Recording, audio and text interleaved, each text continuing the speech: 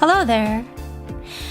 I'm Tia Faire, idol-philosopher and justice incarnate, and my model is freezing a lot today. Welcome everyone to today's chatting stream. Hi Robo, hi Magic, hi Ari. What's on the agenda for today? We have a lot going on today. Actually not sure what's wrong with my tracking, because I feel like something's different with my phone today. You guys see how like my eyes aren't really like opening that much? If I don't tilt my head up, I like my eyes will look like they're closed. But that's kind of annoying and it's kind of distracting me. So maybe I should not look at my model.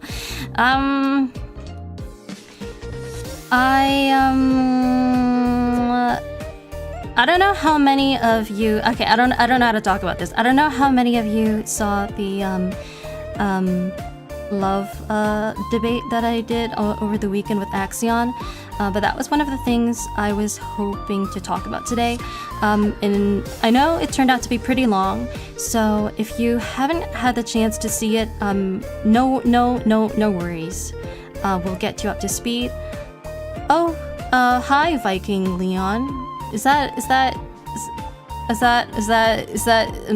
have that right? So nice to see you. I believe this is my first time seeing you, so welcome. Today, I was hoping to do a chatting stream, and I generally do one every week, though not all of them are about philosophy. I did a stream about philosophy just last week, and I didn't think I was going to be doing another one so soon.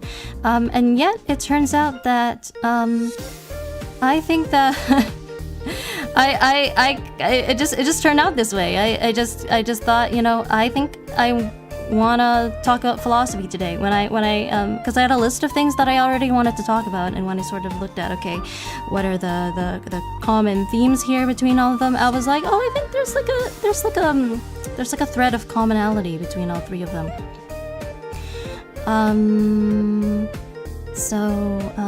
Anything else that I need to say? Maybe we should just get right into it. Sometimes I feel awkward getting into the main event so close to the start, because I have this perpetual feeling that I'm forgetting something.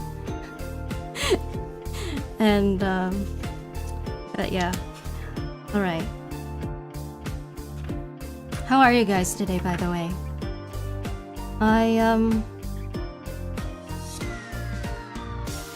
Sorry, I'm just looking at my notes. I don't know if I have any new stories to tell. I talked in the Metroid stream that Leon and I did the other day. I talked about like going to the restaurant and then getting glutened. That wasn't fun. Nothing has happened to me. Nothing else has really happened to me since then. Doing good. Oh, good to hear. All right. So about the love debate. So for anyone who doesn't know or needs a recap, I am a philosopher VTuber along with my friends Axion and Karis Euphranor. Together we form the indie VTuber unit, Philosophy. Robo says, "Been better. Hope you're doing well." Oh, I'm sorry to hear you're not having your best day. I hope something about my stream can make your day better somehow. Hearing that. I'm just trying to get my pen in Eclipse Studio Paint. This is gonna work. Yes. Okay. Just wanted to test it. So this past weekend, on Valentine's Day, Axion and I did a debate on love once again, including questions such as, why do/should we love? What is love? And it turned out to be 3.5 hours long, which was a little longer than I thought it would be. And I don't know if it was the pacing was very good. I think it dragged on. I feel like it dragged on toward the end, especially because I started to get really tired. because of that, I really hesitate to recommend the VOD to anybody. Like, there were some interesting points in it, but you kind of have to like really mine to unearth them. And because of that, okay, what am I trying to say is that like this left me with a conundrum, because I wanted to like discuss like the points from the collab with people and get people's opinions on them, but I didn't feel like I could really recommend the VOD itself. So what I've actually done is pretty much like the last 3 days, I spent the last 3 days doing like pretty much nothing, like ever since the collab, doing pretty much nothing but writing a Substack article summarizing some of like the main points from the debate, and so that I could read that on stream and recommend that to people instead, because I feel like it's a lot easier to recommend an article that'll take maybe like 10 to 20 minutes to read in a 3.5 hour long VOD.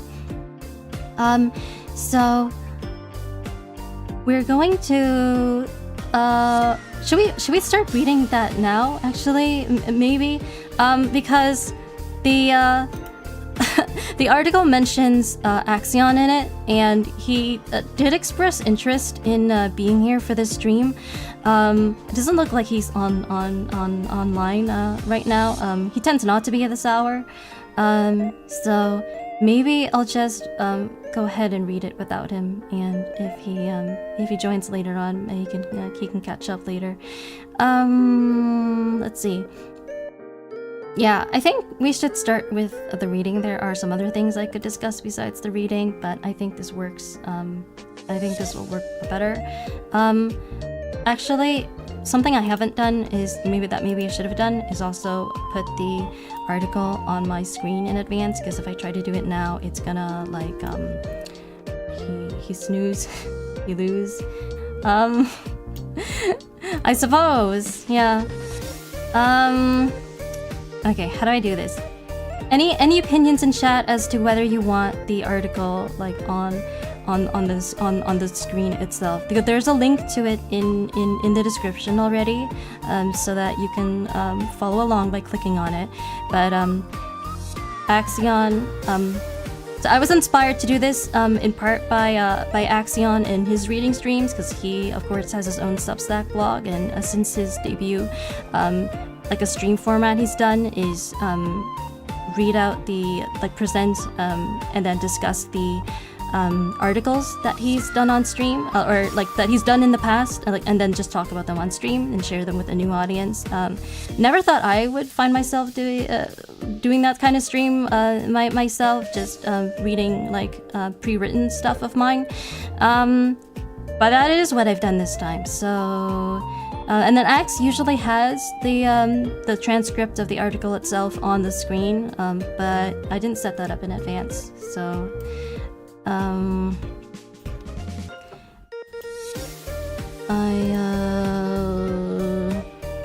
feels like having it on screen is a good idea. Okay, let me just try to figure out how the best way to do this is.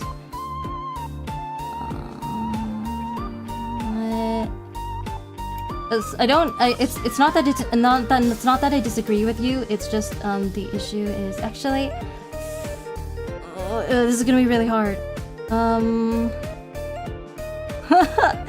Wait, I don't, because okay, let me explain what the issue is. If I put it on the screen now that I'm already live without having set it up in advance, what's gonna happen is you're gonna see like the internet, like browser related stuff that you're not supposed to see, like I don't want you to see like my bookmarks and stuff, and it's gonna be really awkward.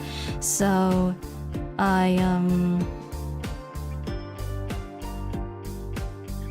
I'm really, like, my brain is literally paralyzed right now trying to figure out like if there's a solution to this that can work out for like perfect solution to this. Your browser history, not like browser history, but like my bookmarks and stuff. Like it's probably not the end of the world. Like there's nothing here that's it's all like Tia Faire related. There's nothing like sensitive or personal, but still.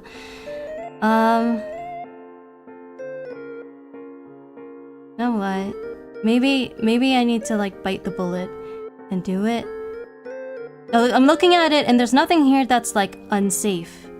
You know?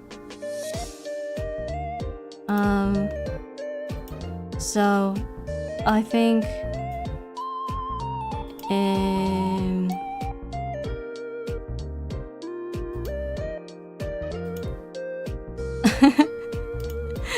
okay, I think I'm gonna do it. A better safe than sorry, probably. I don't open an incognito window. Maybe. Oh yeah, that's actually, that might be a good idea. Actually, I'm gonna try that. If this works, that's thanks to you, Ari. Oh, that is. What the fuck? Oh, okay, wait. Wait, it won't let me read it in an incognito window for some reason. When I try, it says refresh to see the post, and then just keeps saying that. It won't show the actual article. What the? Oh my god! It doesn't. There's not even that much of a big difference between the incognito window and normal one, anyway. So I'm just, if this doxes me or something somehow, I'm just gonna cut this part out of the VOD. It's not the end of the world. I don't think it will though. Browser. Wait, no, not browser. I need window capture.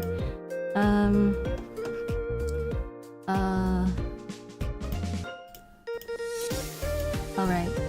Select the window to capture. I need this one. Okay. And then it's on top of me, of course. Wait, actually... This is so bad. It looks so bad. You'd have to log in again? I don't know. Okay, anyway, this works. It could be bigger, I guess. Okay, it could be bigger. I'm just gonna make that a bit bigger, and then without showing my bookmarks. Not that not that there's anything scandalous about them, but it's just my preference.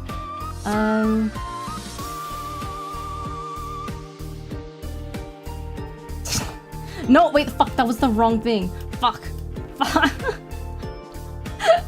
Okay, wait, where did it go? Okay, it was here. Okay, I think that's much better. Okay, I think we're in business. All right. So I've got the page in front of me. Have you guys got the page in front of you as well? Once again, link is in the description, so we can all follow along together. Wait, actually, I think I made it too big, because if I do this, I bet my fat body is blocking the tech. Yeah, because what Axion usually does is he makes his model smaller. So if I did that, it would be less of an issue. Okay, okay, this is okay. Let me know if this is too small for you to see the text. Okay. So I didn't summarize the entire debate in the article. I only focused on the part about monogamy, because there were basically two parts to the debate. First, we talked mostly about why should we love, and then we talked about the moral status of monogamy, which is one of Axion's favorite philosophical topics. Double negative? Yes, double negative. You'll see why that is in soon. About to be going since something has come up. I hope it'll be a good stream. Alright, good luck with that, Magic. Maybe I'll see you later. Okay. Should I maybe use the lo-fi background music for this? I feel like it would maybe work better with that overlap for a second. Yeah, this one is maybe a bit more chill. It puts me in more of a reading mood, a philosophy mood. Alright.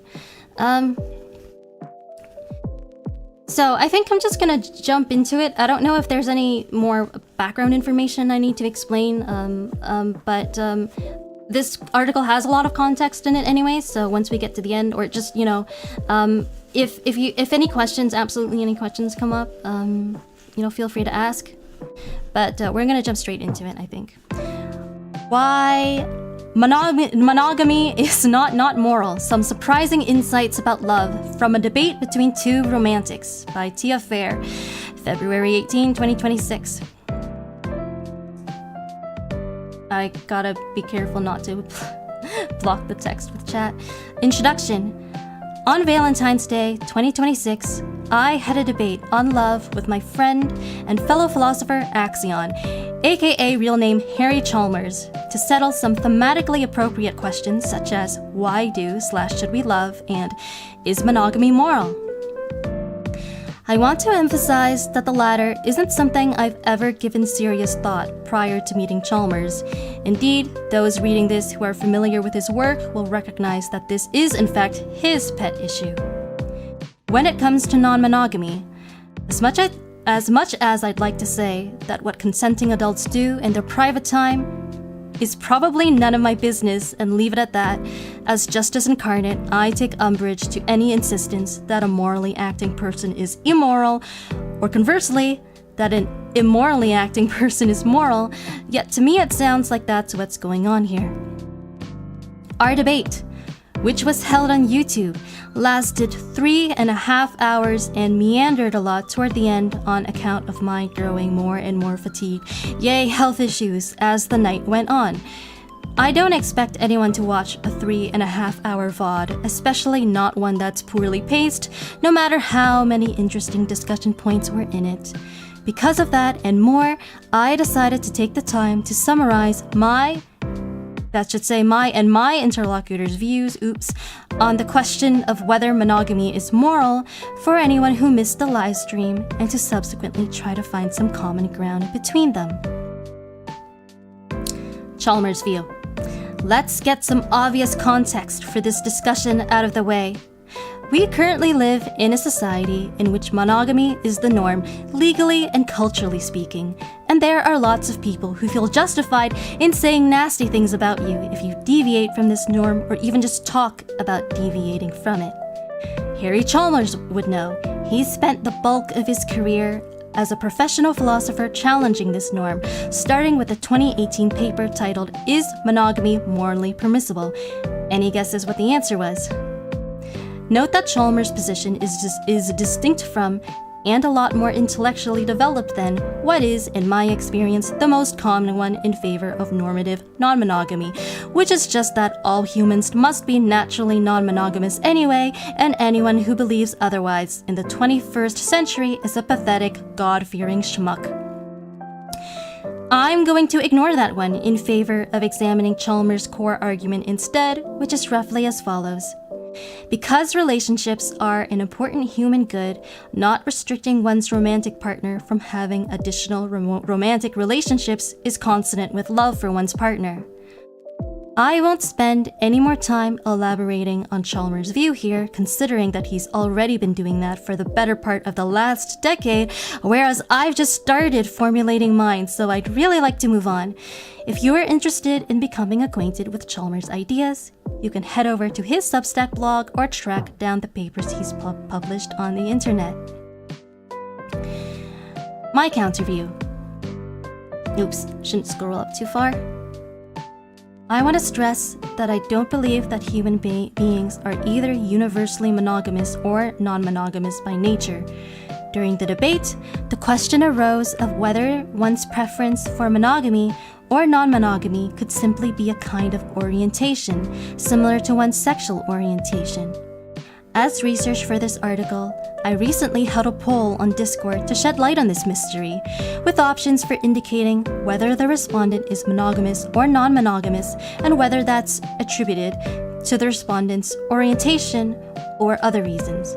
In all, 8 people responded, including Axion/Chalmers himself, apparently, and the winning answer was monogamous and other reasons at 63% of the total votes. So maybe one's preference for monogamy or non-monogamy is not experienced in exactly the same way as one's sexual orientation. Still, that doesn't entirely rule out the possibility of there being some innate basis. Neuroscientific research has found via imaging technology a strong association between our political affiliation and the structure and activity of our brain, a finding corroborated by Big Five personality test results. Despite this, whenever people are pressed about their political views, such as the right to gun ownership, they rationalize their instincts by saying stuff like, "I have the right to own a gun," rather than something like, "I have an enlarged amygdala, man. I just can't help it." If something that most of us consider as self-determined as our political views turns out to be in large part a product of our birth, it calls into question everything else about us that we think we have agency over, including our relationship preferences. Studies on a possible link between infidelity and genetics found that identical twins showed concordance in their likelihood to cheat 46% of the time compared to fraternal twins at 32%, which researchers considered a substantial gap. Eerie, but not all that surprising. What about a link between genetics and monogamy then? Well, a YouGov poll from 2020 found that 43% of millennial respondents named non-monogamy as their ideal relationship model, with an equal percentage of millennial respondents naming monogamy as their ideal instead. My takeaway from those statistics, which show an equally large chunk of millennials on both sides, is that young people nowadays who practice monogamy do so not because of pressure to conform to cultural standards or an absence of awareness of other options like previous generations might have done, but because it holds some intrinsic value to them. With that empirical data in our back pocket, it seems reasonable to conclude that relationships are not the kind of good whose value scales linearly according to the quantity of that good in one's possession. Instead, their value ought to be understood as being contingent on their capacity to satisfy one's lifestyle preferences and biological needs, which are relative to the individual. For examples that demonstrate this principle, the experience of having 20 children is not necessarily 20 times better than the experience of having one child, and neither is the experience of having 20 cats versus the experience of having one cat. An individual could feasibly prefer to have fewer or no children, or to have fewer or no cats, or to have just one relationship partner, or none, rather than multiple. In response to the above, Chalmers would probably say to me, "Well, that's all well and good. People have the right to live monogamously after all, but restricting one's partner from having additional partners is still wrong." Would he say that about restricting one's partner from having children or not having children, I wonder. In any relationship, there are some choices one partner can make that don't concern the other partner, such as the choice of whether to wear pink shirts, and some that do, such as the choice of whether to start a family. On the topic of restricting one's partner from having children, I imagine Chalmers saying that that's not the same thing, that having children entails popping out a whole human being who laughs, cries, and takes up space, whereas opening up the relationship shouldn't change anything about the relationship dynamic at all. And if one is still feeling jealous after that, just cognitively mediate that shit, and voila, everyone gets a happy ending. Speaking as a friend, his unstoppable idealism is... I lost track of it because I scrolled too far. Speaking as a friend, his unstoppable idealism is one of his selling points as a person, but I'm afraid that perfect solutions don't always exist in real life. Cognitive behavioral therapy, or CBT, which is more or less what I understand the phrase cognitively mediate to refer to, was originally developed to treat disorders such as OCDs and phobias involving out-of-place reactions to perceived, not real threats. I'd argue that based on the empirical data we have, someone who feels disappointed and neglected in a relationship cannot train themselves out of experiencing such feelings, nor should they. For what it's worth, given what we learned, it would be similarly unfair to expect a person who's naturally inclined toward non-monogamy to just strap on a metaphorical chastity belt and carry on.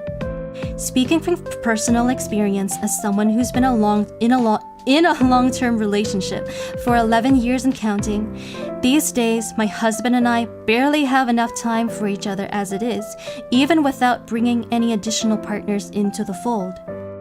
Logistical barriers aside, I find that spending every day with another person, like so, there's a certain unspoken magic in the air that cannot be replicated in a more bustling relationship network.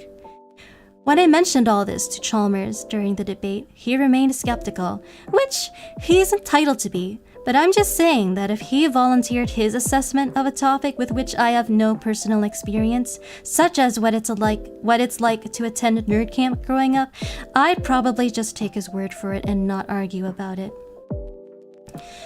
On the normative question of how we ought to arbitrate mismatches in preference for non-monogamy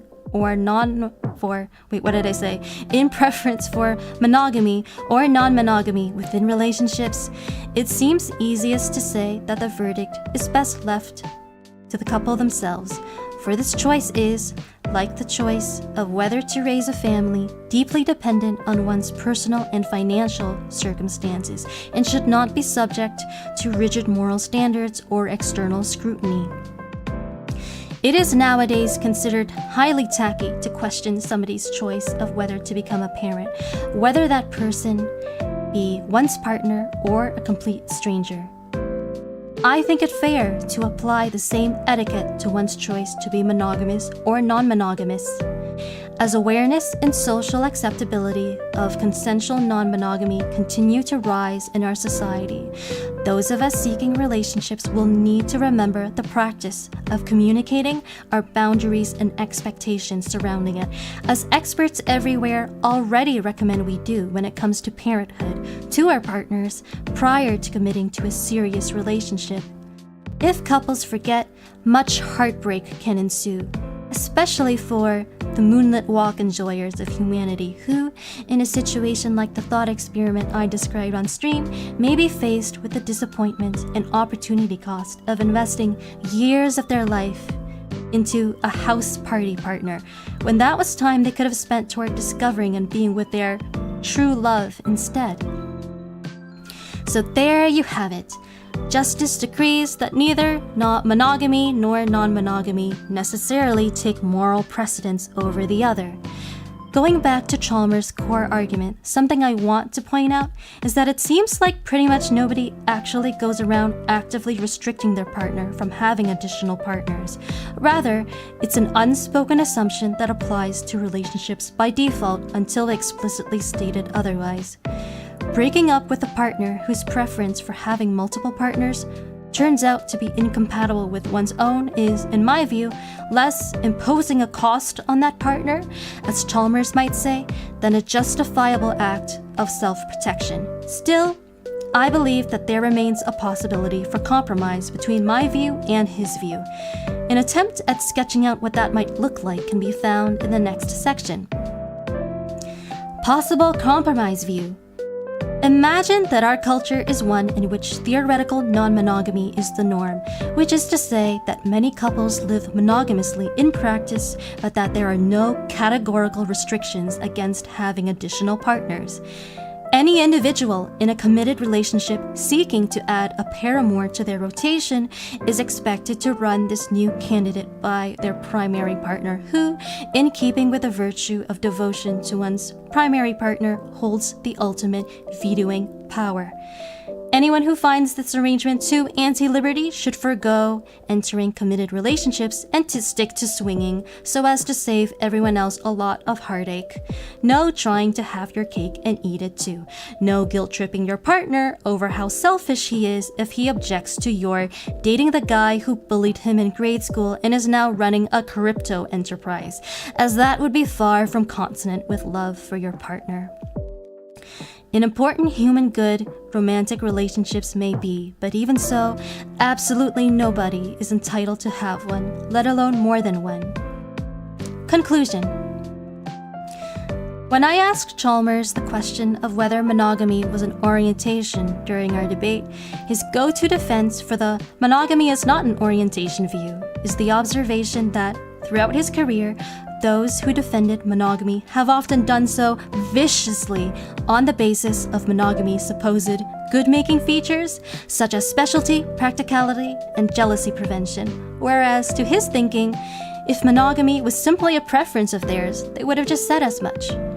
Now that the dust has settled, I'm starting to wonder if maybe these reactions are brought about in part by my friend's tendency to characterize monogamy in a way that makes it sound as though the people who practice it are straight up morally deficient or lacking in good judgment, and if this is perhaps reflective of a general's tendency to phrase his beliefs idiosyncratically. Evidence for this lies in the way in which Harry Chalmers is known by his friends as a genuine contender for world's nicest man. Yet time and time again, as he's published his work, people, be they Redditors or Kyle York circa however many years ago, have judged him to be a perverse and evil dude whose sacrilegious claims on issues as broad-ranging as sex and Santa Claus stand to threaten the very fabric of our society, leaving me to conclude that his strengths lie much more in philosophy than PR. In any case, if almost half of people are indeed wired for non-monogamy, like the data from the YouGov poll suggests, then I say that the right thing to do from a social advocacy perspective is for us to do our best to cease viewing the world through a mononormative lens by default and become more accepting of consensual non-monogamy. During our debate, Chalmers confided that he doesn't believe himself to have been a victim of much, if any, non-monogamy related stigma over the years, which I found curious, given his history of facing fierce online attacks for his unorthodox views. I wonder if this comes down to a difference in how we define moral value, minimizing suffering versus maximizing goods. For my part, I don't see myself necessarily returning to this topic in the future, but I do plan on reading this article on stream and hosting a discussion about it on my YouTube channel, which is exactly what I'm doing right now. Stop by and say hi sometime if you have the chance. All right. And then just the other things I've written. Okay. I feel like I was reading that slowly. I'm sorry to anyone who would have preferred a faster read, but I feel like when I wanted to prioritize clarity over speed. I have a tendency to fumble my words if I try to speak really quickly. It's not good for my anxiety either. Or Santa. He can handle it. He's old. He's been through some shit. Anyway, what's wrong with Santa Claus? Okay, you're new, so you don't know the story, but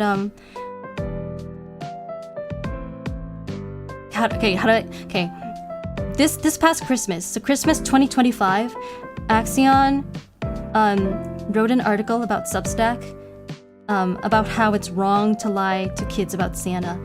And this is like an ongoing debate on Substack between like multiple philosophers. So the debate already existed, and he was just weighing in.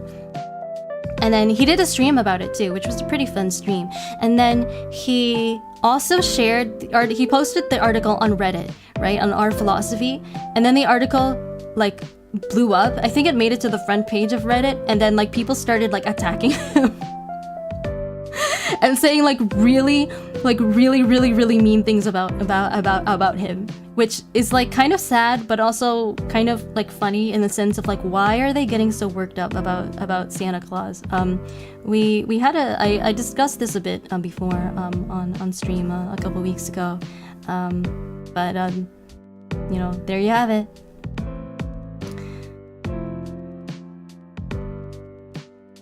Robo says, okay, yeah. So it's time to catch up with comments. I see people have left some comments. So first, Yoav said, classical logic be like not moral equals moral. So I think to be more accurate, it's not that all instances are not moral, but rather that not all instances are not moral.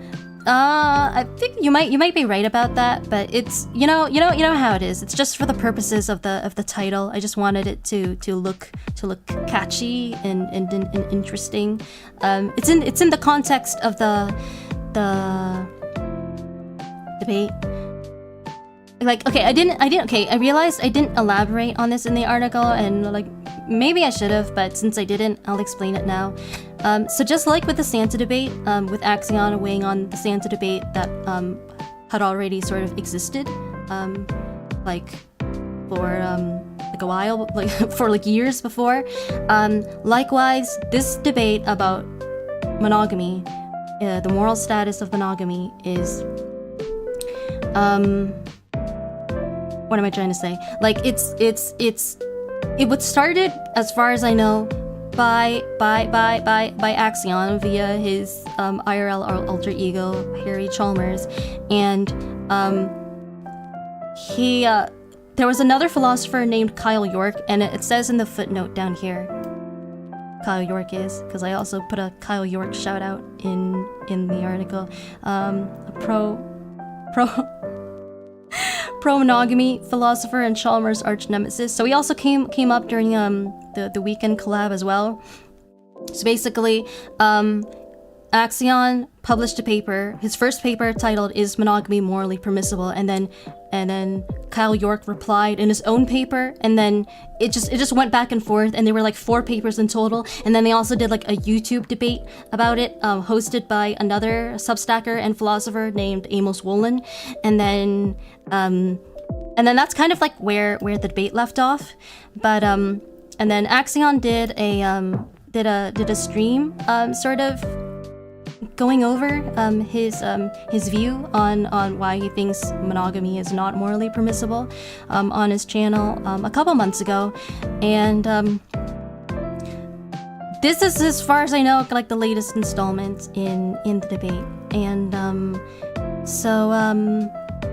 that's why the title is the way it is, because I am not the first person speaking out about this. I'm replying to a bunch of other people, and the title is sort of like a, you know, like a reference to like the titles of like their stuff and blah blah blah blah. You get the idea.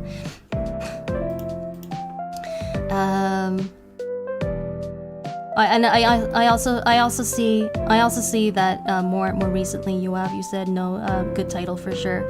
Thank you very much. I really appreciate that. It's nice of you to say that. My amygdala so large. Okay, and then Robo said, it's the fact you entered a relationship with a communicated agreement about if a relationship is open, poly, or monogamous. It's not a limit put on your partner, it's a limit you put on yourself. And then you followed up with, and although my personal sexual preference has evolved over the years, my desire for monogamy hasn't. I see. Though I do agree with the idea that non-monogamy is probably better for raising children. That's it.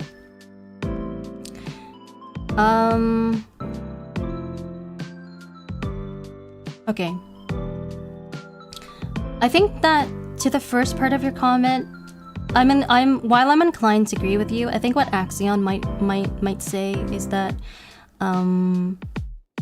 he might say, but what if you start out having a monogamous relationship, and then you just happen to find out that you just happen to meet someone who is just like really like just like amazing for you, just like perfect for you. Like it's not like you were looking for this person on purpose. You just happened to meet them, and then, you know, wouldn't it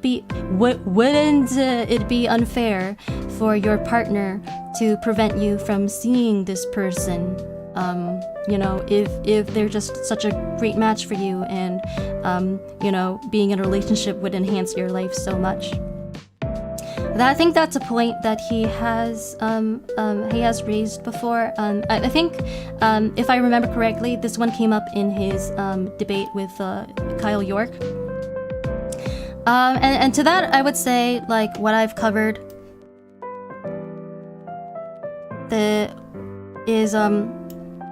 I covered that I think here in Possible Compromise View, where I think that even if that happens, I think that it's your partner gets the final say, right? It's just, wait, no, that's covered. If I do that, the text, the chat will cover it.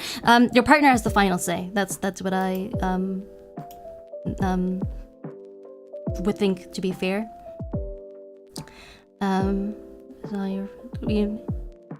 It's an interesting note on how non-monogamy is probably better for raising children, because I'm also inclined to agree with that, although that's definitely kind of a controversial topic, because there are a lot of people who would say, well, you know, like non-monogamy is inherently kind of, you know, sinful and, you know, messed up, and if you raise your children with, like, you know, with like a non-traditional arrangement, like 2 moms and 1 dad, or, you know, 2 dads and 1 mom, like they're gonna like get corrupted. And I don't know that if there's I don't know of any research that actually backs it up. I'm inclined with what Axe himself has said on the in the topic, which is that, like, if you had more than 2 parents for raising kids, wouldn't that actually make things easier? And as long as the kids themselves were being, you know, raised with love, and they were, you know, safe, then that would also, you know, be fine. There's nothing inherently traumatizing about growing up with 2 moms and 1 dad, or 2 dads and 1 mom. And Yoav also said, I don't see how your response works exactly. Even if most people have jealousy and such, does that justify them having it? I think this at least partially depends on whether they can change their emotion.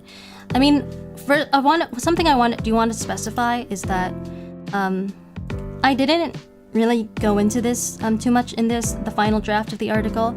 I actually it started out being much longer. I didn't really have enough time to finish it, like, you know, like to refine it, like in the sort of previous state length that I was in. So I cut it down quite a bit because I wanted to finish it before today's stream, just in the last few days, so that I could read it out. In one of the previous drafts, I did speak some more on how like one of Axion's, or one of the pro-monogamy arguments is that monogamy you know, prevents people from feeling jealousy, and that's a good making feature of it. And then Axe said, you know, pretty much like, yeah, but, you know, you can just try to not feel jealous, right? But what I wanted to argue is that jealousy is not the only negative emotion that, you know, one might feel if your relationship sort of sort of shifts from a monogamous to a non-monogamous one, when that's not really what you want. I think that people can also feel much more serious emotions than just jealousy, such as loneliness, betrayal, and disappointment. And I don't think that people should be expected to change sort of like emotions like those that are reflecting their unmet needs, and arguably nor can they, because of the you know, research on this topic, which suggests that some people are just built for monogamy, and some people are built for non-monogamy, and you can't necessarily switch teams so easily. There was actually a lot of empirical data I found, and most of it, like half, I would say half of it didn't make it into the article, because I just didn't think it was necessary. It like really bloated the like word count and kind of like the pacing, and but one of the other things I found was, I guess this is more of an anecdote, but in the comments section of one of Axe's articles, he got a comment saying that apparently statistics show that people who score the highest in happiness measures are ones that are in either ones who are in relationships that are either solidly monogamous or solidly non-monogamous. Like those are the happiest people, whereas people in between, people who are kind of like monogamish, who are like presumed to be just following whatever their partner's preferences are, score the lowest in in happiness measures. And there was another one that I did, a footnote. This one made it into the article as a footnote. I didn't read it out, but here. I was very interested to learn that there exists a subreddit called r open marriage regret with 28.8 thousand members at the time of this writing. 28.8 thousand plus members at this time of writing.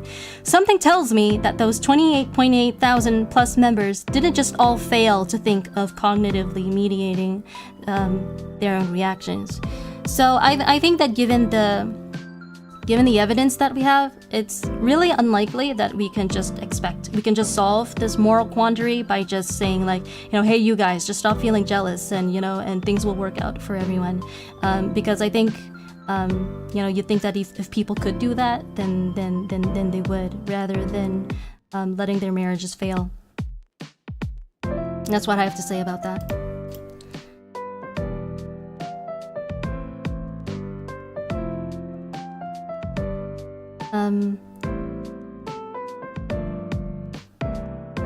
That's a whole new relationship, and then the first one would need to be discussed, like adding a new partner in a poly relationship.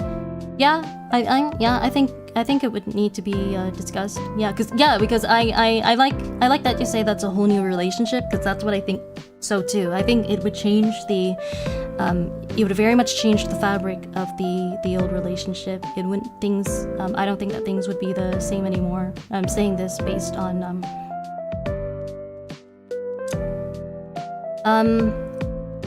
Skeleton, hello. Are we talking about marriage? If so, no way fairness is a factor when you're married to someone. There's billions of humans, so are you going to keep leaving a relationship into a new one? I'm not sure how to respond to that. I think I'm getting the sense that you're missing some context, because I think there was something. This was written based on a debate I did over the weekend with my friend and fellow philosopher Axion, and during the debate, I think we did talk about the idea of like we did talk about something I think that might be what you're referring to when you say, are you gonna keep leaving a relationship into a new one? That relates more to something else that I was going to talk about today, so I'll see if I can't maybe circle back around to that in a bit. But welcome, and thank you for your comment. Ari says, I will say that in one of the cultures I come from, the grandparents being actively involved in raising the child is a traditional thing, similar in the way you imply another partner would do it.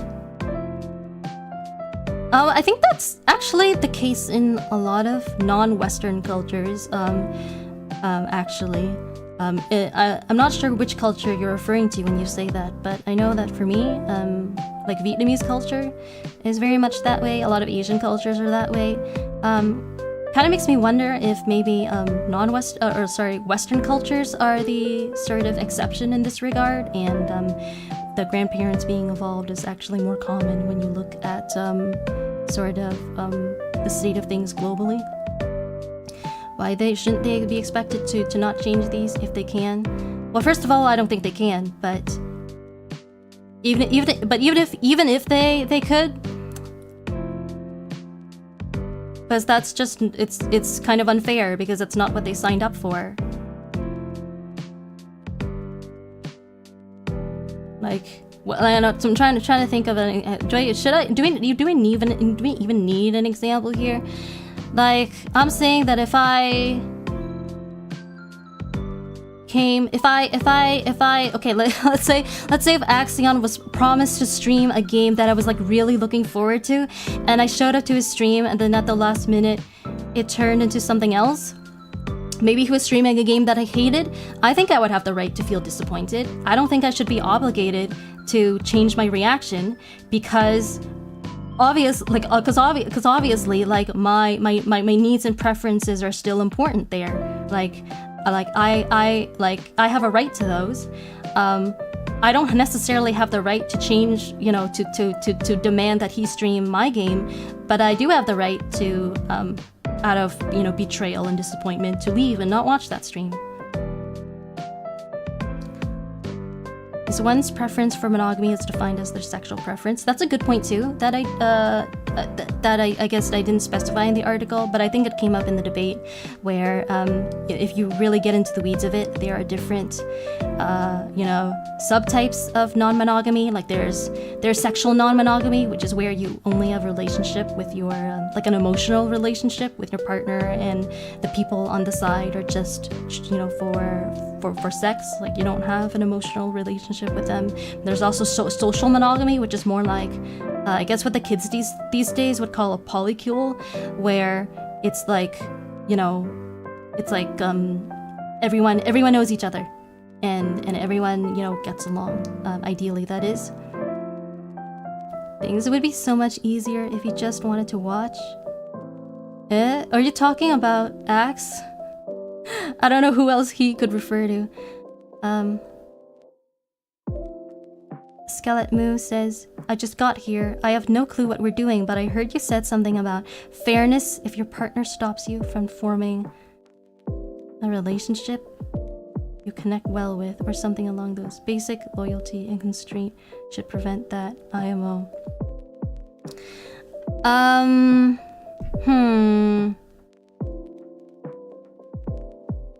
I guess probably referring to a comment that I made in the last maybe 10 minutes rather than something from the article.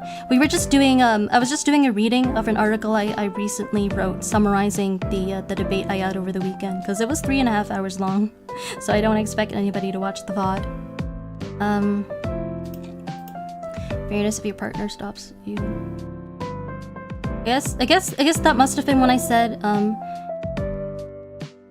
Actually, I actually don't remember what I said 10 minutes ago. This is a common streamer problem. Basically, loyalty and constraint should prevent that.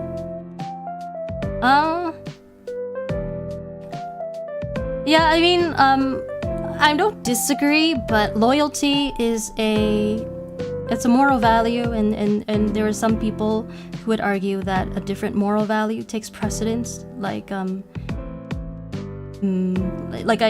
to me it sounds like you're saying that a partner, if your partner is loyal to you, then they shouldn't leave you for someone else, even if that person is someone they connect with a lot. But I know certain people out there who would argue that actually that partner should have the right to do whatever to increase their own happiness. And if the first partner is jealous, then surely they should just be able to stop feeling jealous so that everyone can be happy.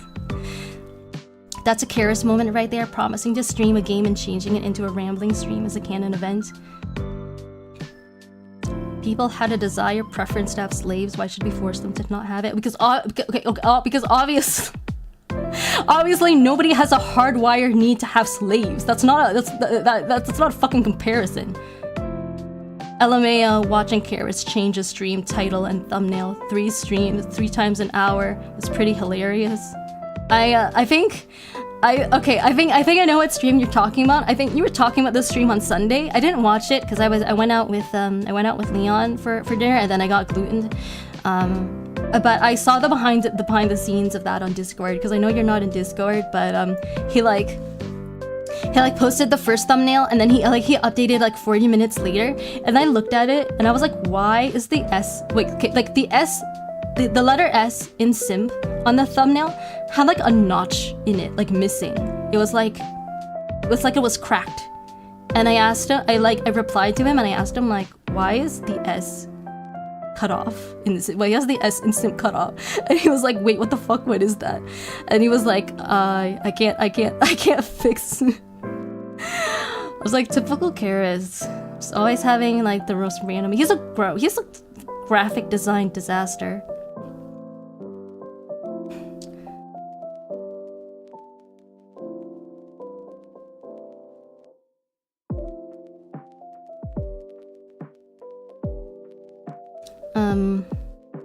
Anyway, what was I saying?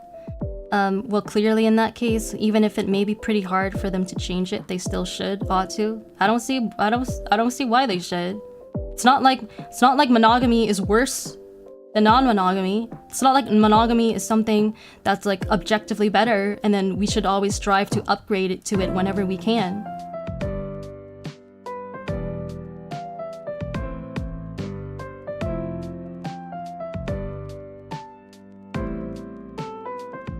If your problem is that it's not from birth, then I can accommodate that. Imagine if people were born with a preference to have slaves. Clearly, they should still change it if they can.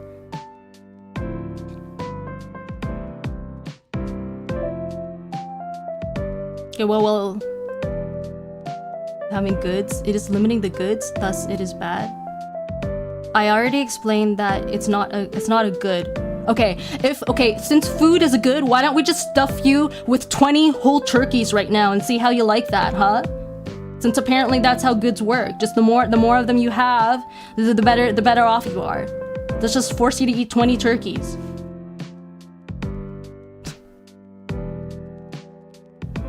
Anyway, I want to move on from this. If there are any other questions about honestly, I'm most interested in Axion's response to all of this. Yeah, I don't think he's awake yet, so I'll just get that from him later. Capitalism. Why? Because I said turkeys? Is it because people buy turkeys on like Thanksgiving and Christmas and stuff?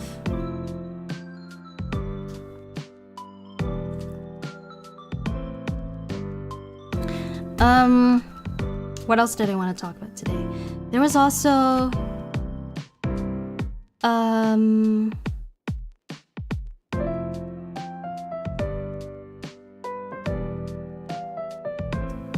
I guess okay, there was the other section of the love debate. At first I was planning to also cover that in the article, but I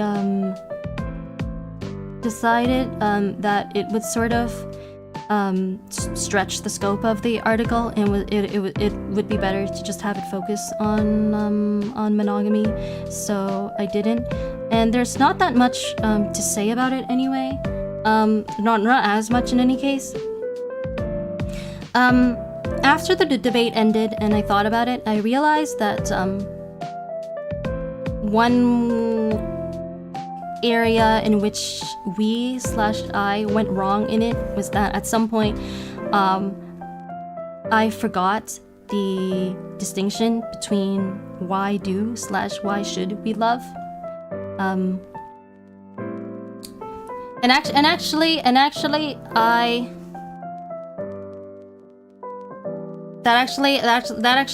think brings me to what I would want to say about the last thing we left off on when it comes to monogamy. That I think that our norms should be grounded in empirical data as much as possible. Where is it useful? Like, we have to ask ourselves, is it useful to have a norm that people cannot realistically follow because it's just incongruent with science and reality?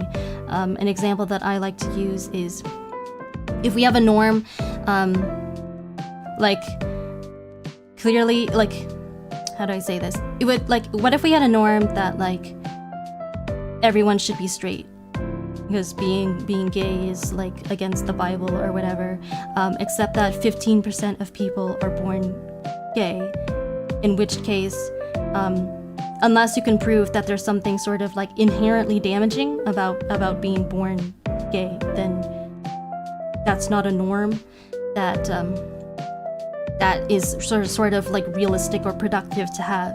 Or if it was something where like everyone should like not be a psychopath, and then let's say that 1% of people are psychopaths, and being psychopath is a much worse thing. And then like even then, like, because because like what am I trying to say? Like because like people can't help the way that they were born. Like you gotta be really careful with the norm like that, because you can't just when you say that everyone should not be a psychopath. I think that if just realistically not on like people can't just stop acting like a psychopath, then that's just not a norm that is useful to have. And that's not to say that it's okay that we as a society should tolerate psychopathic behavior. It's just that I think that that's an issue that we should address, not with philosophical norms, but in more like sort of sociological ways, such as through like criminal justice laws and police enforcement and things like that.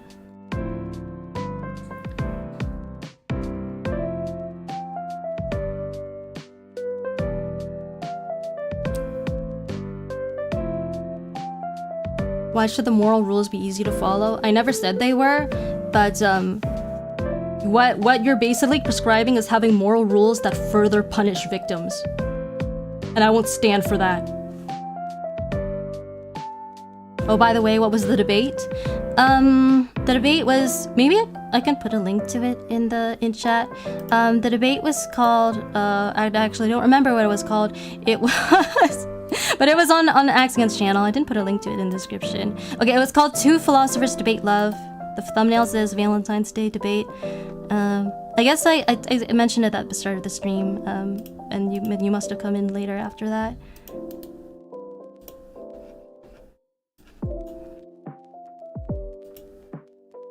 There it is. There's a link for you, Skeletmu. Robo says, because if they aren't easy to understand and follow, you are setting people up for failure. It's not. This was actually wait, I didn't notice that it turned to Axion's like YouTube page, because same source. And then when I looked on my OBS, I got jump scared by my own OBS. Anyway, I'm not even saying that moral rules should be easy to understand, because I think that they should realistically be somewhat tough. If they're too easy, then they're probably too lax to encourage to actually sort of like facilitate moral behavior, but they shouldn't be like impossible.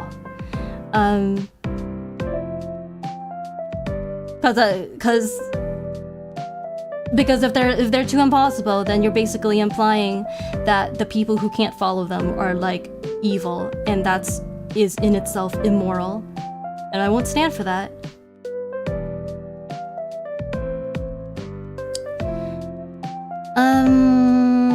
And actually that brings me to that reminds me of something else I wanted to talk about today, but I should probably wrap up the thing I was talking about before first. By the way, are you still here, Ari? If you're not, it's fine, but I'm just curious, because you might be interested in the next section after this one.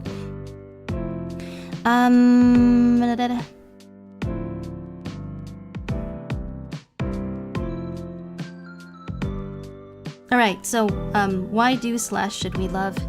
I think that at the time I was more interested in the question of why do we love, and then like after a certain point my brain just like forgot that we were also talking about the other one. And I think that's where a lot of the disagreement came from. I think that I'll just switch back to this window. I think that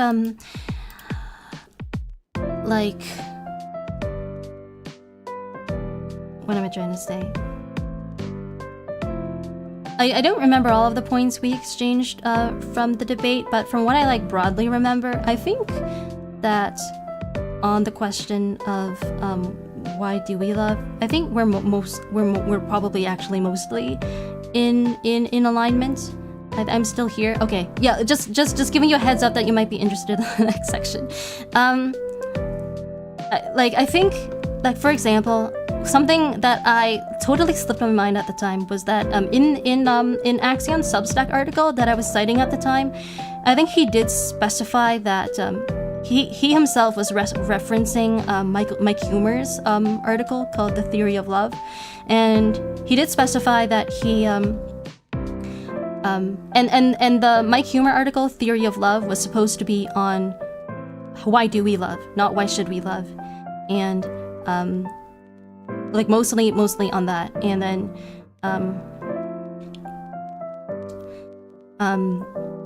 and then Axe was saying like I agree on with Mike Humer on why do we love, and then but here's why I think that the quality theory of love still works for why should we love. Like Mike Humer was saying it doesn't work for why do we love, and my brain just like did not pick was not picking that up at the time, but I realized later. And on the topic of why do we love, in addition to all that I said during the debate, there were a few comments during the debate that were interesting. I noticed them in the corner of my eye. I didn't really get a chance to comment on them, but I wanted to try to address them now. I think someone, it might have been Robo might have been one of the people. I might be misremembering, but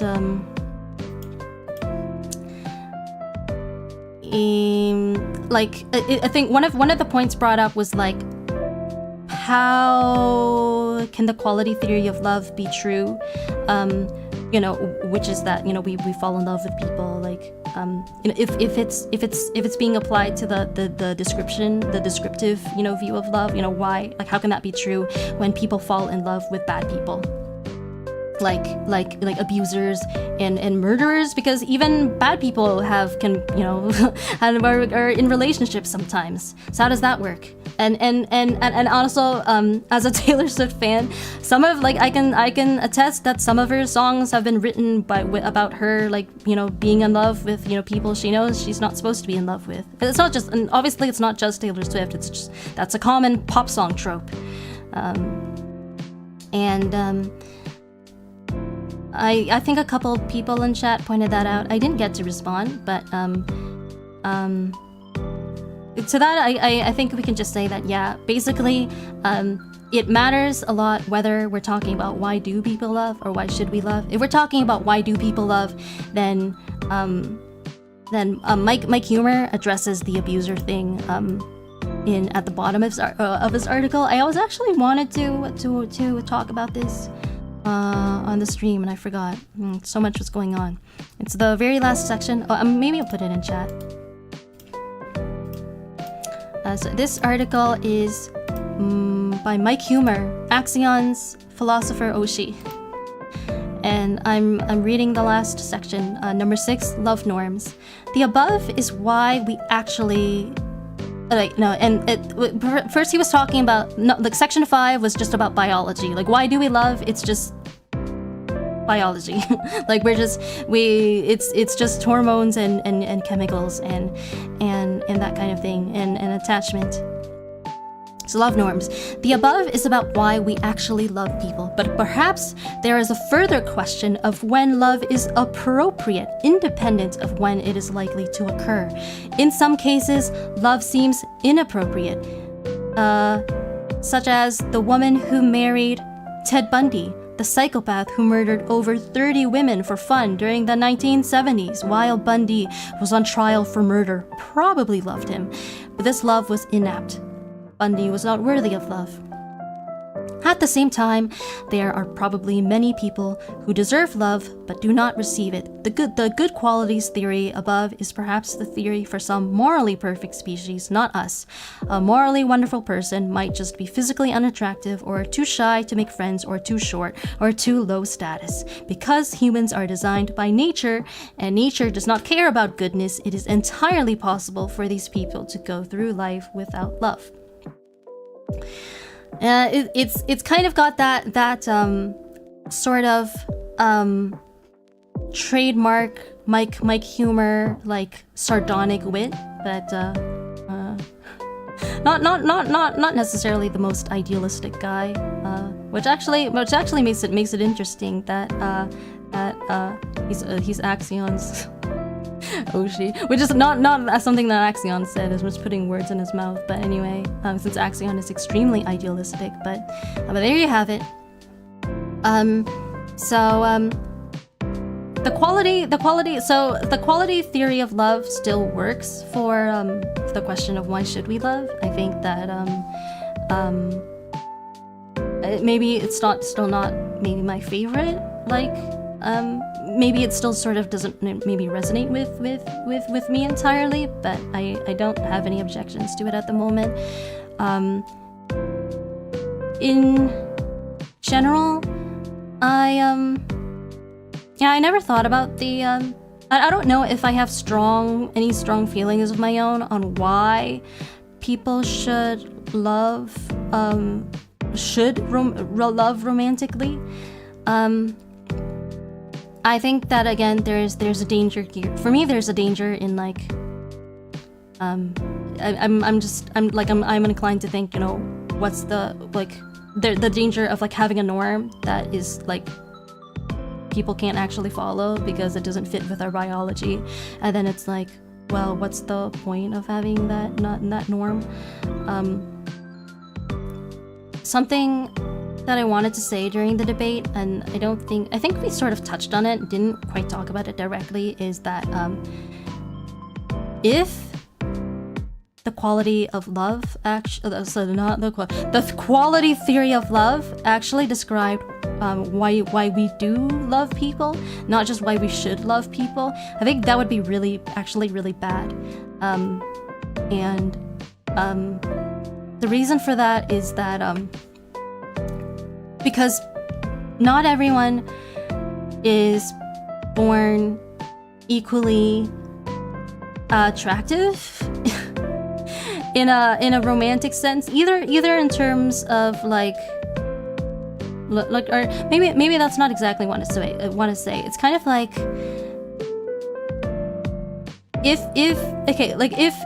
love were just like just people falling in love with other people's like objective qualities, as if people are like diamonds or, you know, vegetables or things that can be sort of like quantitatively, or like, you know, whose virtues can be like quantifiable like that.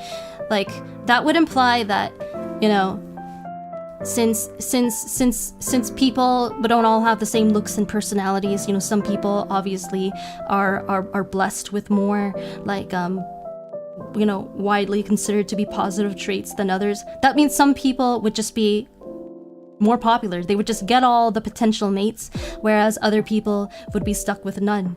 And that's not only unfair in a moral sense, that's also really bad in a social engineering way, because that means we'd probably have a lot of polygamy. And in fact, this is no longer the case since we've transitioned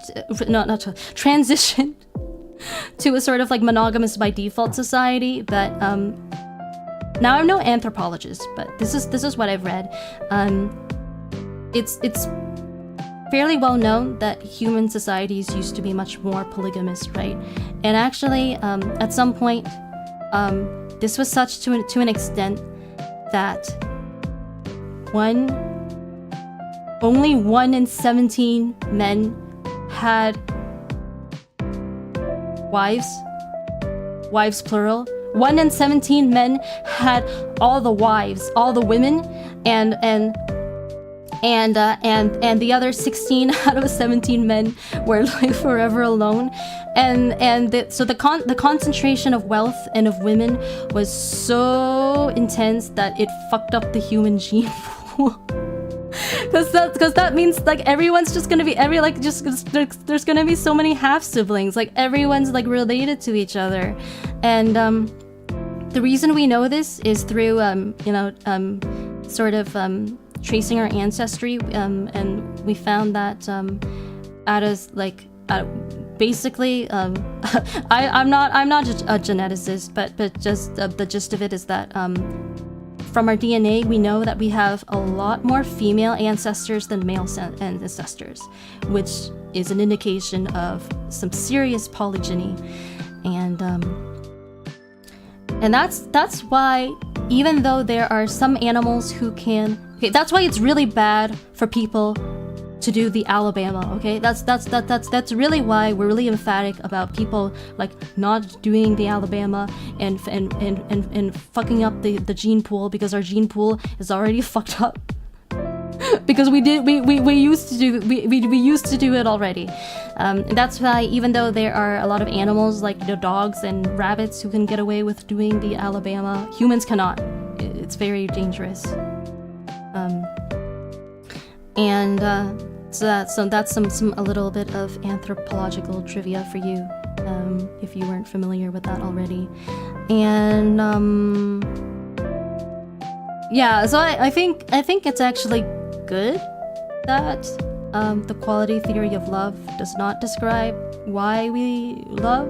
I think it's good that love is it turns out a lot more subjective than that, where like I don't think that I think the idea that who you fall in love with is not going to be based on like like your taste in. I think it's just good that our taste in people are not the same as like everyone else's taste in people. Like we've each got like really unique personal preferences, and that's good from the standpoint of like diversifying the gene pool. And it also means that everyone has a chance, like in that means like nobody, like, or not nobody, but we don't have to worry as much in modern times about like 16 out of 17 men ending up forever alone. Because keep in mind that the reason that happened back then is not necessarily because people are naturally polygynous, or because women necessarily like voted on that or wanted that. It was just sort of, they were kind of forced to go. That was sort of like the societal structure, and they were forced to go along with it in order to survive and raise their kids. So and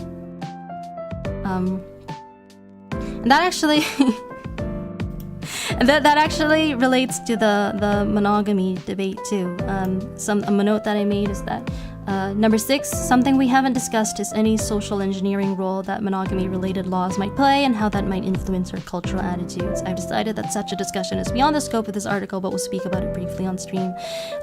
This was another thing that someone commented on in the debate, and I think it was Magic. I think Magic pointed out that when you keep in mind that people used to be a lot more polygamous.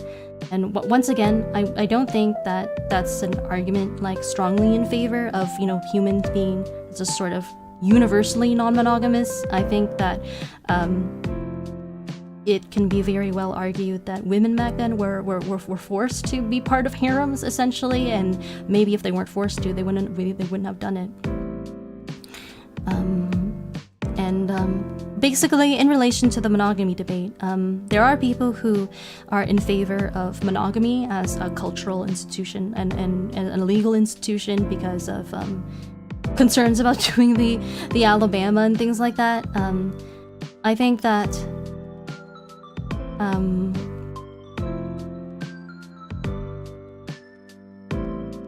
what I mean because of that, and I guess, okay, I'm not the kind of person who likes commenting on or debating the legality of things too much, but I think it's possible for us to live in a world where non-monogamy is more culturally accepted for the people who want to practice it, but it's like not it's like not, what I mean, it doesn't, there's just like no legal guardrails on it, and just people are just doing like really freaky shit and like fucking up the gene pool. I think we can have one without the other, the good thing without the bad thing.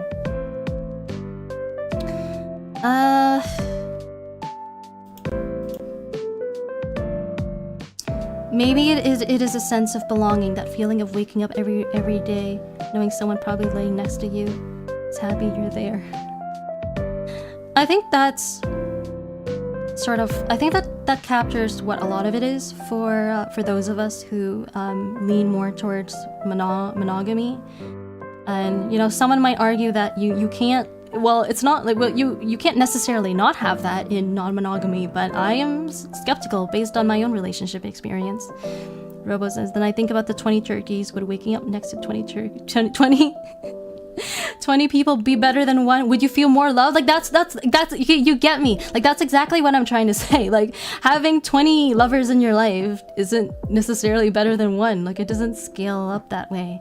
And I think that if your partner had 20 lovers but you didn't want that, then I don't think you would be unaffected. I think it's fair for you to want a monogamous relationship and to demand that from your partner. And if your partner doesn't agree, then it's just fair to split ways, or even better than that, to not get together in the first place. Just like when it comes to issues of, you know, raising kids and stuff. Hi Berserker. You missed quite a lot. I explained that I read the were you there over the weekend? I spent the last few days writing a summary of the monogamy portion of the debate I had with Axion on his channel over the weekend. I spent the first part of the stream just reading out, and then we were just wrapping up, I think, the discussion on the some just follow-up thoughts on the debate. Yeah, like last thing that I wanted to say about the love debate was, when it comes to my view of why should we love, I think all I really have to say on that note is that I think it's my personal, I think the view that I've come to is that true romantic love needs to be based on a foundation of unconditional love. And that might sound surprising to some people, because I think that we're used to thinking about different kinds of love, like romantic love and conditional love, as all being sort of boxed into their own separate categories. But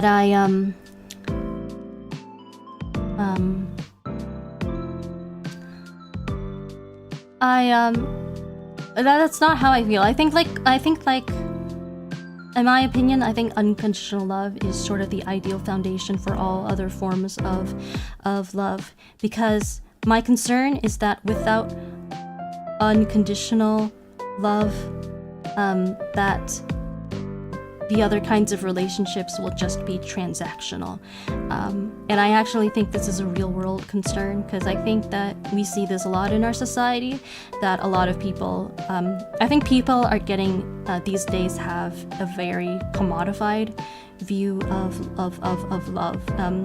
You know, in part because of the influence of things like on like dating apps and stuff. Like people are getting used to reducing people to just a bunch of like stats and numbers, like their height and their income and their looks and stuff like that. And it's so easy to sort of objectify people in this way, men and women alike, when a dating app is just kind of like it's an online shopping gallery of human beings, but they're just kind of presented like they're commodities.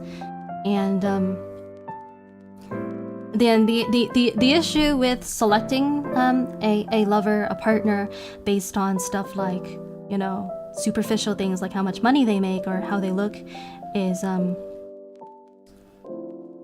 you know, those relationships tend not to last, because, you know, inevitably at some point, you know, things change. You know, nobody stays young and pretty forever. And then once that happens, is there enough love left remaining, or will you grow tired of the other person and, you know, either not, you know, be in love with them anymore or leave them, in which, you know, both of those are incredibly unfair and sad. And because of that, and this actually goes back to the article that they're not the article, but the love science primer that Estella wrote, that I shared in the debate.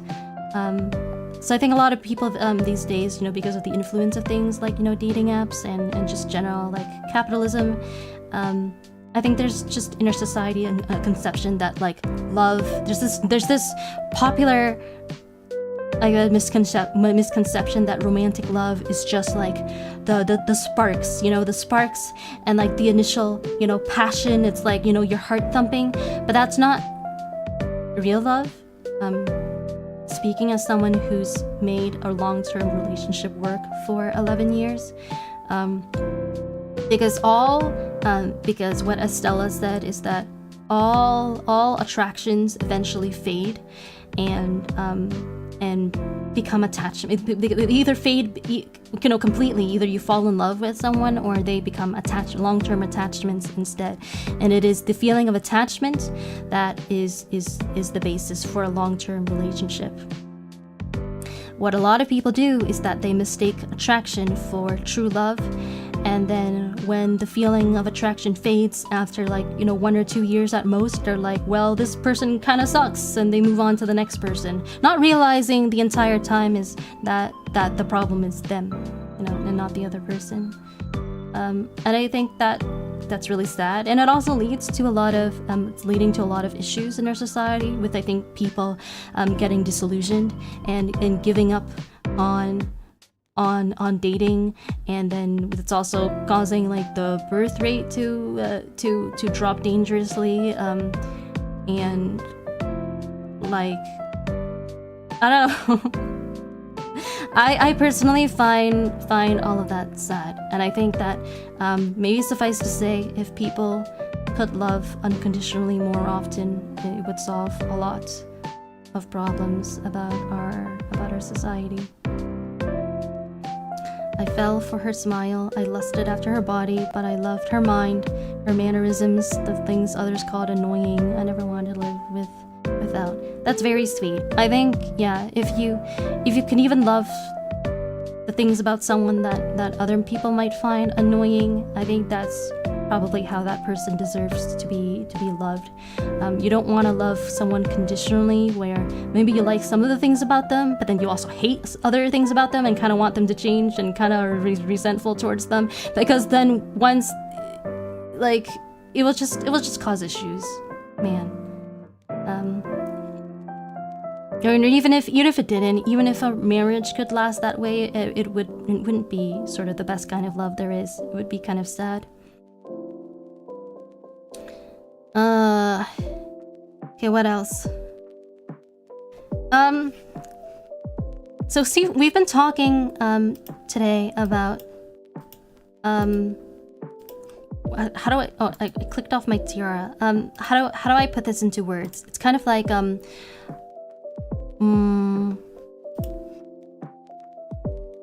moral, the idea of innate moral foundations, I think, because I think we were talking earlier about what if someone is just hardwired to I don't remember. I'm scrolling back through chat and I don't remember where it came up, but I'm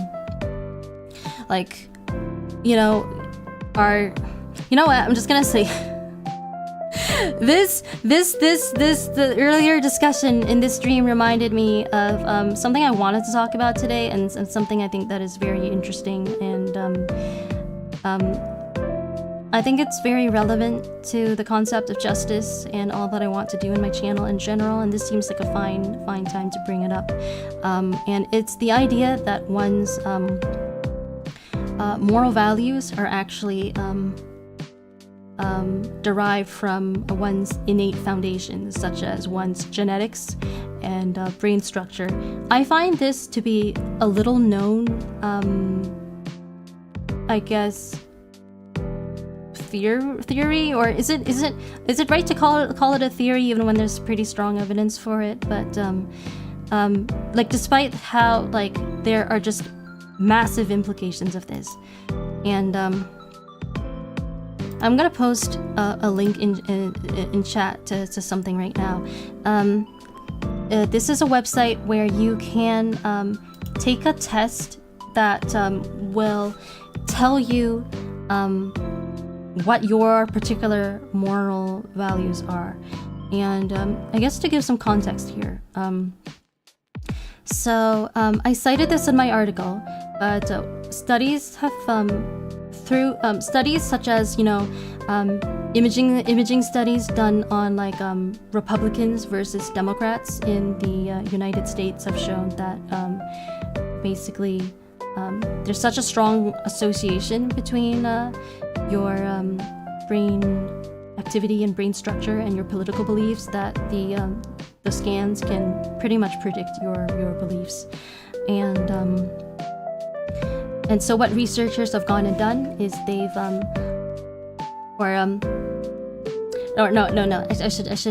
should back up a bit more. So you know how it's like really common in our society, like when it comes to sort of like political polarization and stuff,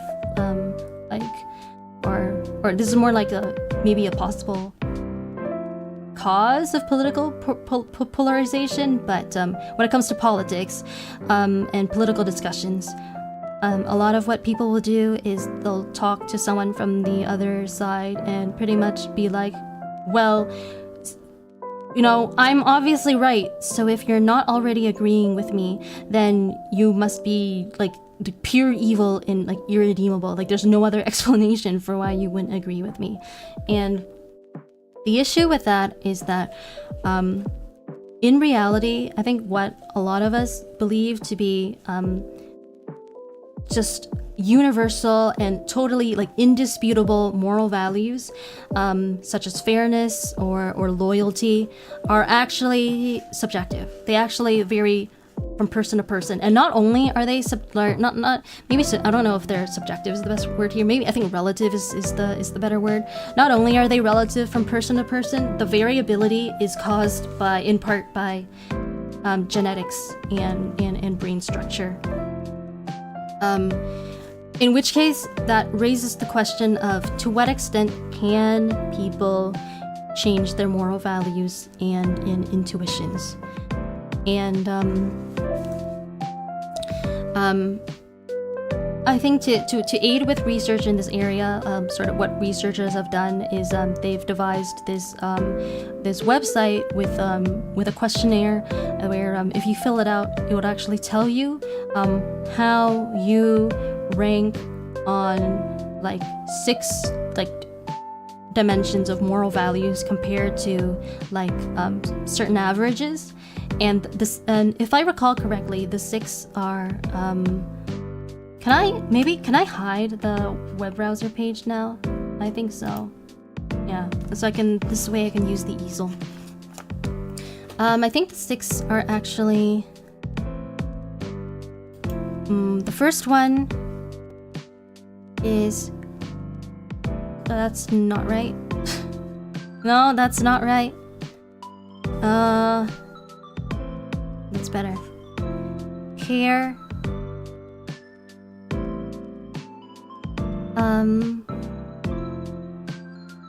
Fairness.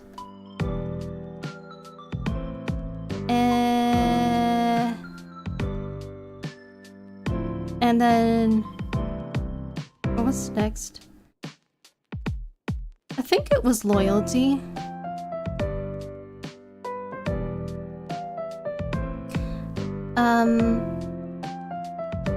Authority.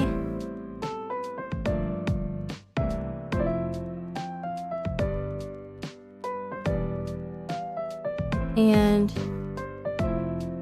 purity.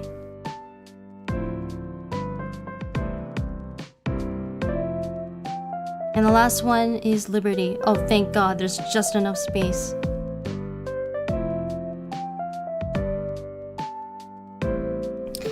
And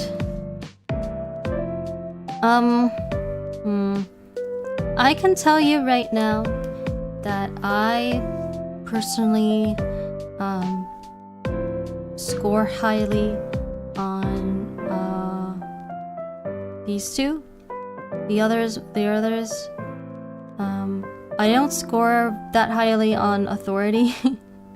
I don't, it's the last time I took the test was a long time ago, so I think I would want to take it again to have more accurate results. But from looking at this list, you can maybe imagine which ones of these that liberals score higher on average, and which ones liberals care more about on average, and which ones of these are more important to Republicans on average, or I guess conservatives, to not make it a US specific. But I think this is very interesting to think about, and it does have implications for how we sort of try to address political differences and bad beliefs that people have, because this means that something that what this implies is that moral values are something that are like sort of inherently like if they're sort of derived from our brain structure, then they're just something that we feel as like inherently important to us as needs that have to be fulfilled.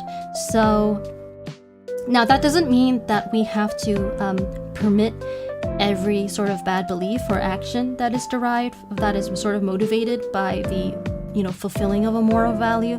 Like, let's say someone has a need, they have a really hardwired need for something like authority, like a sense of hierarchy and security in society, and because of that they're really freaked out about immigration, and there's the politicians, the conservative politicians in their country are saying, well, immigrants are bad, and spreading a lot of like false information about immigrants in order to manipulate the voters. When it comes to a situation like that, I'm not saying that we have to be like, oh, well, since those voters desire security, they have a legitimate need for security, they should just be allowed to do and believe whatever they want. But what I am saying is that like it may not be very productive to approach a situation like that the way I feel like we're used to approaching them, by saying like by sort of attacking the belief itself in a way that leaves them with their needs fulfilled or unfulfilled, that is. Because if we say like well, yeah, too bad, so sad, immigrants are good and they're gonna keep coming in, well, that person's very, very sort of profound need for security is still being unmet. So they're not gonna suddenly be happy or change their reaction. They are still going to be terrified and probably angry, and it's going to lead to further political unrest. So what we I think need to get better at doing as a society is to recognize when people's needs are unmet, and maybe the solution that they're advocating for, like banning immigrants, is inappropriate, but their need is appropriate and still should be met in an alternative way. So in the case of immigrants, I'm not sure what that would be. Like maybe programs to have to sort of like have like native born citizens like meet and mingle with immigrants and get exposed to them, so that they're not if they're not in the situation of like being scared of immigrants because they've like never even met one. I'm not sure if that would actually be a good idea in practice. It's just for the sake of example, but I hope you know what I'm trying to say here. I think that this is really important to understand. And then there's an interesting personal note here that I can make. Apparently, so you know how I just said that these moral values basically like differ on average between like their sort of like intensity like differs on average between liberals and conservatives. This is also the case when you compare men and women. So some of these women are are wired to care about a lot more on average, and some men. I can't remember. I looked at this a few days ago, so I can't remember when what am I trying to say? Like which exactly which ones are which. I think care and fairness are both ones that are more associated with women. And I thought that was really, that kind of like caused the gears to turn on my head, because has anyone here ever thought about how culturally and historically, like Lady Justice has always been depicted as a woman, or like obviously Lady Justice would be depicted as a woman, but I mean like the personification of justice, the anthropomorphication of justice has always been depicted as a woman rather than a man, and why that is. And when I read that women are more likely to value fairness on average, it made me think of that, and if that was maybe a reason why. I'm not confident that it is from sort of a historical perspective, because this is research that is fairly modern, so I don't. I think it's safe to say that the ancient Greeks did not know that the regions of the brain that associated with fairness light up more in women than in men, and that they didn't base Lady Justice on that. But it's maybe possible that there were cultural ideas back then that women are more likely to be fair, but I don't know of anything like that either, so it's possible that it's just one big coincidence, or there were other reasons, like maybe women, or maybe the ancient Greeks just liked the aesthetics of, maybe it was like more of an aesthetic reason and not like something like more meaningful behind it than that. Culture must play into this heavily too, right? Yeah, like I don't have the expertise to know though. I think it has a lot to do with something like I don't have, this isn't my area of expertise, so I don't think I have the vocabulary to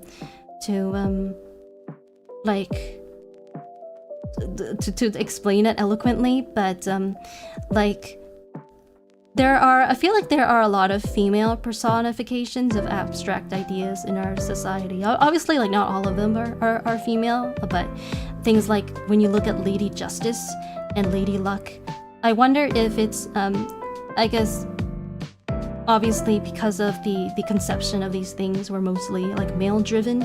Maybe, there's maybe men just. There's something about these personifications being female that appeal to men, or at least appeal to the people who came up with them back then.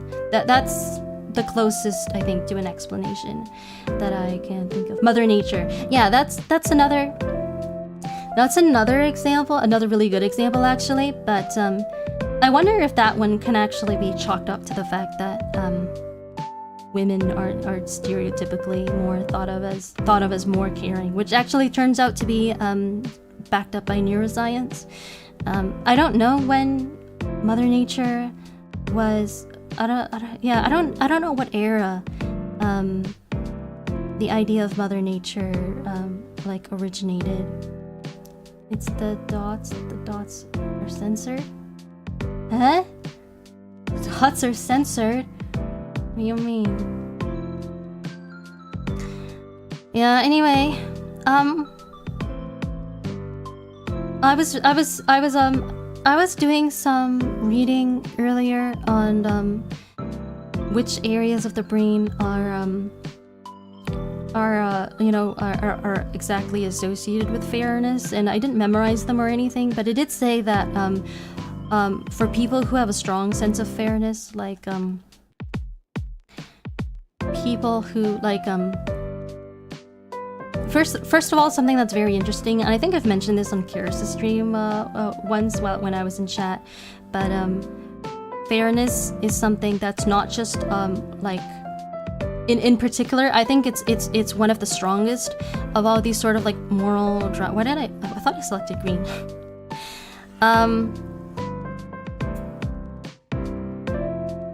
At least maybe they're all equally strong in some way, but fairness is definitely very strong. Oh, that went over the easel. I just erased that.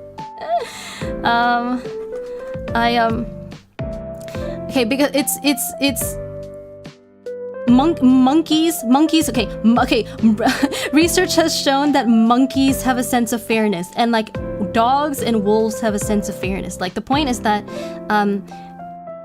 we evolved with this. Like fairness is not just like a recent, like modern cultural construct. It's actually the reason that it exists as a cultural construct. Like it's not that we feel strongly about it because we like made it up. We made it up because we already felt strongly about it, because we evolved to be able to basically we feel rewarded when we experience fairness, and we feel disgusted when we experience injustice. Like witnessing or experiencing injustice lights up parts of the brain associated with disgust.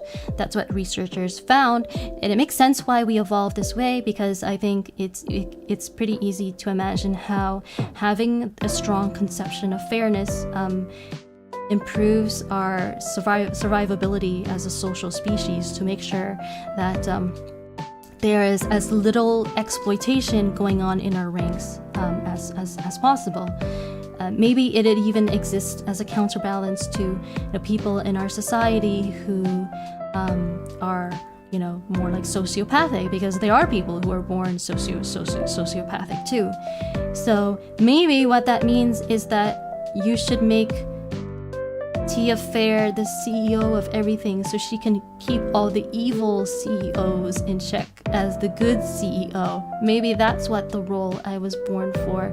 But maybe that was how societies and like tribes in ancient times, or like pre-modern times, were like maybe that's how they kept like you know, the sociopaths and stuff, and the antisocial people in the tribe in check, by just having an equal or even greater number of people who cared strongly about fairness. The problem is that in modern society, through the institution of capitalism, we have sort of like artificially elevated people who have you know, antisocial personalities. Because in capitalism, having those traits makes it much easier for you to succeed and rise up and dominate everyone else. And so the natural order of things has been disturbed, and we must put it back. Robo said, I said something but ended it with ... and it got censored. Type the same thing without the ... and it went through. Maybe it's just me. Maybe it's a sign. Oh, I wonder... Okay, I think this is gonna sound really stupid, but I wonder if it's maybe because just YouTube sees the ... and assumes that you were censoring something. Like assumes that it's sort of you were, I don't know. You know what I'm trying to say? That like the presence of the ... means, oh, it's actually just he's taking out a bad word. Because I wouldn't be surprised. I think that might have happened to me before. I wouldn't be surprised if the YouTube is I'm gonna actually, yeah, I should probably switch to live chat, because I'm on top chat right now, but I get the feeling that you guys have left comments that I haven't seen. Okay, I don't see any comments that I've missed right now. Maybe...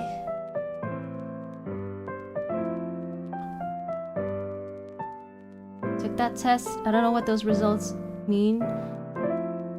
Oh, you finished the test already? Okay, I wasn't okay, I wasn't saying that you guys need to take the test right now. I was trying to say more like, okay, here's where it can be found. Like, you should like bookmark it and maybe like take it when the stream is over. It wasn't an instruction to do it right now. Maybe that's my bad for not clarifying. I will probably post the link later on Kara's server too. And I think there are a bunch of people there who would like to take it, including I think it would be interesting to see Kara's take it and Axe. But when it comes to results, you should be seeing like a chart showing like how you rank. It will look like a graph, like like ranking you on the 6 moral values, the one I have on the screen right now, and comparing you. It will compare you to what the average is, how people from other political groups, rank on average, such as I think it's like liberal left and like conservative and like libertarian. Let me know if you see that, or if you're seeing something completely different.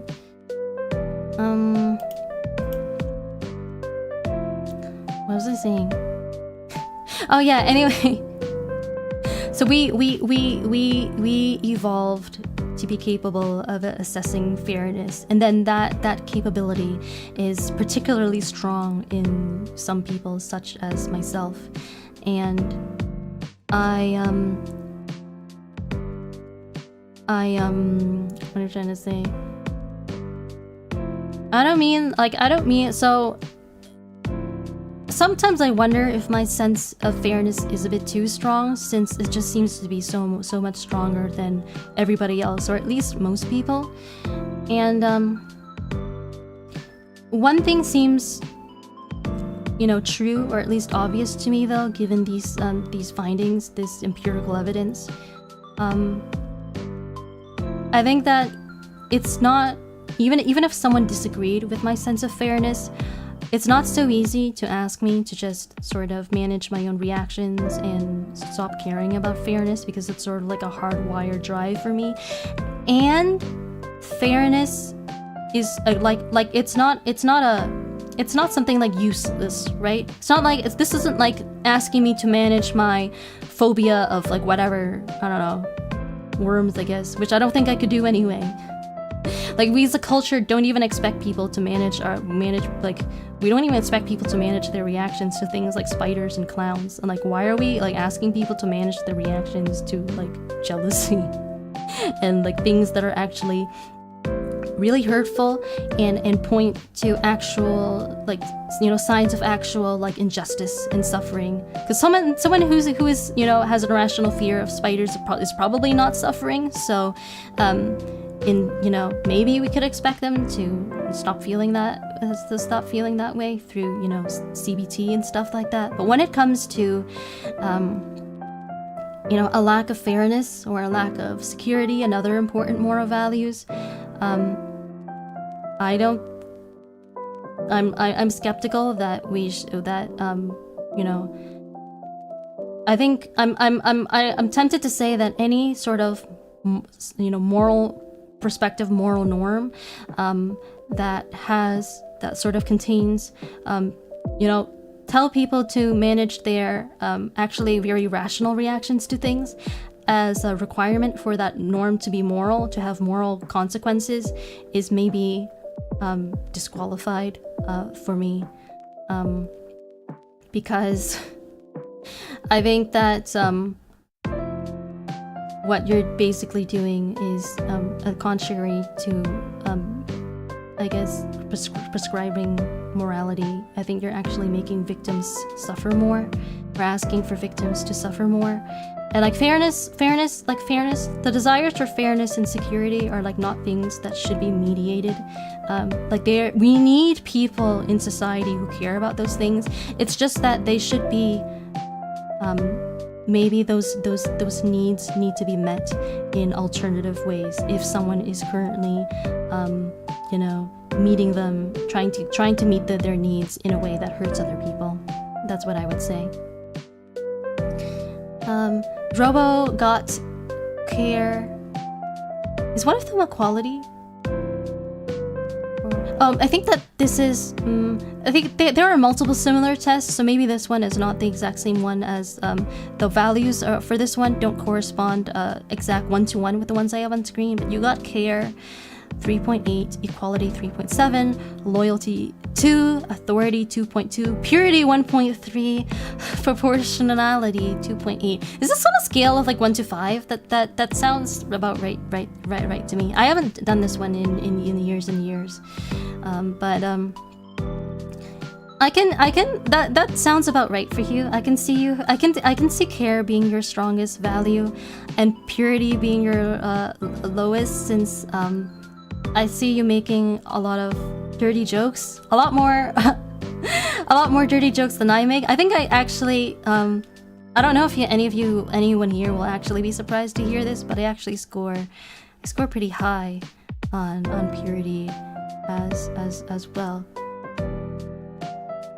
Not as high as care and fairness, but somewhat high.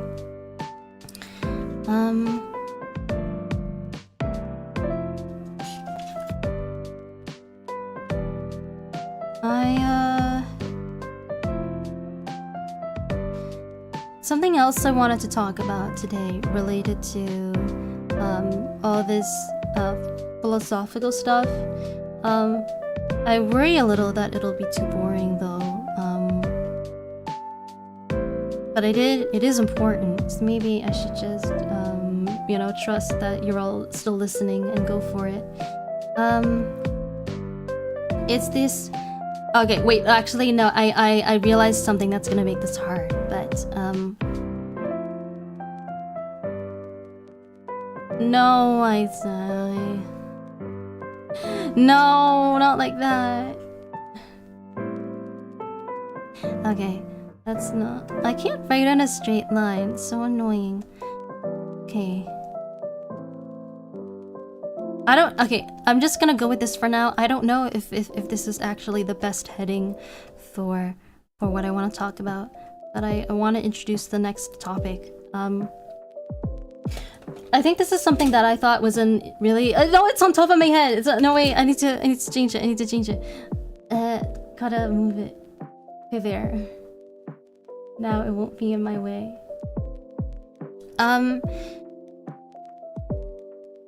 This is something that is at least something that I am passionate about and that I think is really cool, even if no one else is, because again, we just talked about this. I'm just apparently hardwired with a really strong sense of fairness, and that's why I'm Tia Faire, justice incarnate, and when why I geek out about justice, other people just kind of watch in silence. Anyway,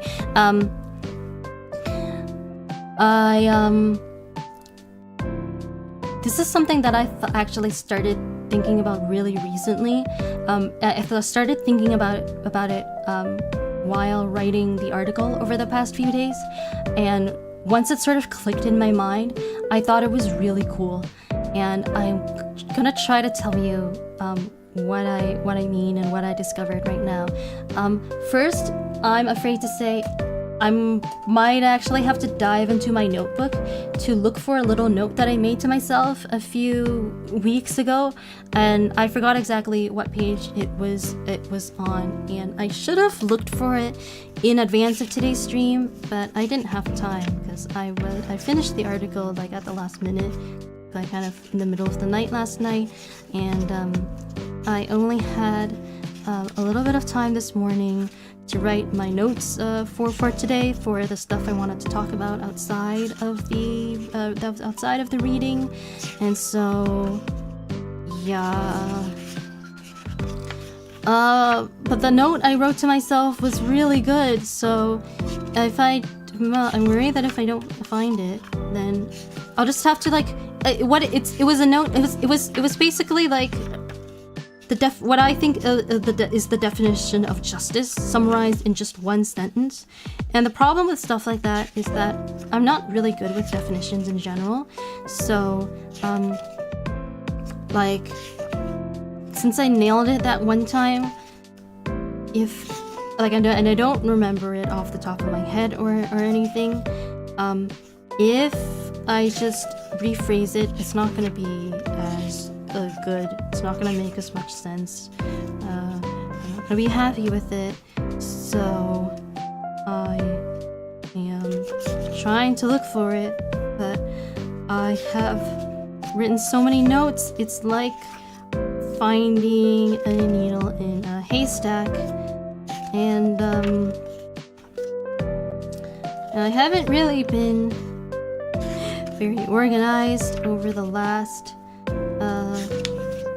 few months, ever since I debuted, because I've been working too hard and working at too fast a pace, just something that I've actually started trying to change, actually. But I think I just said actually twice just then, and it was redundant.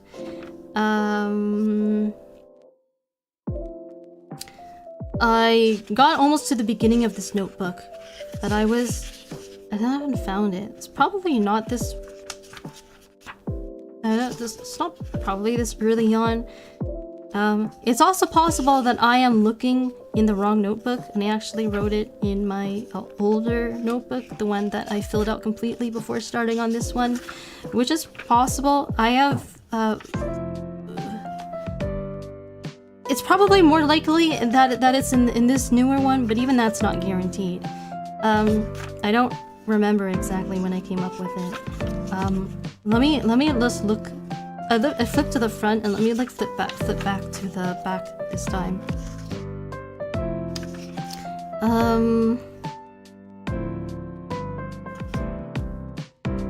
Another issue is that I write my notes, so like I have carpal tunnel, so a lot of my notes are just scribbles because it hurts my wrist more to write neatly. And then now that's biting me in the back because I can't find anything.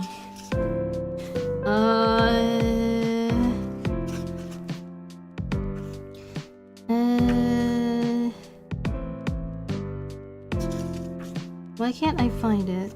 It's making me so sad. It's not fair. This feels unfair, even though it is a problem of my own making, which I guess is a good example of when it is fair to ask someone to mediate their own reactions, even if they're derived from important moral values, or maybe less important moral values, but you know, from your impulses generated by your brain, because sometimes we feel something that is unfair, but upon closer inspection it's not, and we can't just sort of like act out on all the impulses we get. Why do I feel that this is unfair, even though it's a problem of my own making? But maybe it's because I know I have carpal tunnel, and it's not like I want to write messily. I just kind of have to, and then, you know. Also because the reason my notes are unorganized is because I am so busy. So that's sort of a constraint that's you know, I've sort of subject to. It's not like something that I've actively, you know, wanted, and maybe that's why I feel like it's unfair.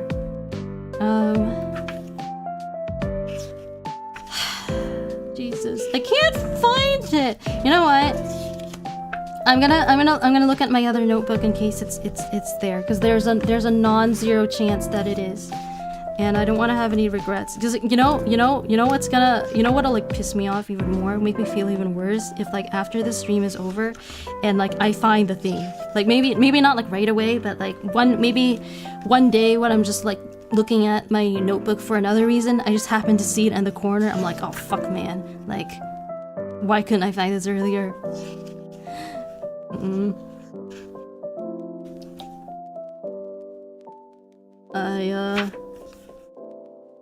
I have a feeling it's not here either. Why didn't I make it easier to bookmark? I should have like drawn a big box around it, or something, just to make it easier to find it when I was, you know, coming back to that page.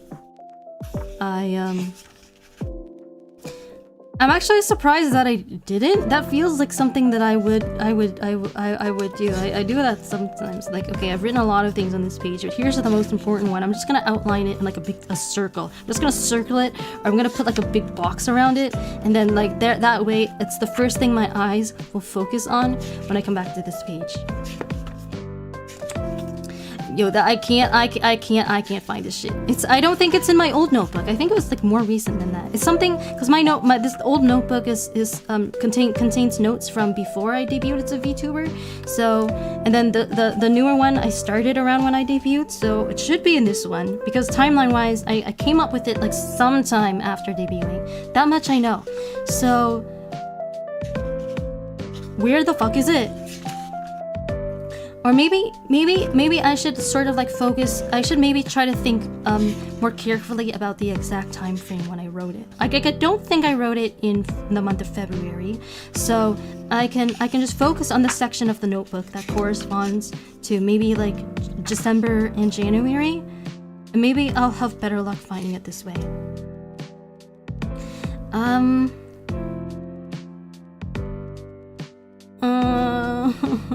These are the notes I wrote for the hate speech debate with Axion. I don't think it's in this section. And then, oh my god. Yeah, these are some notes I wrote about one of Karis' streams. And then, to-do list. Why me? It's so unfair. This is hurting my head and my Tia head and my Tia heart.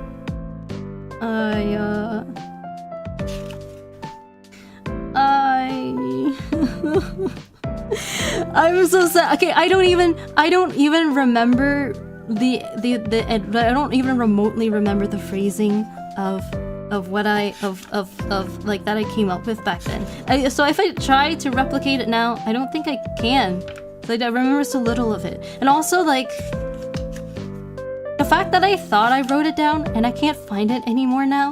Like, now I'm starting to like gaslight myself and be like, am I misremembering? Like, did this ever exist? Was this ever real? Or am I like making this up?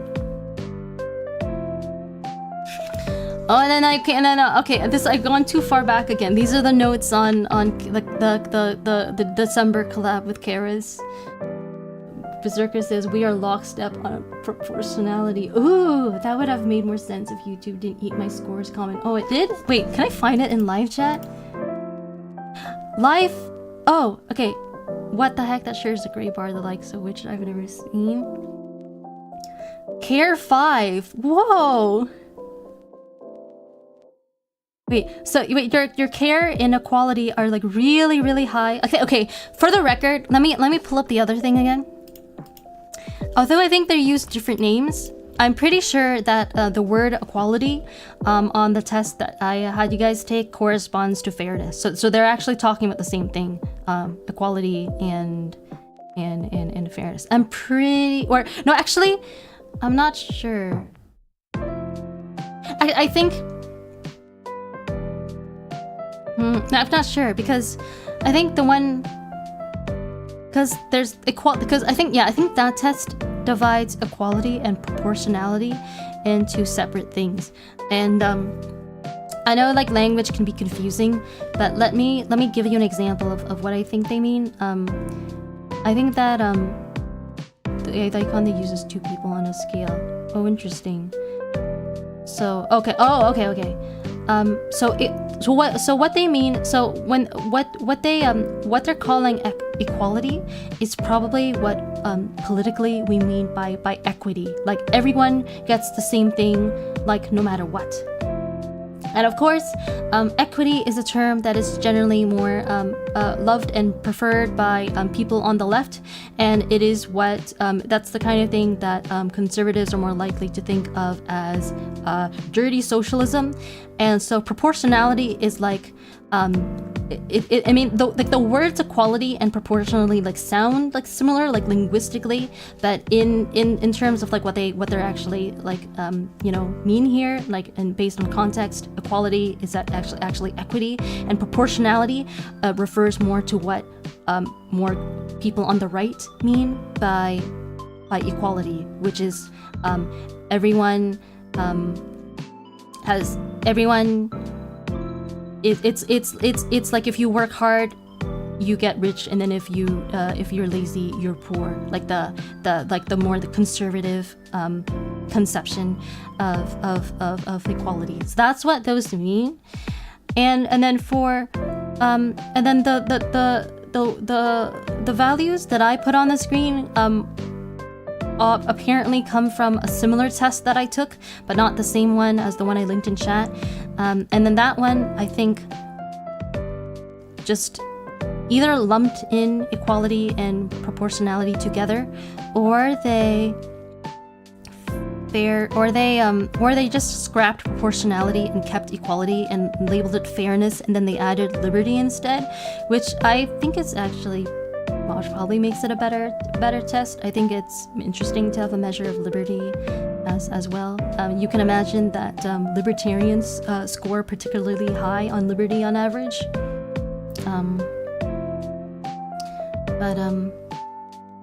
Yeah, I'm not really surprised to see those of you here so far scoring high on care and equality, and then kind of low on most of the other stuff. That's generally the case for more liberal-minded people. I'm just gonna say it. There's a survey a bit further down labeled Moral Foundations Questionnaire, Old Version. I don't know. I'm guessing that's the one you took. I'm actually not sure. I'm not gonna answer affirmatively unless I'm confident. I think it could have been on a different website entirely. It's just I know someone somewhere is working really hard. I mean, blood, sweat, and tears. What? What? Is that a quote or just you're talking about how, like, are you saying that you think like the conservative conception of equality is sort of like, you're pointing out how like ridiculous it can be. Okay, I hope that definition of justice I alluded to, it's not actually on my phone, because I realized that that's, I guess, a non-zero possibility as well if I can't find it. But I don't want to grab my phone. Like I don't. It's probably not. Like I think I'm just gaslighting myself right now. I remember. Should I check my phone just in case so I don't have any regrets? I remember it being in my notebook, and it's like it's gone.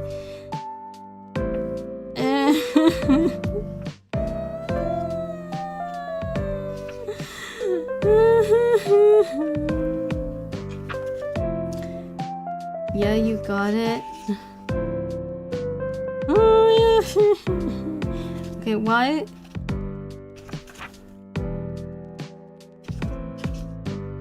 Okay, you know what? I think I'm about close to giving up now. We're wasting time. We can't do this forever.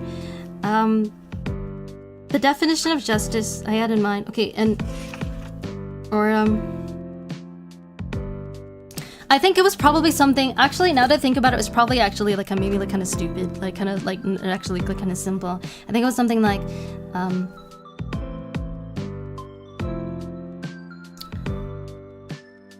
gonna actually hide this. I think difference. I think the definition of justice went something like this. I keep doing that. It was gonna be a D, but I changed it to a J. Justice equals. I've said on stream before that objectivity and compassion and action are three sort of essential components to justice, but that's not a definition. Like I wanted to try to form like an actual like a one sentence definition. It went something like this. Phrasing I don't think is going to be eloquent as the definition, as the version I thought I wrote a long time ago that maybe doesn't exist, and maybe I gaslighted myself. That it's the. Okay, now I don't. I forgot I was gonna write. I don't want to get it wrong. Come on.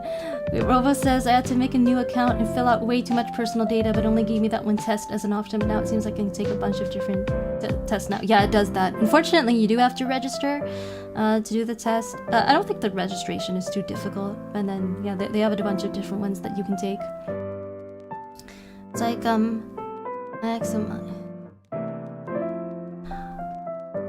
please, like how is it that the definition just disappeared? Should I grab my phone just to make sure It's not somewhere on there.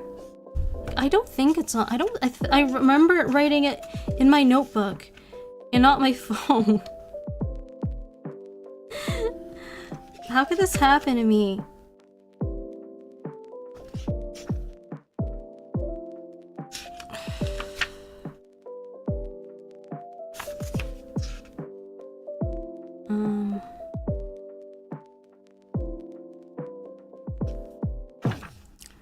Wait, actually, I got an idea. I got an idea.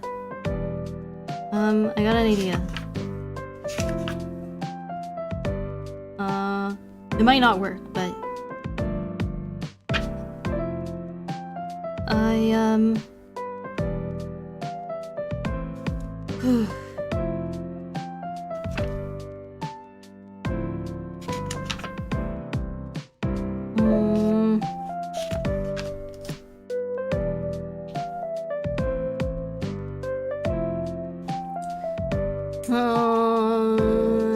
where's my phone actually? Maybe I should just grab it at this point.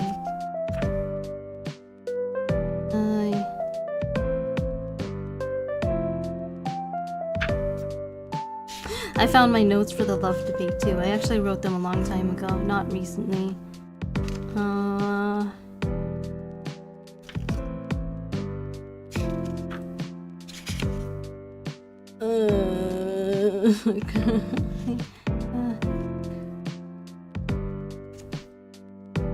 You know what? I think I give up. I think at this point I would have better luck just coming up with the definition, just like from scratch, just like starting the whole process over again, like right now.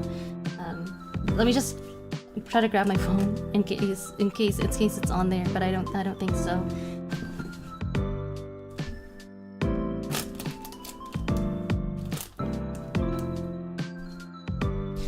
Okay. Okay, let me just take a look quickly. Is my phone dead? Please don't be dead. I think it might be dead. It looks dead. Guys, wait. No, it's dead. It's like wait, it looks dead. It's doing okay. This is not related to the current predicament I'm facing, the main predicament, but this is another thing that's been going on with me lately. My phone has been on its deathbed for a few weeks now. To start with, it is not a very good phone. It's an LG Phoenix. I think that's the model.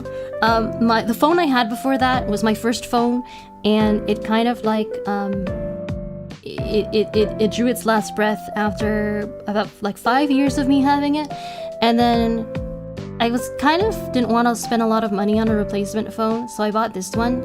It was like around $100, and oh yeah, like it says no battery. $100, and it's not very good. I don't recommend it. And it's from the beginning, it had pretty much no it had poor RAM, so the phone was really slow. It also had no extra storage space. So I couldn't really download any new apps on the phone. So from the very start, like we were not off to a good start. And nevertheless, I've tried my best to make it work for the last 2 years or so. And then a few weeks ago, one day when I was trying to watch a Kara stream on my phone, since he often streams when I'm like eating dinner and I can't be at the computer, I noticed that there was like no sound coming out of the phone, and I was like, oh shit, maybe now is the time I actually need to look for a third phone, because having no sound is no good. That's gonna be actually kind of like a deal breaker. Leon and I ordered a new phone for myself, a Google Pixel 3 or refurbished. It just came in today actually. I haven't set it up yet because I've been setting it for stream. And then this one,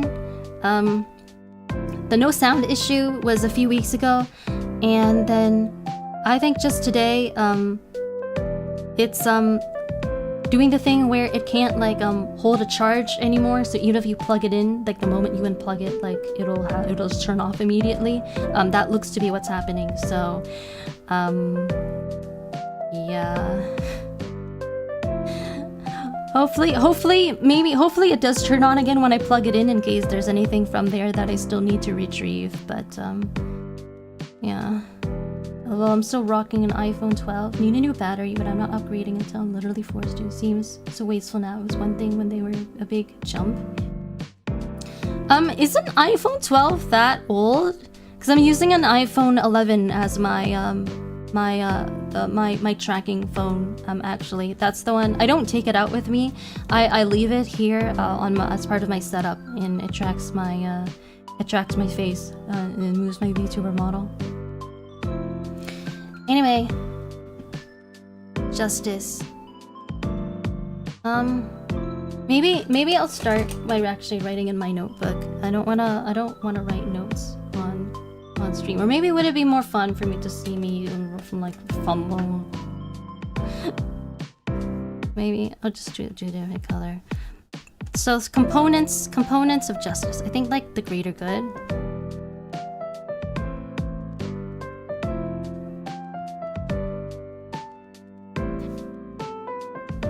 I changed my mind about this. No, this is hard. You know what? Maybe I will do this.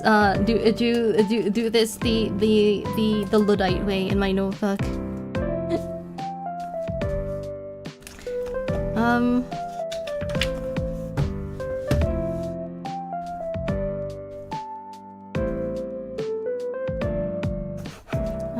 The greater good. Maximizing. Okay. Oh wait, it's starting to come back to me. Yes. Okay. Greater good.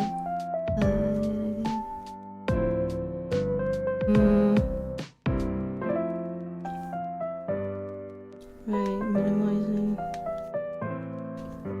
the suffering of individuals. This I don't think this is that close to what I had before, but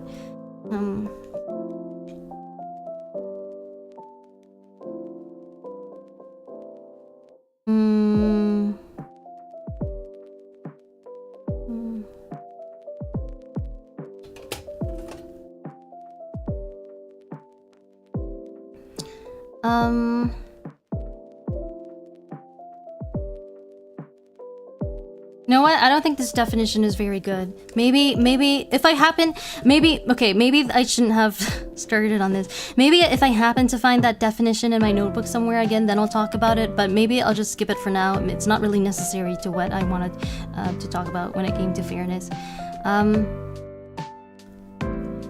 In my article on monogamy, there was a one line that alluded to this. It was when I said, I wonder if this comes down to a difference in how we define moral value, minimizing suffering versus maximizing goods. And it just, I guess it's sort of like made me think of the question like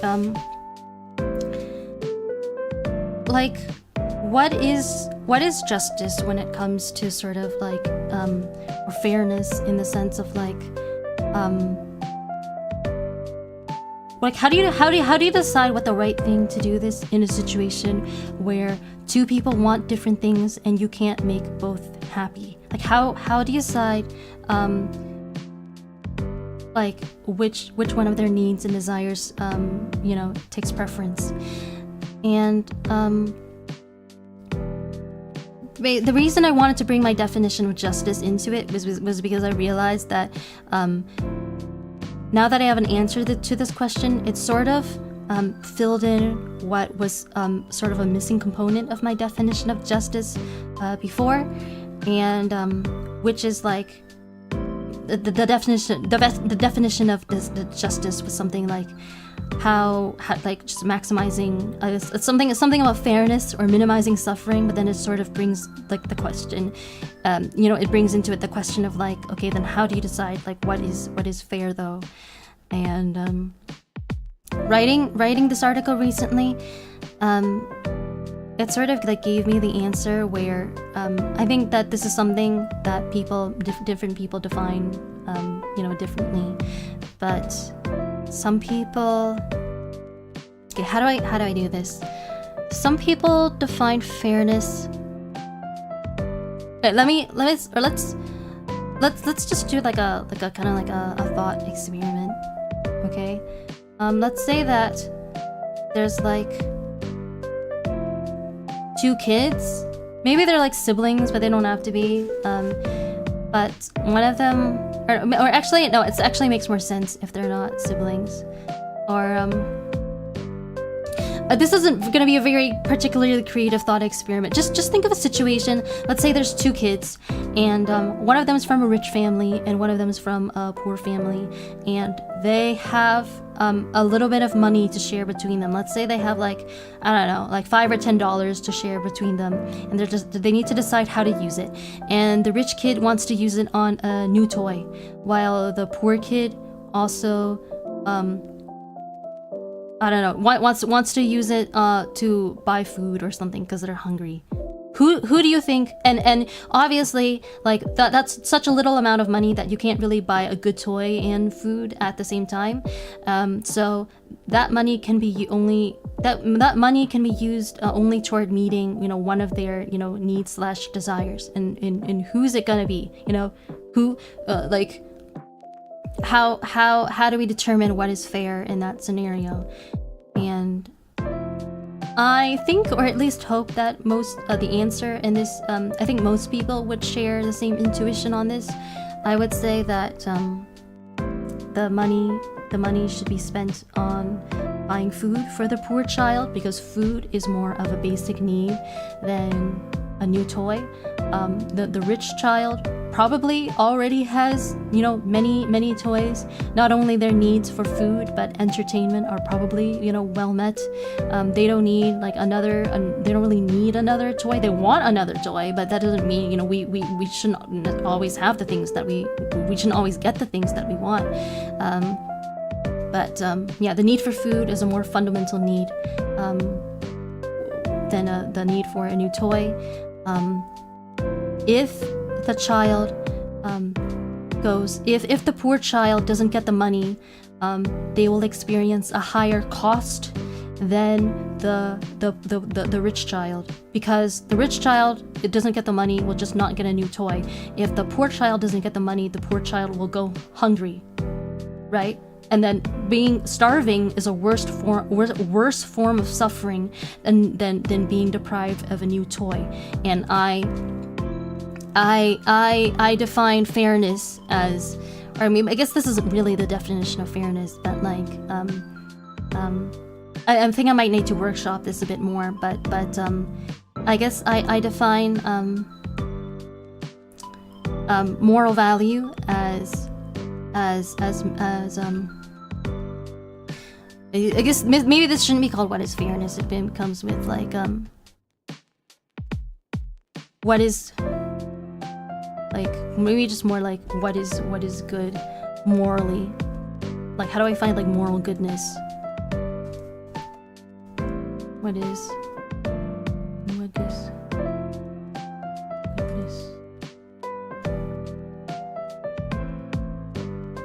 It's not my best handwriting ever. Morally.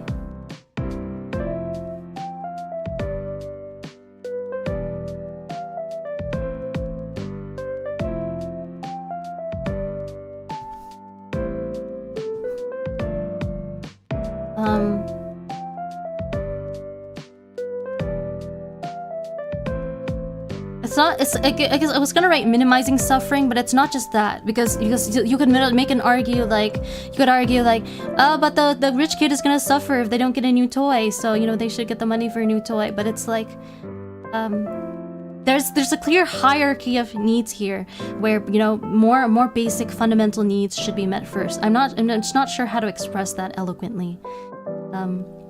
So the food, not to mention the long-term effects of growing up in a household with food scarcity. Yeah. You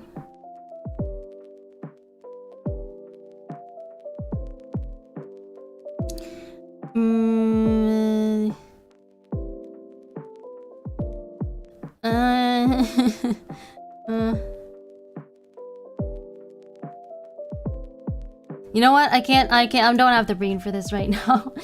Being programmed from a young age to eat as much as possible since there's no reinsurance of other. Wait, you understand me? That's exactly what I went through as a kid. Because I grew up. I didn't always have enough to eat as a kid. So yeah, that trained. you get me. That trained me to like binge eat whenever I had the chance, because it's like I don't know when I'm gonna have the chance to eat again. And it's a really bad habit, and you don't unlearn it immediately when your financial situation improves.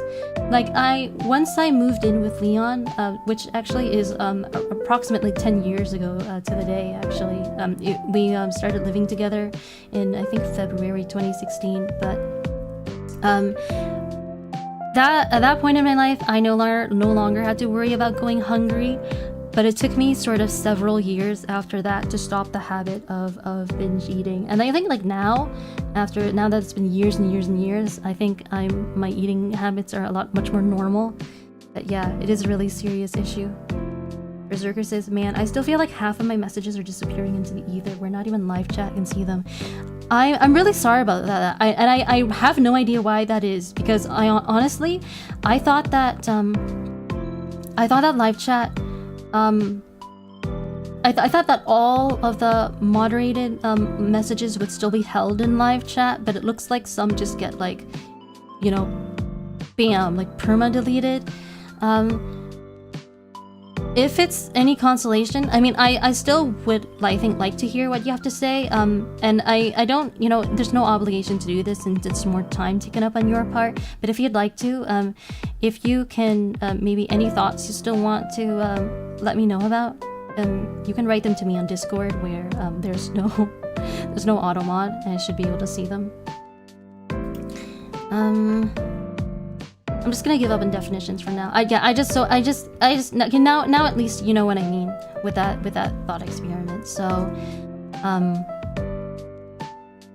and then we can sort of extrapolate that kind of logic to other situations, such as the monogamy situation, where like, if one partner wants to stay monogamous and the other one wants another partner, well, whose needs should take precedence, because they can't both be happy, right? There's just some situations in life in which there's no possibility for compromise, no perfect solution. Like not everyone can get their happy ending, and then who do you decide? Like who rises and who falls? And you know, sometimes in life it's important to be able to make hard choices like that.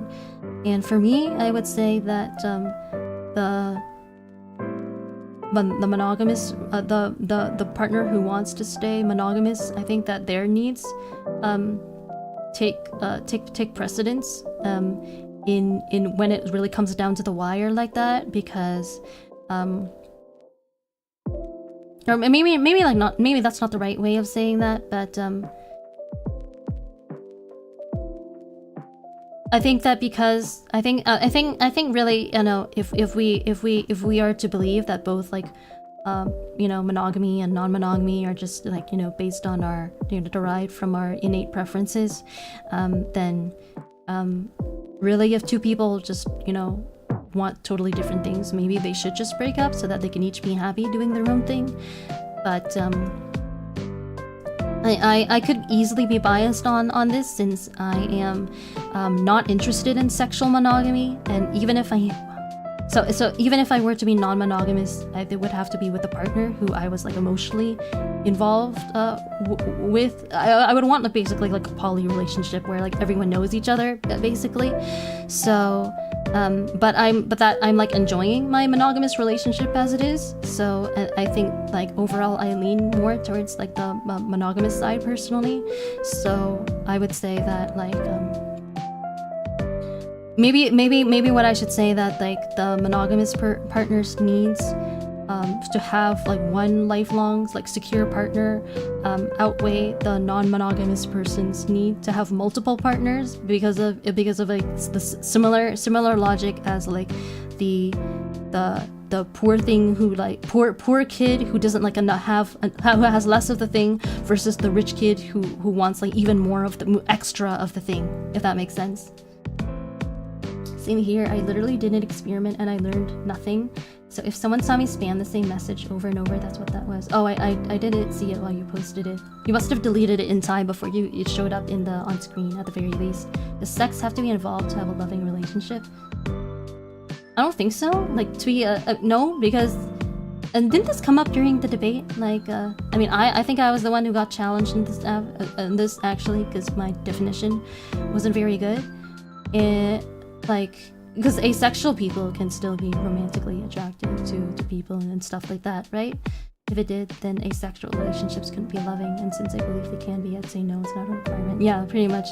We kind of, I don't know which one of us ninja'd the other. I think we started talking about it at the same time. Maybe, I guess for your message to show up at the same time as mine, you have to start typing it early, so maybe it's that.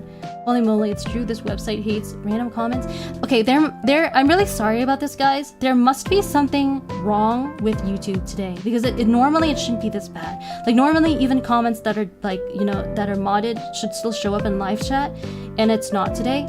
And yeah, so I feel really bad because I do get the sense that you guys must have sent up some comments that I missed entirely, just because there's been a lot of I don't know, I feel like there's been segments of today where I was talking and like nobody said anything, and I wondered if like, am I just being really boring, or just people just not have an opinion on this, or maybe like there's like tech issues going on.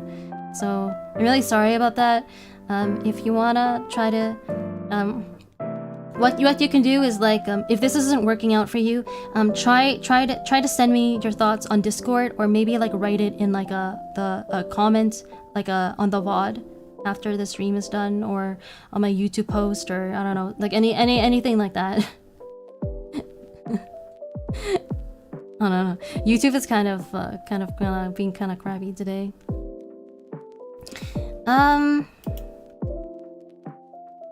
So why can't just because you are monogamous sexually with one doesn't mean you can't have just as much of a relationship without sex? I feel like I'm not able to parse your question based on that phrasing.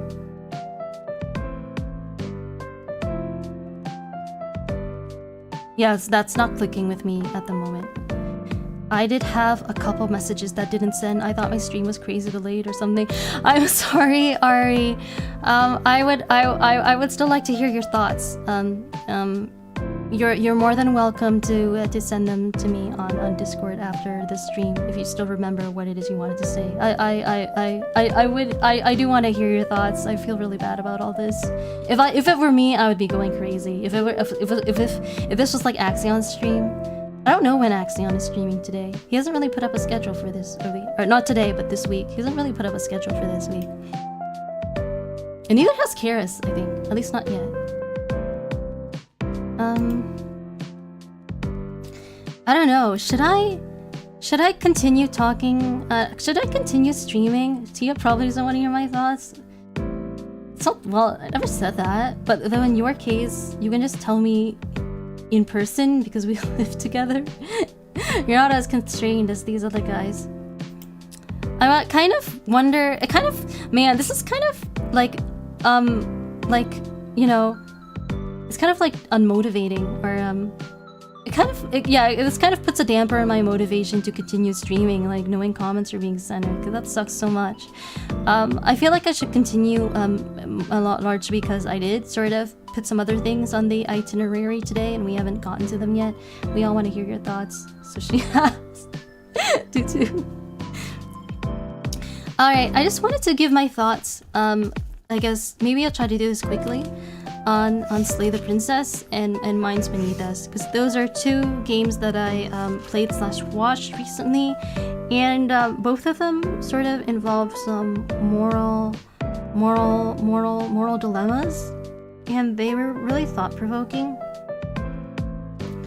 I'm gonna start with Slay the Princess. I'm gonna write it on the board. Part of the reason I've sort of tried to make a habit of writing things on the board in my chatting stream, so that anyone who is watching the VOD, when they're sort of flipping through the, you know, moving the playhead or hovering over the playhead or the play bar or whatever it's called, they can more easily see when I was talking about different topics based on what's on the screen, even if I haven't added timestamps, or even if they don't know that there are timestamps, it makes it a bit more convenient, I think. And it also, I think, looks better to just have something on the screen rather than me talking against an empty background. Robo followed up with, "You are in a monogamous sexual relationship, and since sex isn't needed to have a full love-filled a second relationship with someone else without sex wouldn't be lacking anything." Wait, what do you mean, wouldn't be lacking anything? Because I don't have necessarily like a big of a problem with sexual non-monogamy. Like, my article was about how, you know, sexual non-monogamy is bad because, you know, according to the Bible, you have to be, you know, pure by only having sex with your married partner. Like, I never said that. But the problem is that if you have a second relationship without sex, that implies that it's an emotional relationship. Otherwise, you know, what kind of relationship is it? Which probably means you're spending much less time with your partner. And I don't think it has to be a sexual relationship for your partner to feel like neglected and disappointed. I think it might be even more of a concern if the second relationship is emotional rather than sexual, unless it so happens that all three members of the network, you know, have really good chemistry and get along really well together. Anyway, let's slay the princess. I beat this game last week, and I didn't really get to offer my full thoughts on it. I tried to before ending stream, but I was pretty tired that day, and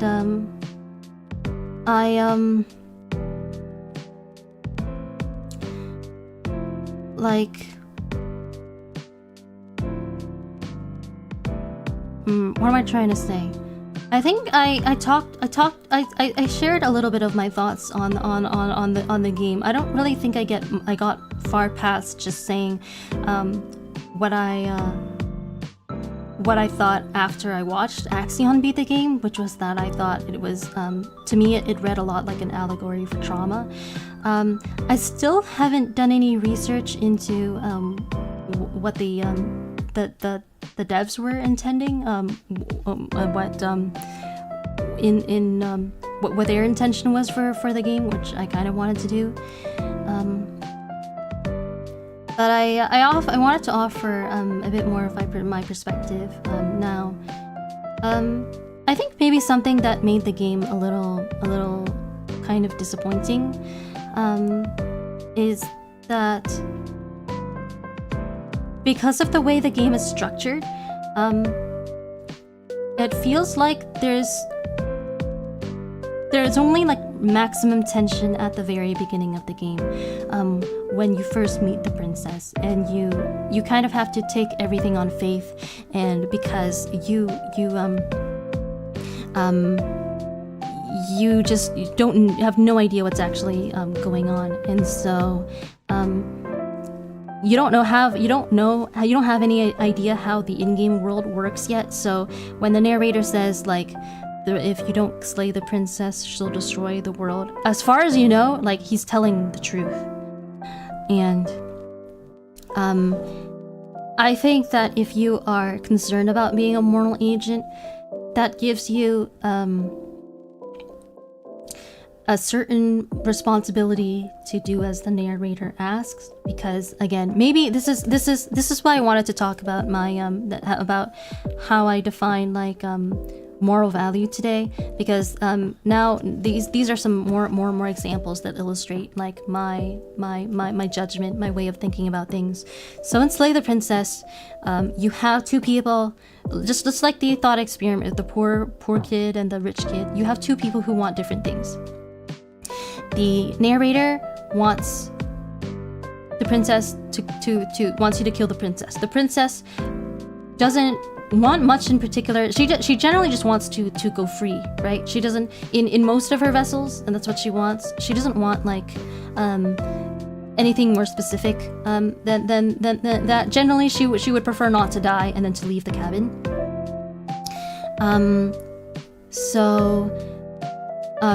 Those two needs are in direct opposition for each other. There's no compromise possible there. Like no matter what you do, one of those people is going to be disappointed. So,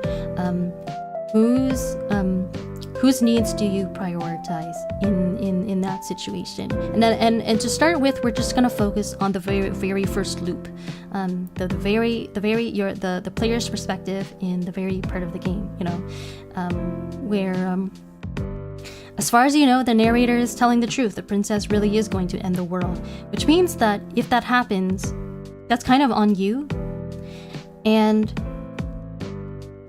the reason I chose to kill the princess, to slay the princess, even though, conventionally, obviously, murdering someone, without, evidence, like murdering someone is wrong unless it's like, in self-defense or, there's some sort of like more concrete evidence justifying it than just, someone telling you that they're gonna end the world.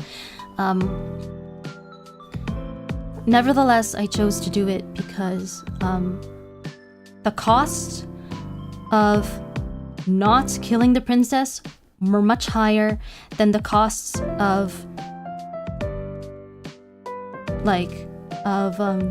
killing her. Especially for me, because the cost of not killing her, if she's dangerous, is that it's the end of the world. That's like the biggest cost that there could possibly be. The cost of me killing her, if she's innocent, is that like I go to jail, presumably. Like, which of those costs is smaller than the other? Obviously, it's going to jail is a smaller cost than ending the world, because going to jail is something that is not like permanent necessarily. Like I could potentially escape or be freed from jail, and it's also something that only affects me personally, whereas the end of the world is something that would be bad for everybody.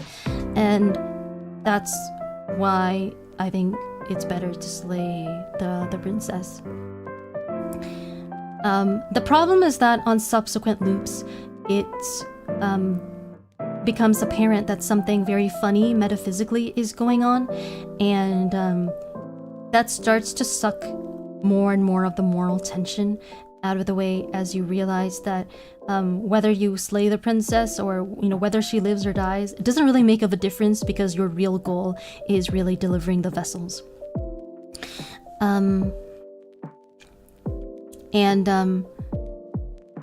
I find it a little obnoxious when the narrator insists on subsequent loops that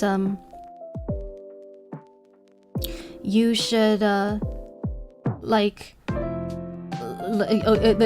narrator kind of chastises you, like saying like, you can't just like fail to kill the princess and then like hop from like universe to universe and like and after the old universe gets destroyed, and I'm just kind of like, how am I supposed to kill her? Like, I can't kill her. Like, even if I kill her, it doesn't stick. Like, it's literally impossible. Like, she just respawns. Even if I win,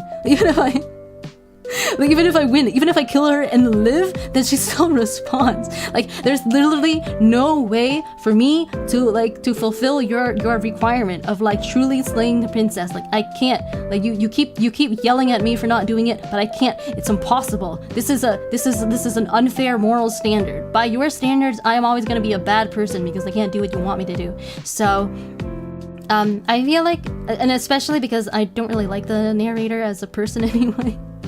That's why for me, even though I slayed the princess as the start, as time went on and on, I increasingly favored sparing the princess and freeing her, because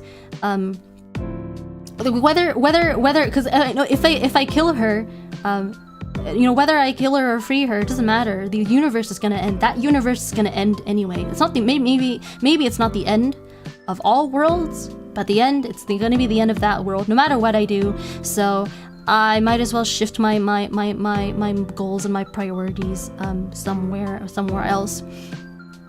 And instead, I started to spare the princess more often. One, because I've noticed that comparing the vessels that Axion met to the ones that I met,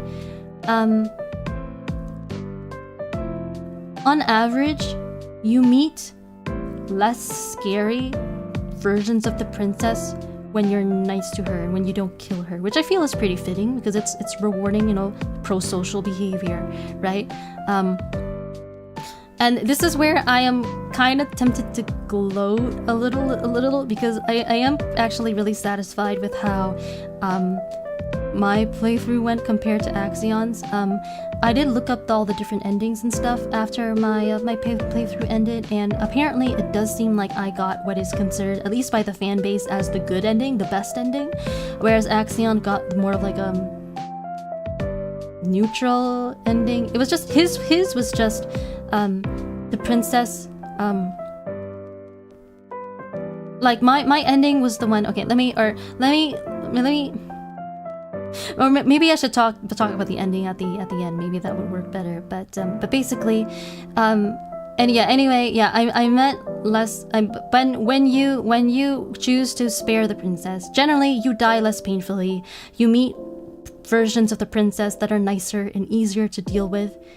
And yes, the world gets destroyed, but that would happen no matter what, even if you killed her and even if you died painfully in the process. So, wow, I am not like incentivized to kill her on subsequent loops.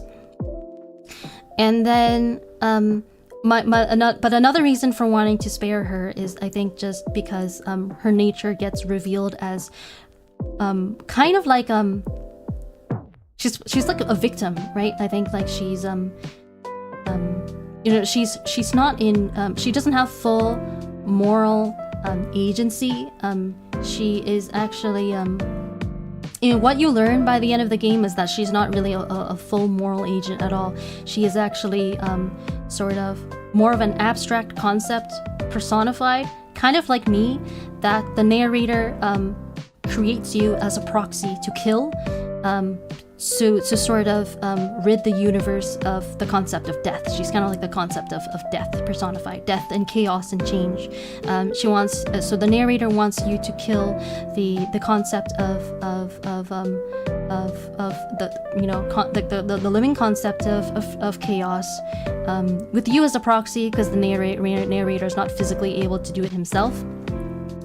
And that's what, you know, that's what the situation is. So she's not even, it's not like she's wants to be the concept of chaos or to cause death. She's just pretty much a pawn in all of this at the very start. Like the situation has been orchestrated in such a way that she doesn't really get to have a say, and the bad things that she's been causing, it's not really due to her direct like will or agency. And knowing that, I think that starts being obvious. I think the first time that you meet the entity in the long quiet, that's something that is you know that there's more going on to the story than just like she's evil. The first time the hands claim her and take her away, and then there's like much more to this than just the goal of killing her. And at that point, like, it's hard. I find it hard not to be more and more sympathetic towards the princess, because she's not even she doesn't even have like her own like humanity, her own like personhood and individually is sort of in question here.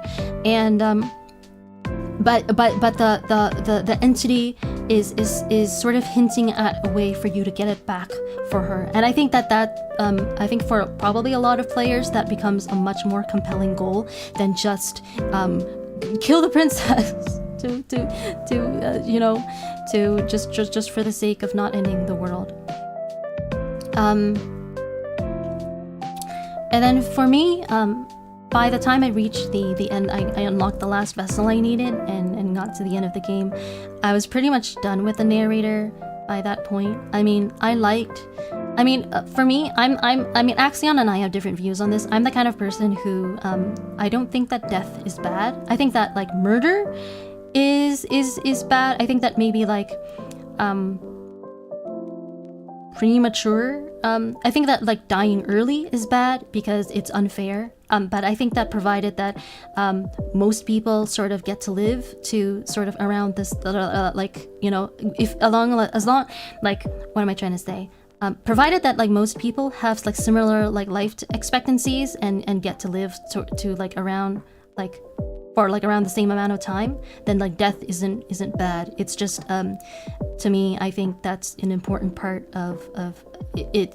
I associate like untimely death is unfair, but timely death is fair. And I don't, so unlike some, you know, there's a lot of disagreement about this among philosophers, but for me, death is not inherently bad. So the narrators like spiel about how he wants to rid of the universe of death by doing away with the princess didn't really have a lot of like appeal to me to start with.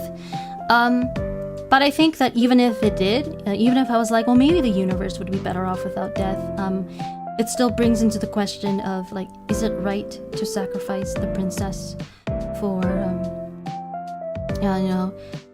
in service of this goal? And I mean, for me, the decision was pretty easy to make. And in sort of the last battle, when the princess, she has all these different heads and bodies, and she's sort of like reclaimed her godhood.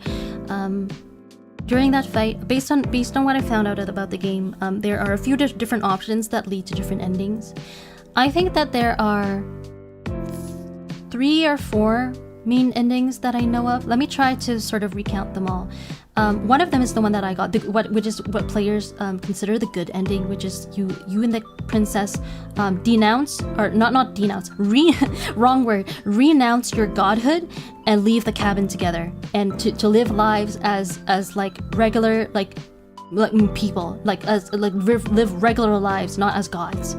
And then one of the other endings is that just you kill the princess, and I think that one is pretty sad. I think maybe the other voices, you know, like the voice of the hero and stuff like that, like I think they hate you if you do that, and then it's just kind of sad. Like there's just no really, there's no reward in it for you at the end. You kind of just like wander the universe alone after that. And then another one is that you and the princess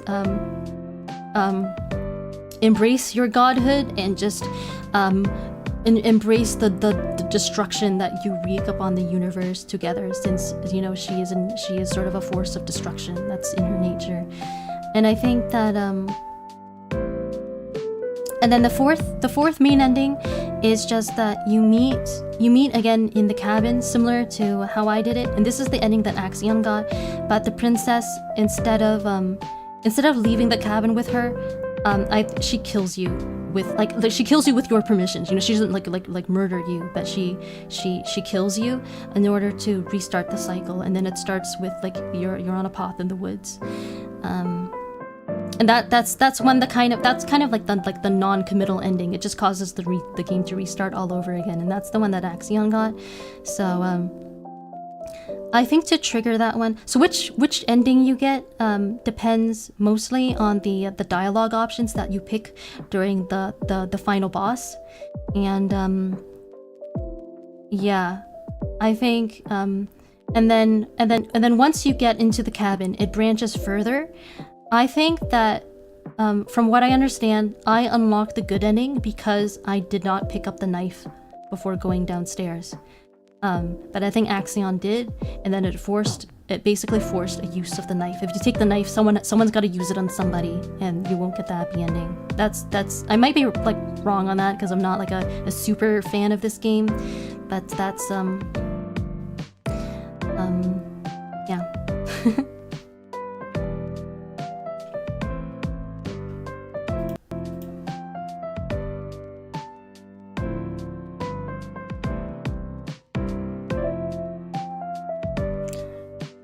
I'm reading the comments right now. Princesses are like onions, they have layers. LMAO, what the fuck? That sentence was censored.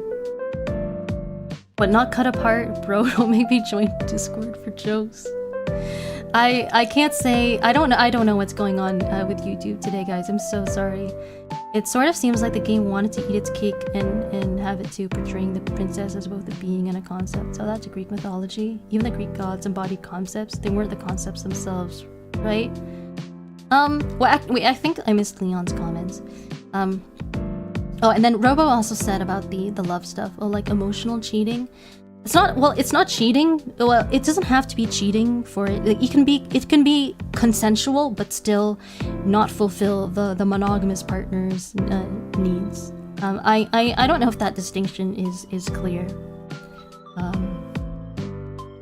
Because I've engaged in Axion's content a lot, so I might not have provided all the, you guys might not have like all the same context that I do. So about Slay the Princess, Leon said, something I'm not thrilled about is how much your choices actually determine how the princess actually is, rather than her being a consistent character and you have to determine how to respond to her in a way that works for her.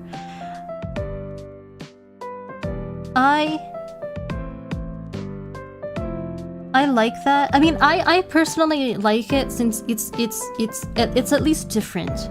Like what you're describing is like how like a normal visual novel or a normal game would go, which in like, I mean, I think to be fair, it can be annoying and not really a fun experience in its own right. Because like I feel like a lot of other games that have just like visual novel, like games that are visual novels or that have like dating sim mechanics, like end up doing the thing where like off the top of my head, like I don't really play a lot of visual novels or dating sims, but off the top of my head, Fire Emblem Three Houses is like very guilty of this, where a lot of whenever you do like tea parties with the characters to try to bond with them, a lot of it just ends up being, telling them what they want to hear, instead of like saying what you actually believe. It's all about just like pandering to them, so you can maximize the support points that you get. Like a lot of dating sims just end up being kind of like that, right? And it's not a fun experience since you don't really get to,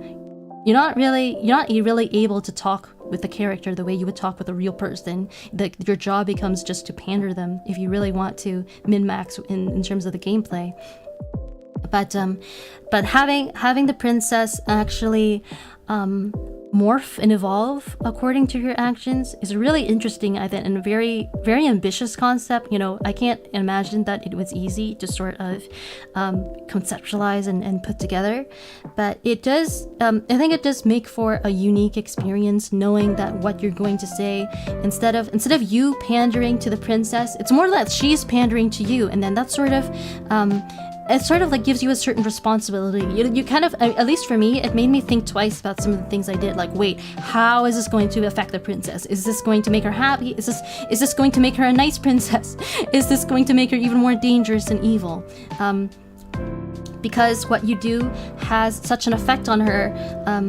I think that it preserves moral responsibility, at least in that way. So even when even when you find out that she doesn't really like live or die on each individual loop, it sort of it does affect something, and I think that's really cool.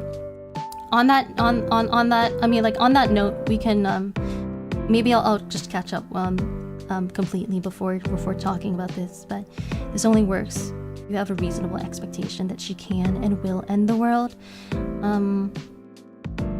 Your choices matter less. You don't really learn anything since they are different people. You don't, but it is sort of, I guess it is interesting to interact with the different personalities. Like they're different personalities, but not different people. They're more like I think they're more like different sides of the same person.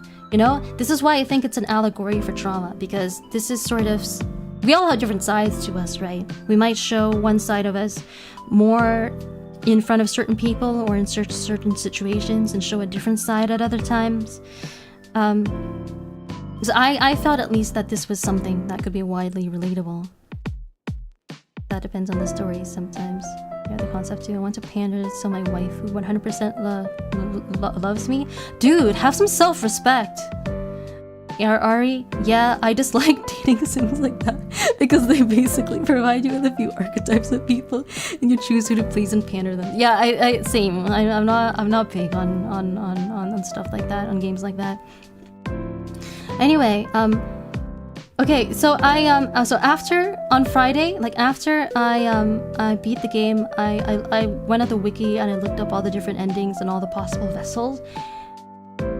The game has got some like insane shit.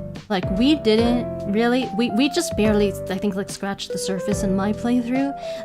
Especially because on looking back at my playthrough, I actually probably unlocked all the least scary vessels of the princess, and like that's not a bad thing. I'm proud of myself, honestly, because that was kind of low-key my goal at the start, because I just don't, man, I don't know. I just don't like things that are, there's just certain things I don't like, okay? The game has a lot of body horror, and that's one thing I generally find scary, for example. So I was kind of hoping, like, man, I hope I can just, I'll just be so smart. I'll make smart choices, the right choices, and I can just unlock the princesses that are like the least scary, and just have like the ideal playthrough. And I feel like I was able to accomplish that for the most part, so I am proud of myself.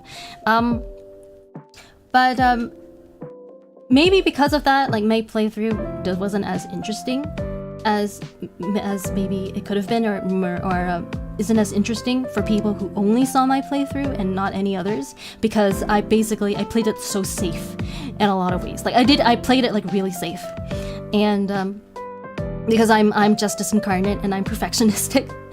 But when it comes like to give you guys an idea, for those of you who haven't seen any other playthroughs of what else the game can offer, I'm gonna tell you about some of the other like vessels that you can meet and the unlock conditions for them. First of all, starting with Axion's playthrough. I talked about this a bit in the last stream, but you know how there are sort of like chapter 2 vessels and then chapter 3 vessels, like stage 2 and like stage 3, kind of like Digimon or something? Axion met what I think is the scariest chapter 2 vessel as his first vessel. Like aside from like the default princess, obviously. I was scared shitless during a stream, and it was streaming at night 2 in October. It was the Nightmare. The vessel was called the Nightmare, and the unlock condition for that one is when you meet the princess, instead of freeing her or killing her, you just take the middle of the road fence-sitting option, the non-committal option, and you just stuff her back in the basement. You try to lock her in, you like barricade the door with a table, and then like a fucking idiot, you fall asleep in the cabin. And then you wake up in the middle of the night and the door is wide open and there's just this rectangular void in front of you, and the table, the desk with that used to have the knife on it has just been blown off to the side, and it's like, holy fucking shit. And then she floats out of the cabin with like bugged out eyes and like and like just proportions that look really wrong, and then she like touches you and she kills you. And then you wake up in the cabin again, or no, you don't wake up in the cabin, but you respawn, you respawn in chapter 2, the Nightmare, and then you go to the cabin, and the staircase to the basement has become like an eldritch location. It makes no physical sense anymore. It's just like a bunch of like steps descending into an infinite void, where the princess has all the power and you have none. She like, these are her stomping grounds. She's invincible here. And then and then you eventually you're like wandering through the darkness, and eventually you find her, and she doesn't have like a human face anymore. It's like kind of like a mask, like a porcelain doll, but it's hiding like a lack of a real face behind it. And she just looks wrong. Like it's so, even just the way that she looks is scary, but that's not as scary as her new powers. As the Nightmare, her power is that if she comes close enough to you, your organs shut down. It's just like it's just insta death. Like she doesn't even need to fight you. She doesn't need a weapon. She doesn't need to like punch and kick you. She doesn't need to like beat you in a fair fight like as like most of the other like princess forms. She just needs to like, as the nightmare, she just needs to come close to you, and then you'll start dying. And the first when I was watching Axion, I was like, what the fuck is this? This is such like a broken power. Like, how is this fair? And because this was the first vessel that both Axe and I were being exposed to, like, I didn't have a frame of reference for what her normal power level was, so I just assumed that every vessel would have this power, that every vessel would be this dangerous, and I was like, bro, what the fuck?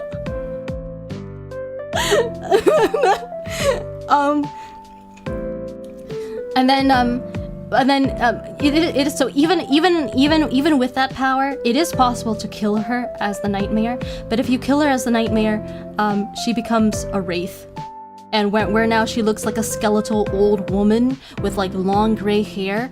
And this time, when you come into the cabin, you don't need to even go to the basement. She like bursts out of the door in this like skeletal old woman form, and she grabs your leg and she breaks your leg, and she says basically, since you like, I think it's like, since you killed her in the, oh, also when you kill her as the nightmare, you know how you spawned, or you're not spawned, but you know how like you got lost in the Eldritch location to find her, because that's where she was. Because she's the one with power over the Eldritch dimension, once you kill her, it becomes impossible for you to escape. So basically, after you kill her, you're forced to like kill yourself, and then it leads to chapter 3, the Wraith, and then you get into the cabin, and then like she pops. She doesn't. It's like before you even get the chance to go to the basement, she like pops out of like the doorway, and she like breaks her leg, and she's like, well, since you like left my body in the Eldritch location and I can't get it back, I'm just gonna steal your body. And she like starts to like possess you, and then what Axe did, like, you can either succumb to her possession and just leave the cabin, because that's what she wants to do, but what Axe did is like the only thing you can do in that situation to stop her is like mutual destruction. So you can choose to throw yourself back into the void in the basement to sacrifice yourself and save everyone. And that was the very first vessel, and I was like, holy fucking shit, this game is terrifying. Well, I need to get out of these brown pants now for some reason.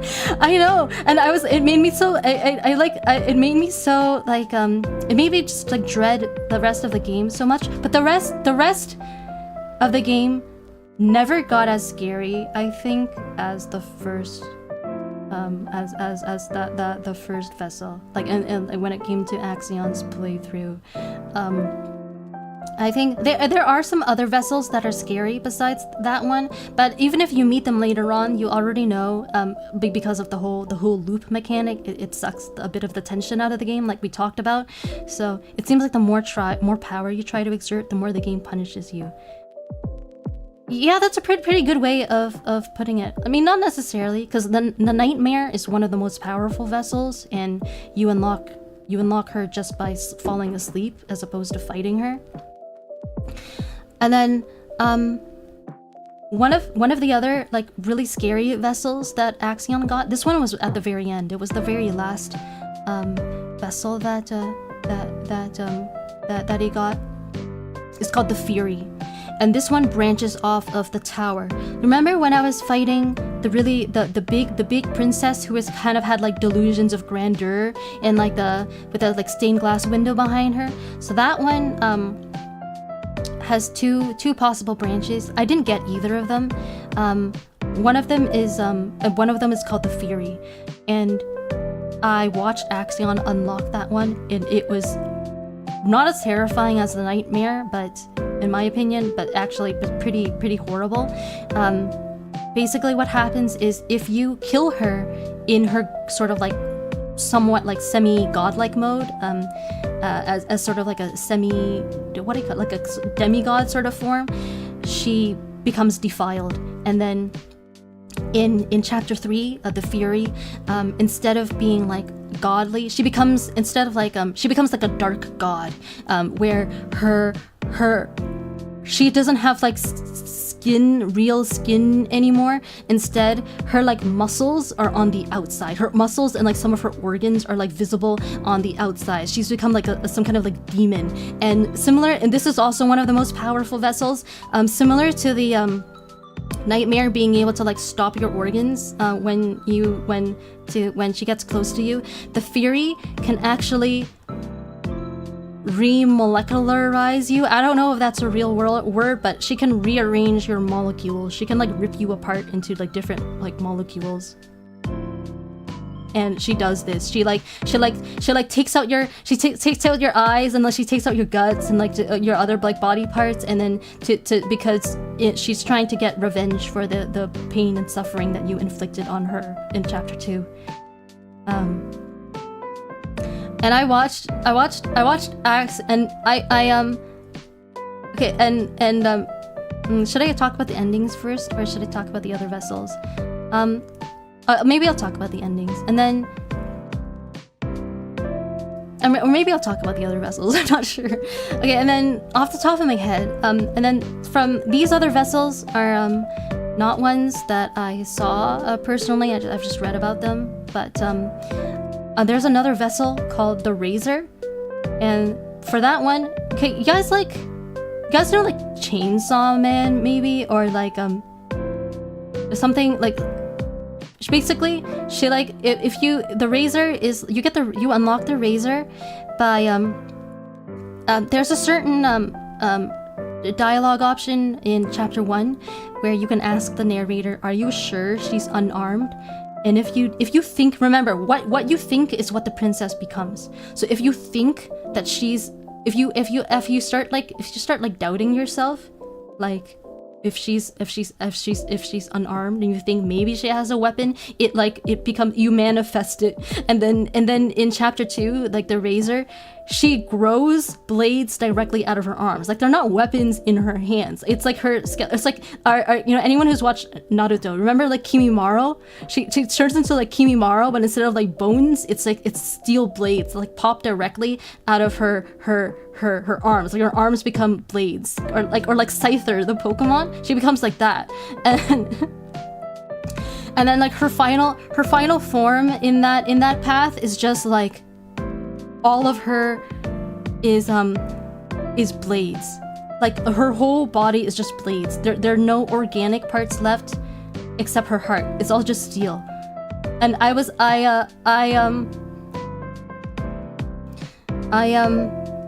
didn't know that was an option going into it, but suffice to say, I'm pretty glad I didn't get that one.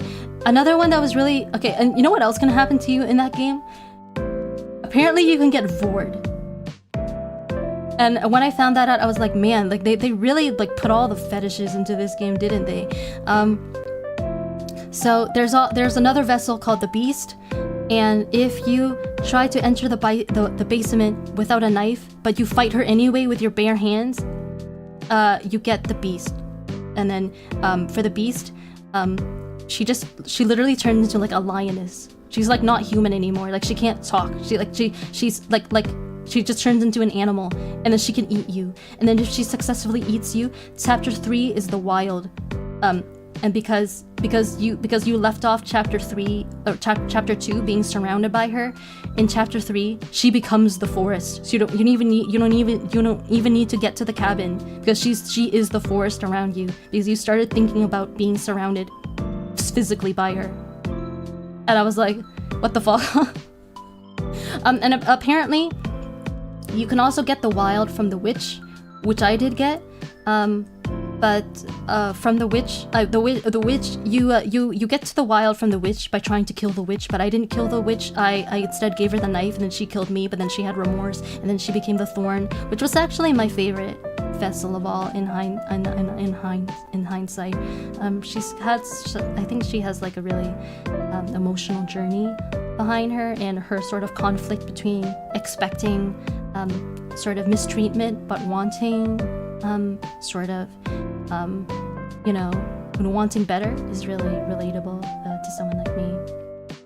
And then any other vessels that were really crazy? When it comes to vessels that were actually, I think there was one vessel that I didn't get that I thought was like cool, that I actually would have liked to get, which was the apotheosis, because what was it? Oh, this one is the other branching option from the tower. So apparently, if you unlock the tower but you don't try to kill her or sort of submit to her, if you sort of resist her non-violently, then instead she becomes the apotheosis, which is a version of her. It's basically an angel version of her that is so big she doesn't fit into the cabin at all. She like automatically destroys the cabin, and she's like 50 feet tall, maybe even like 100 feet tall. She's huge, and the battle with her is like super epic. And I think in the end, I think one of the ways you get to her is you can throw your knife in her eye, and apparently that is enough to kill her. But yeah, I read about that. I was like, man, that would have been kind of cool, fighting the apotheosis, but it didn't happen. I didn't meet the requirements to get that one. And then any others? I don't think there are any others that are coming to mind right now. But that's to give you a taste. Okay, so having heard that, maybe now you see what I mean when I say that I unlocked the least scary vessels, the safest vessels. Like after reading all that, I was like, fuck, I dodged a bullet. I dodged multiple bullets.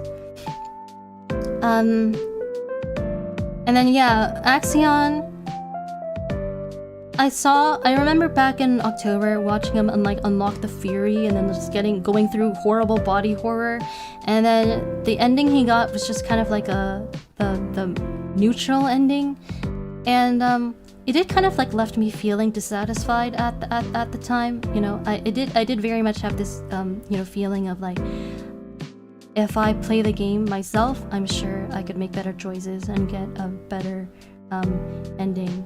Like, no offense to Axe, but I think his thing was that he's just like a pure philosopher through and through, right? The whole game, pretty much the whole game, he was trying to go with like the most neutral and non-committal option the entire time. Always like trying to prioritize staying neutral until the very last minute, getting as much information as he could before committing to an action, and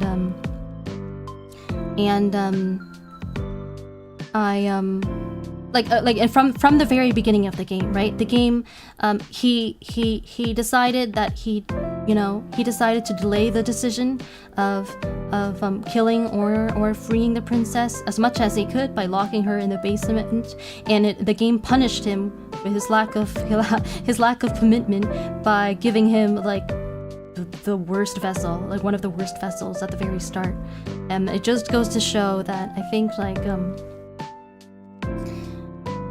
I think the lesson there that maybe the devs wanted us to, the lesson the devs wanted to sort of, the message they wanted to tell us is that, there are times in life when you do need to make hard choices based on even imperfect information, and where maybe like lack of commitment would lead to even worse outcomes than one decision or another. And then the part of the game where I was the part of his playthrough where I was the most frustrated was when he was fighting the last vessel, when he was fighting the Fury, because I kind of felt like maybe he wasn't having enough empathy for the tower while fighting her, and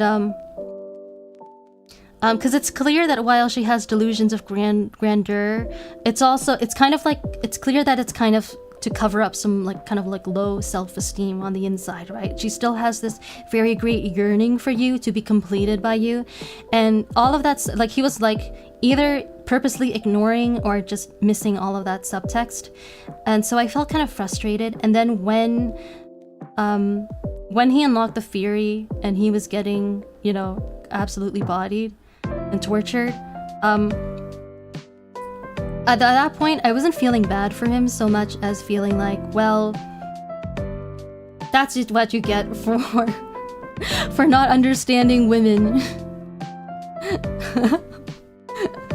And like at that point, it should be clear. It doesn't even matter. Like the goal has shifted. It's not the goal. Is not. You don't have to kill the princess. The goal isn't. It doesn't matter if you kill the princess. She's gonna respond either way. So there's there's not even any value in slaying the tower.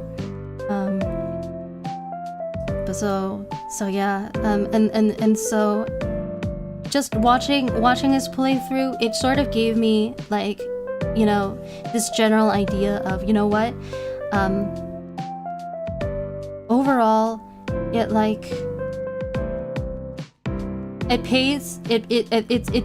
usually pays to be nice to the princess than like more than killing her.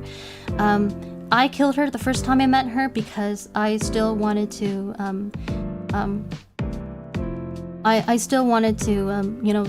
stay true to what I would have done if it was a blind playthrough. If I didn't know anything about the game, I would have killed her at the start based on like my limited knowledge and my principles. So I did that.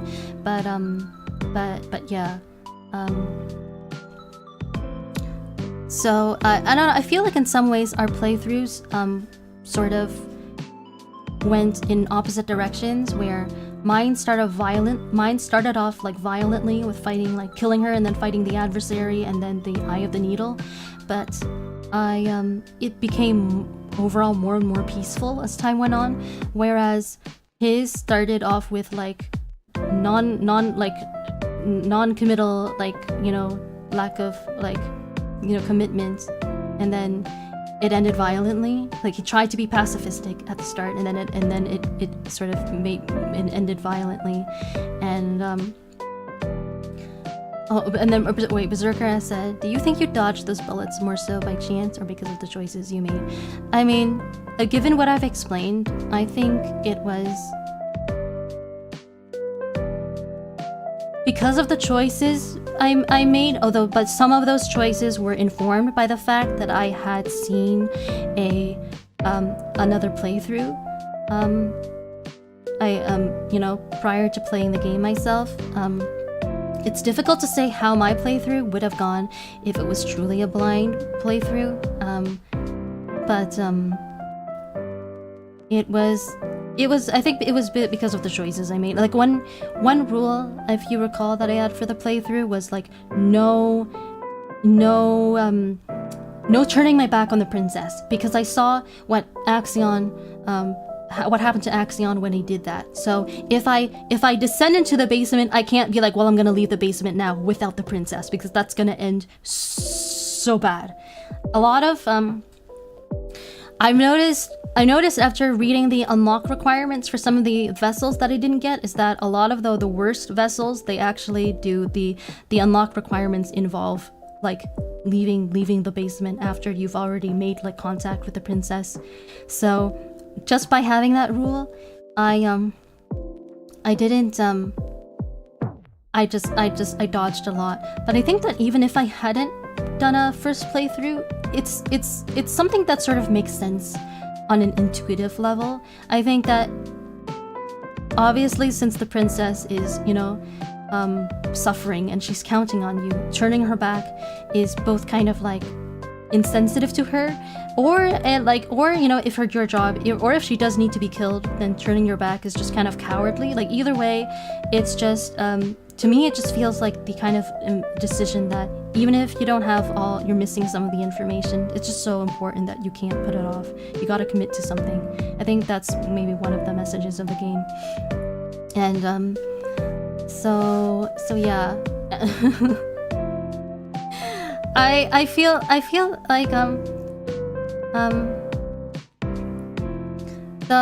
the fight between the tower and Axion, the other day, or not the other day, was it the other day? It was actually on last Friday. I guess it was the day that I streamed the Beat Slay the Princess. Axion streamed a game called Monster Prom, which I have never played, but I wasn't watching most of the stream because I was busy preparing for the debate. But one of the things, I think I saw someone, I think it was Ice Cubes, leave a comment saying like something like Axion, like you understand people like in the abstract, but like watching you apply that knowledge is like giving me a headache or something like that, and I kind of felt a little bad, but it kind of did make me laugh. And I wasn't watching the stream. I wasn't sure what the context for that was, but when I read that, I remembered the tower, like Axion versus the tower moment, because that was very much a moment of him like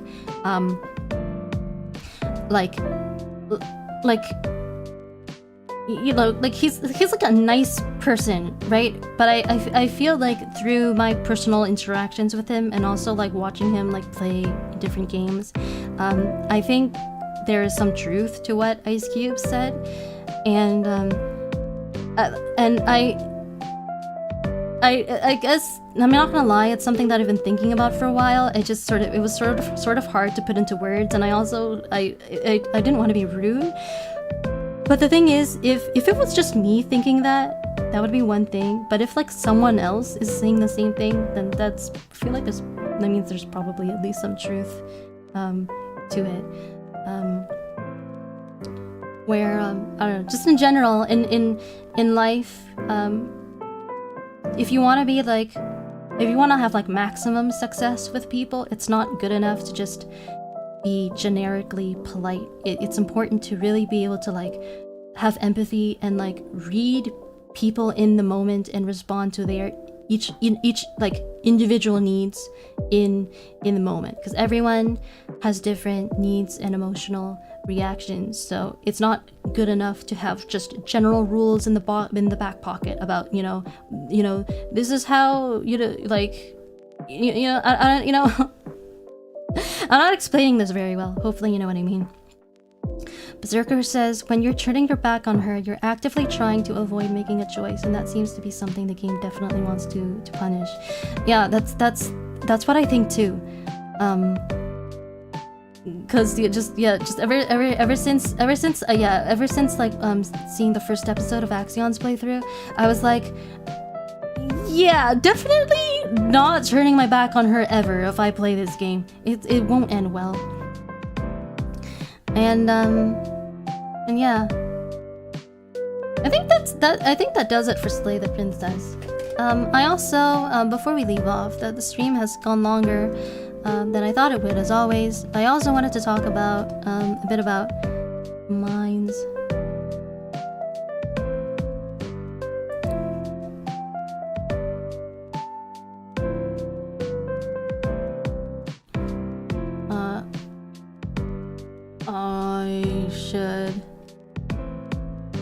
Let's just split this into multiple lines, it's easier. This was not a game that I played, it was a game that I watched Axion play, and for the last couple episodes of his playthrough, I joined as a guest voice actor,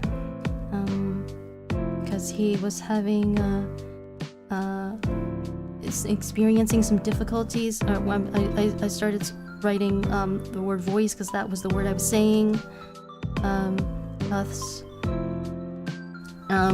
His voice has been starting to get strained, voicing the game by itself, and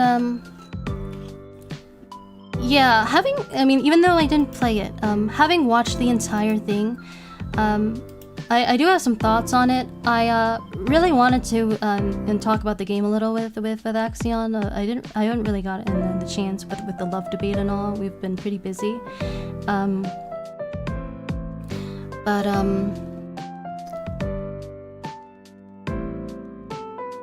yeah, what do we say about this one? Oh, Robo said, like a mechanic who learned hands-on versus someone who only learned from books. Yeah, it's a little bit like that. I think you understand the heart of what I'm talking about. Axe also has some pretty interesting micro emotions. Since he's a VTuber, it's only through his voice. Can you explain what you mean by micro emotions? Assuming that YouTube doesn't totally, nick your comment. I don't know if that's a concept I've heard of before. I want to be clear on what you mean. Mine's Beneath Us. Sci-fi visual novel. Takes place in futuristic futuristic analog of Taipei, I think. And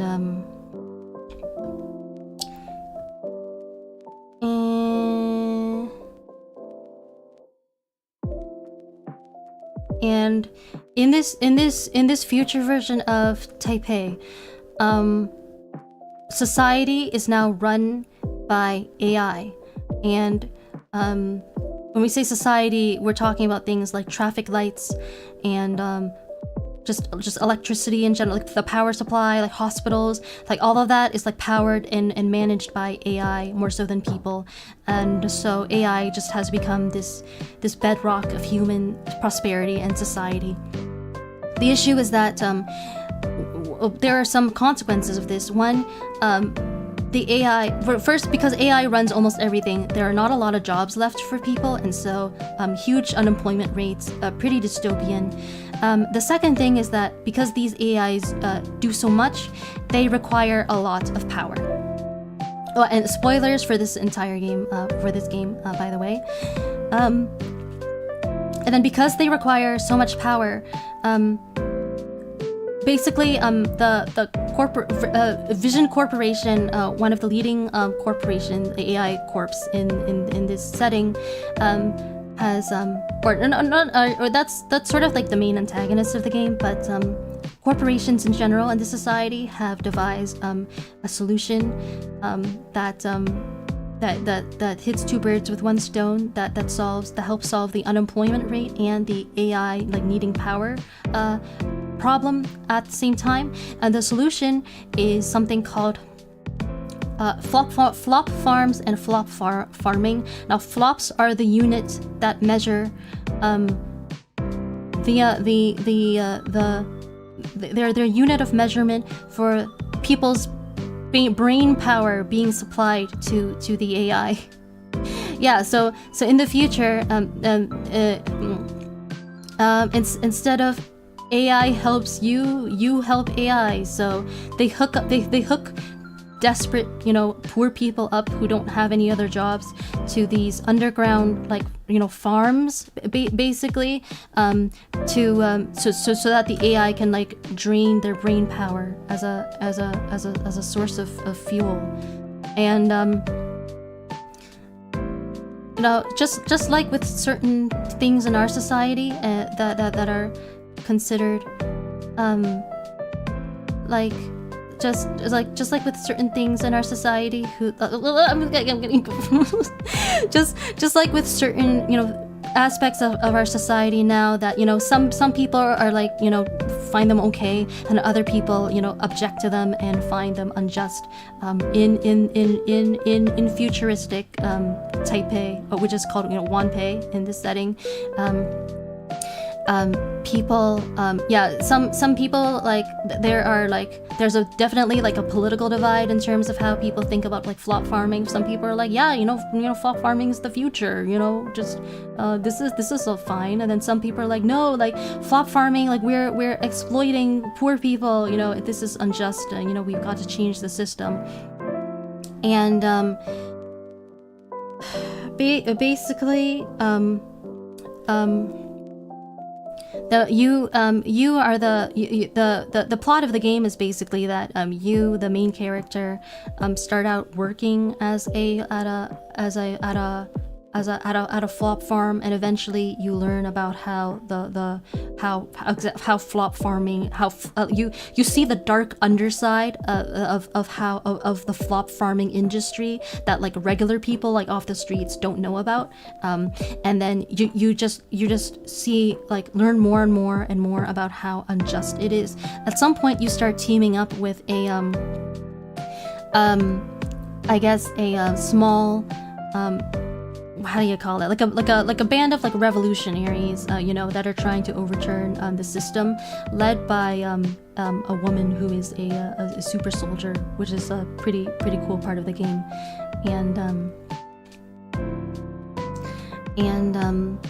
Anyway, near the end of the game, the game is split into 5 chapters. So in chapter 5, the climax of the game, you manage to infiltrate Vision Corporation's secret underground lab, where they're engaged in like apparently illicit research that may be involving like experimenting on children, and they're and they're also like somehow generating like more flops than they should physically be able to. And you infiltrate this underground lab, and you find out like their big secret, like the flop farming industry's like biggest and secret of all. Now, up until this point in the game, like you guys have got to try to imagine, you've already seen like so many horrible things regarding, you know, people being, you know, tortured and being, you know, impoverished and abducted and stuff like that. Like all of that, you already had like plenty of reasons to wanna take down and stop the flop farming industry, particularly Vision Corporation, the leader, the industry leader, and who also tried to kill your love interest. So you have many you've seen there's just really bad people, right? And like a lot of bad things going on. And then in chapter 5, you bust into the underground the lab, and you see the secret technology that they've been working on. Remember how AIs were being powered by hooking people up to these, you know, like, I don't know, generators, so that they could, you know, give their brain power to the AI. And then people from a political perspective were saying like, no, this isn't just, this is like exploitation of like poor people. So you know how the scientists at Vision Corp decided to fix this? They started abducting children from the ghetto, right? But not just to experiment on them, like not to use them directly as the power source. They took DNA samples from the children and cloned them and started growing their own artificial humans in vats, and like putting them in like in giant tubes in suspended animation. And then to reduce their nutritional needs and cut costs, they would cut off their arms and lower bodies, and yeah, just grow these sort of mutilated artificial humans and suck brain power from them instead. And the modifications made to them, done on them, made it so that they were like they're four, I think, what was it, like 4 times more efficient to like farm flops from than like real people. And they have a life expectancy of like 200 years, so way cheaper than using real people, right? And they're not legal persons. They don't got names and shit. Most people don't know that they exist, so who's gonna fight for them? Who's gonna advocate for them? You know, who's gonna fight for their rights? And when I was supposed to be voice acting, but when Axe and I got to this reveal, we saw this reveal, I started crying on stream because you see at first when you see the reveal, like the horrible secret, you see only one of the imitoids. That's what they call them, imitation humans. You see only one of them in the tank, and that you're already horrified. And then the researcher is like, let me show you this, and then he puts that one away, and he opens up like the big window in the background, like the display, and it shows like hundreds, if not thousands, of those similar containment tanks in the distance, all hooked up to the AI. It's just like a field. It's a field of hundreds or thousands of like mutilated humans, just mutilated slaves. Like, and I started to cry, and I was like, and it's the first time I've cried on stream, like really. I figured it would happen eventually. I'm glad I didn't cry during my debut. I'm a little that was actually one of my rules for my debut. Like, if you cry later on, that's, you know, one thing, but don't cry during your debut. That's embarrassing. I didn't think it would happen for the first time on Axion's channel, but but yeah, so that happened, and then that sort of like leads into like the very last section of the game, you know, the ending, the climax, where you as the main character, your plan to blow up the facility is foiled, and then you're forced to at the ending, the game, or yeah, at the end, near the end, the game gives you a choice, and the choices are join I guess basically join the police force, which is shown to be in bed with corporations. So basically join the bad guys, kind of. And just you know because, you know, to prioritize your safety and your girlfriend's safety. Option 2 is basically use your stun grenade and escape, knowing that if you do this, the police, you'll be on the police's, you know, wanted list, because for reasons, either basically, if you don't join them, you don't get to be a free man. And third option is blow up the facility, because you have a button that lets you do it on a press, but if you do that, apparently you get shot and you die, and your girlfriend is like inconsolable after that.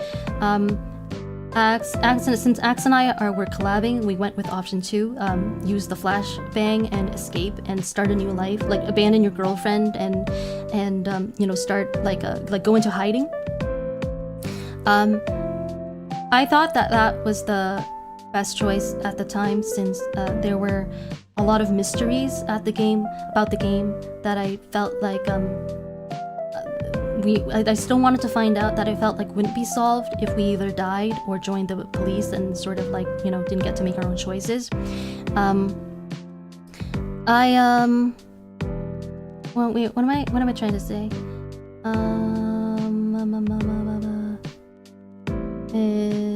I forgot what I was gonna say just now. So we joined, so we escaped, and I guess, yeah. So here's the thing. Okay. Oh, I remember what I was gonna say. I hoped that there would be a choice that would let us escape and blow up the facility at the same time, but unfortunately they were split into two separate things. So I prioritized escaping. But I will say that even if I were the main character, if I were actually in that situation, I think I would have been tempted to blow up the facility. Now, the downside of blowing up the facility is that the AI, no matter how sort of like morally unconscionable the method used to power the AI, it genuinely is sort of like supporting the lifestyles of millions of innocent people. And it's established that if you blow up the facility, like millions of people will suddenly be without power, you know, including like, you know, hospitals will lose power, like millions of people will die, like or at least suffer intensely if you blow up the facility. I think I would have done it anyway, because civilization cannot be built on the sacrifices of a tortured baby. Like you guys know of the idea of the tortured baby thought experiment. It has multiple names, and I've talked about it with Axe multiple times, but if you've ever read the short story The Ones Who Walk Away from Omelas by Ursula Le Guin, it's a pretty famous story. I read it in university, then you probably know. It's like that general idea. You probably know what I'm talking about. Where basically the the basic idea of I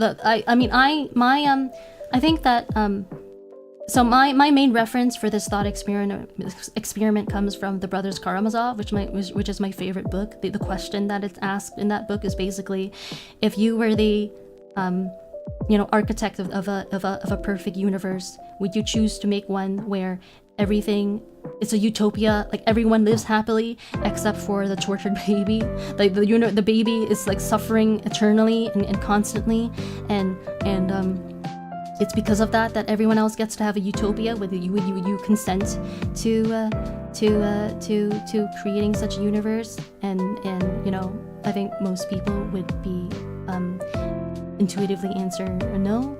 And so I think that even if blowing up the facility would cause maybe some people to die, I think it's worth it, because long term we shouldn't just be complicit in a society that sacrifices, that supports crimes against humanity. If that's what it takes for society to function, that just means that society needs a reset. We should not be dependent on if maybe we should just wean ourselves off of AI that is that sort of like resource inefficient. A robo said, I read that one. But he's so monotone, the subtle inflections in his voice are huge tells. Was that what you mean by micro emotions?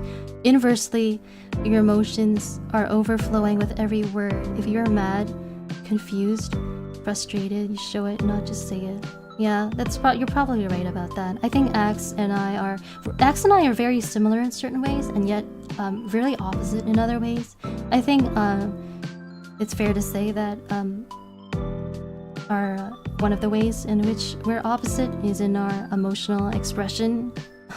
I'm kind of a ball of emotions. I'm very I feel my emotions very strongly, and I think that is something that is hardwired, not something that I will have much luck in changing about myself without causing myself a lot of harm.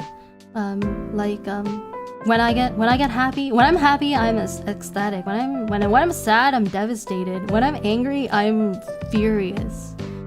And that's just me. It's not for everyone, but it's me.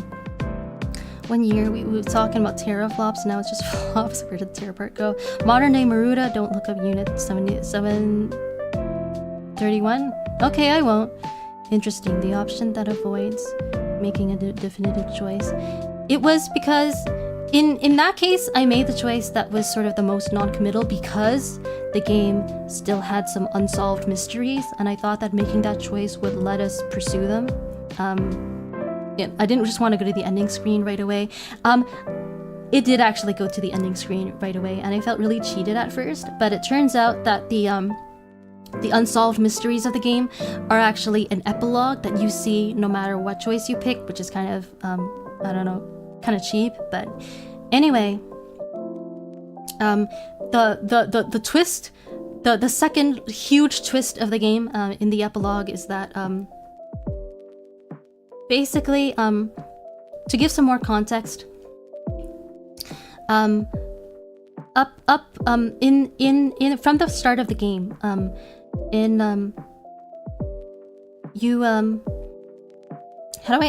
is there a fast and simple way that I can explain this? For the entire game so far, you've basically been made to believe that you're a consciousness without a body called an MBU, and you're kind of a super soldier yourself, like the one woman you meet who is the leader of the rebel group, except she's had a lot more training, and she's a lot she's a professional, and you're just kind of like untrained, like you're kind of like you got a lot of raw strength but no training, and the whole game, you've been believing that you're an MBU, and an MBU is basically you're told that they're just minds without bodies that have been sort of engineered by a certain sort of like a group called the Source. They're kind of like a Illuminati-like conspiracy group that like the public doesn't know about, right? And in the prologue of the game, you wake up you wake up in sort of what turns out to be some sort of like research facility, and the source, you're being controlled by the source. But then this weird entity, before they can like kill you or for disobeying them, because you disobey them, because they're bad people. This weird, mysterious entity, just known as the Spectre, shows up and kills all of them, like kills all of the researchers who are doing like bad stuff, and then gives him some vague instructions, like you're free now, like go do your thing. And the whole game so far, you're left wondering, what was that all about? Who is the Spectre? What do they want me to do?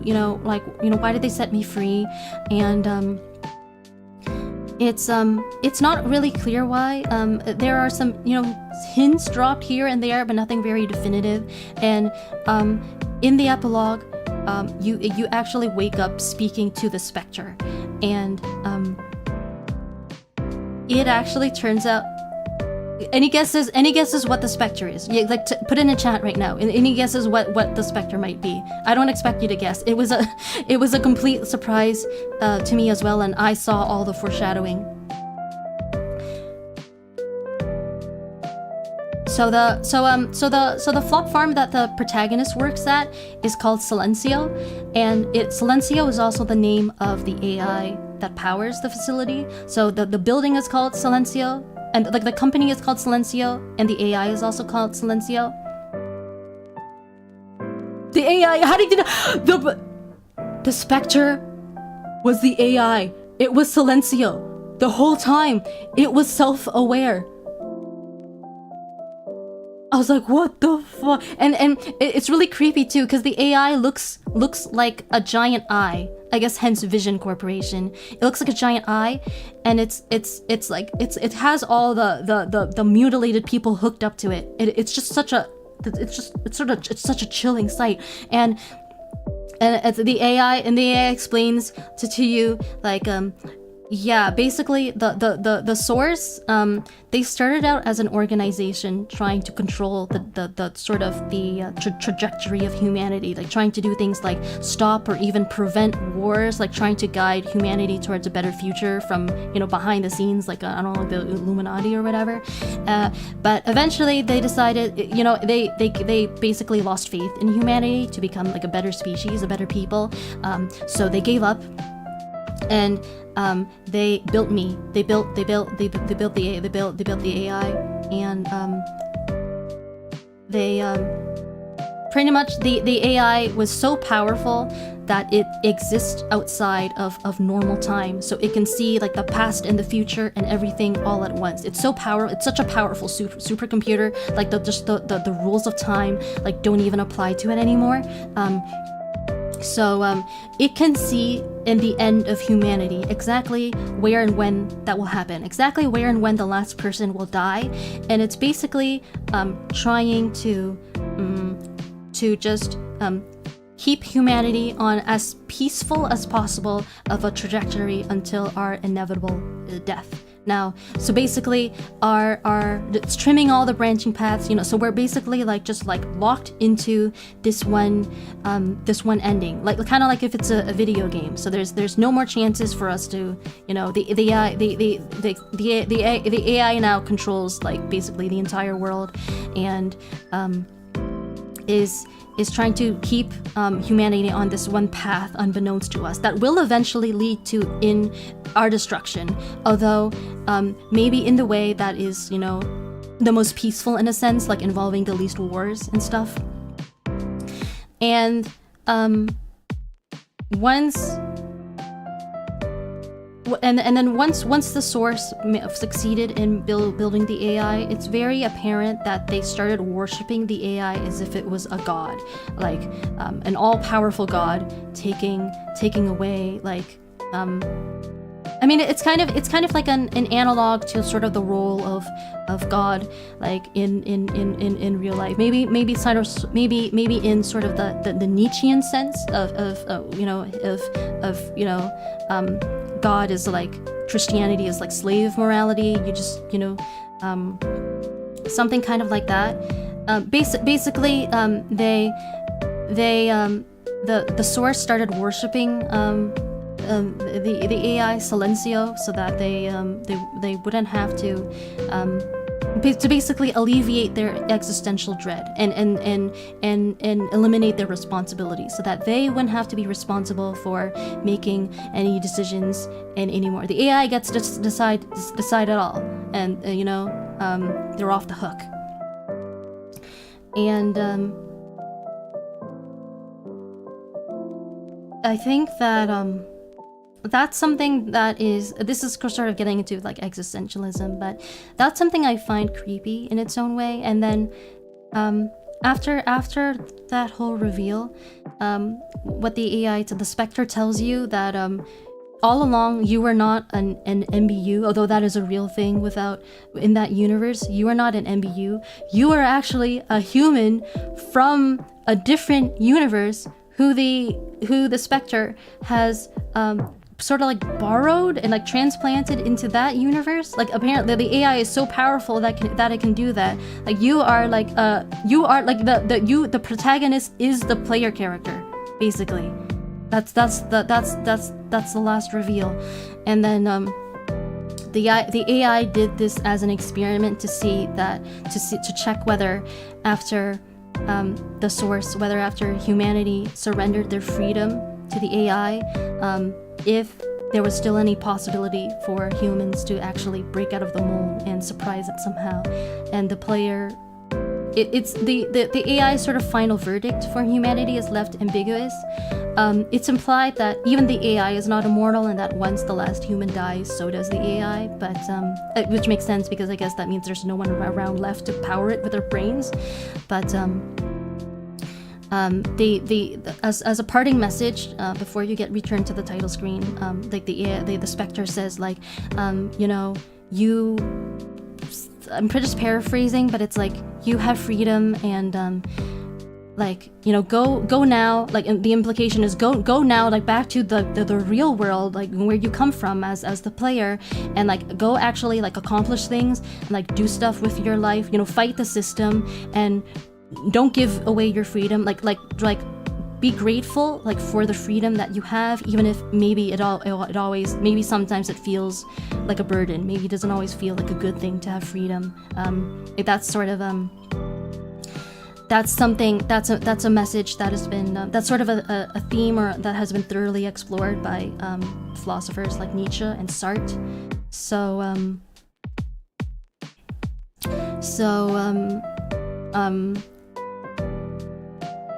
Yeah, a lot of that has been written about that existentially, and we're not gonna go over all of it now, but because it would take too much time. It's beyond the scope of this stream. I think, at least, you know, I'm talking about the issue around, like, the theme of, like, the burden of free will. Like, I guess that's why it's a burden, and what to do with it. That's a really common.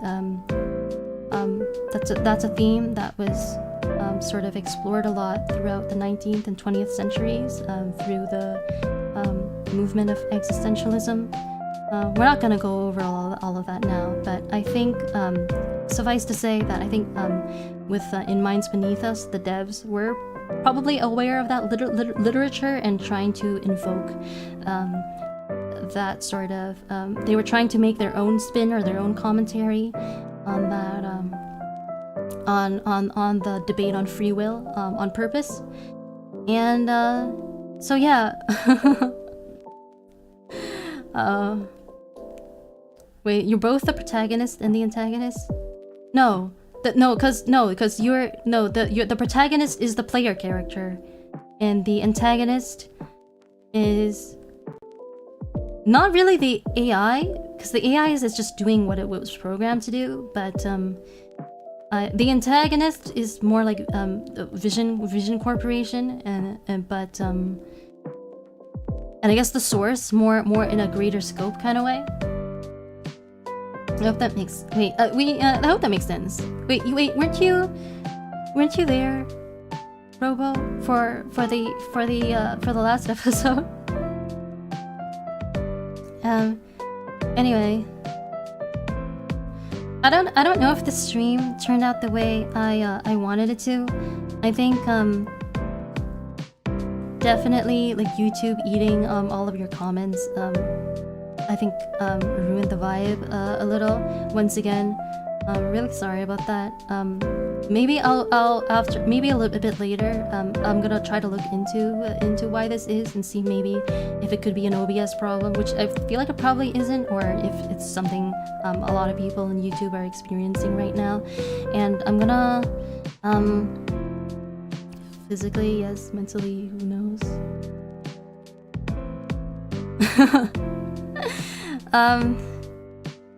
And then I think what should I see here? I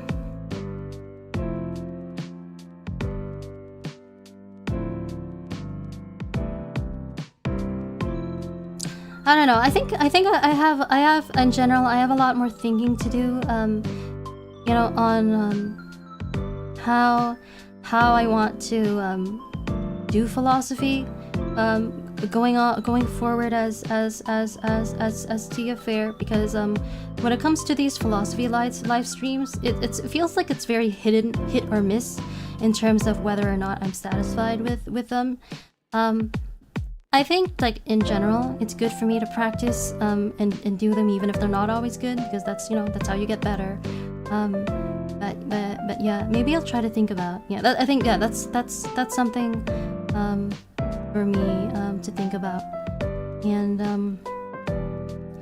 yeah, I may also write more articles on Substack in the future as well. Maybe in the future I'll make a habit of actually writing an article first before doing like a stream of it.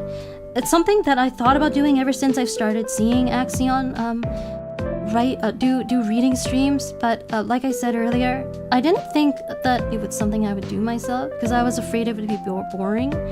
And I guess it doesn't have to be, because a lot of Axion's reading streams have been fun. Have been really fun, actually. Maybe it was something I was... Maybe that was just based more on his earlier reading streams, and that could have been, you know, just because he had fewer regulars then. Or maybe I myself was just in a different headspace at the time.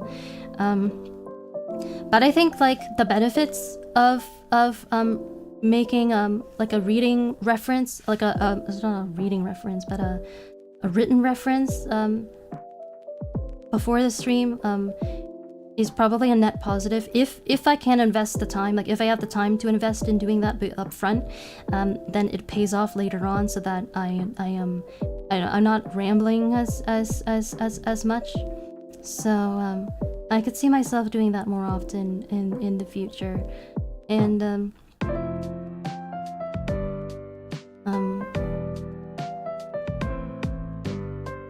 oh wait, Robo says, I think you did a great job. You get better with every stream. I felt so silly watching your debut VOD, but it's so dramatic of a change to see how your confidence has grown. You think I'm that different? I don't know. I don't know if I feel confident right now. I don't know if that's like the word I would use to describe how I feel. I think it's just kind of like I feel. I don't know. I feel unsure of. I feel like I'm right now. I feel unsure of something. I don't know what it is. I don't know. Maybe it's not that I feel unsure of myself, but I feel like I'm unsure of something, and I just don't know what it is right now. Yeah, it sucks that YouTube let you and us down this time, but I'm not forever tormented by the censored, the burning one website. You'll find out one day if you stick around me. The truth cannot be hidden forever. It will come out one day, even if it takes years. That I can assure you. As long as I'm around, the truth will come out. And that's some incentive for you to keep watching Tia Faire channel.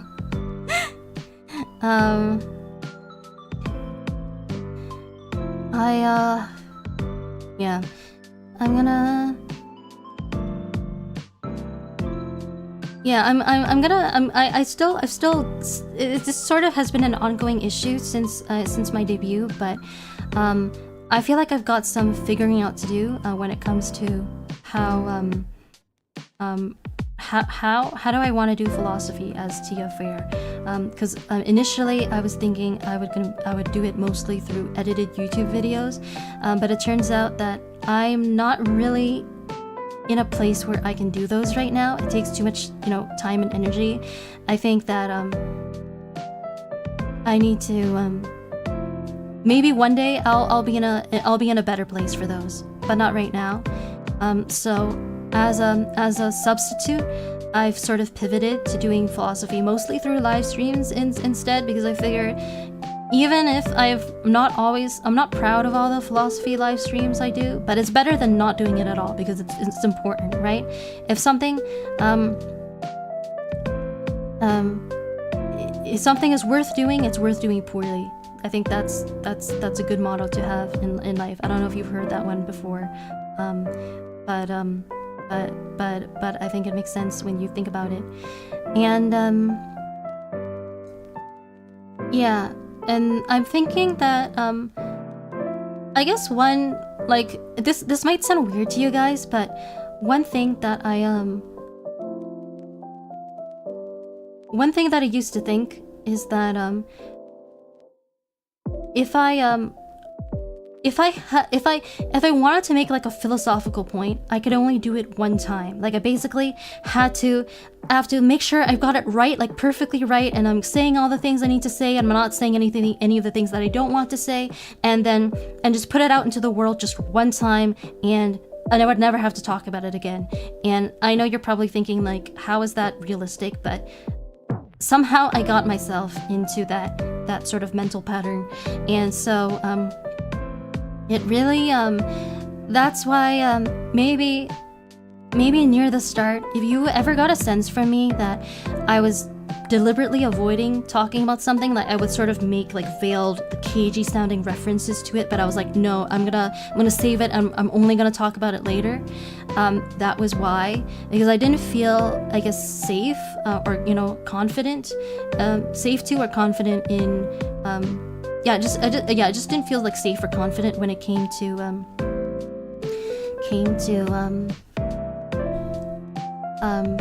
talking about things off the cuff before I was ready.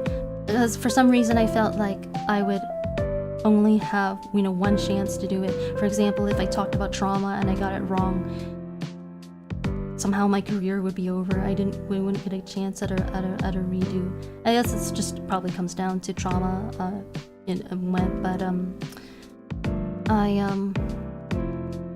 since then I've once it turned out that I couldn't really do uploaded videos anymore, I was forced to turn to live stream as a medium, because the alternative would have been just giving up entirely. And having been forced to do this for a while, now it's become a lot more apparent that I will have multiple chances to talk about the same issue, and I can iterate and improve each time, but I need to practice and be willing to be bad in order to get better in the future. And that's kind of what this is all about. So even if this turns out to be I talked about the ideas that I did today because I thought that they would be important and worthwhile to share. And maybe if it turns out that they weren't really that important, or that I didn't really do a good job when it comes to the execution, it's not the end. One bad stream once in a while doesn't mean failure. And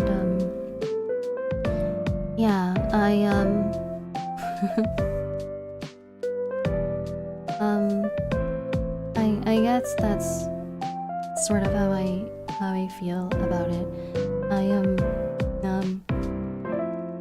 I think I'm really thankful for the people who come and watch me, and I guess sometimes I'm not sure why you do.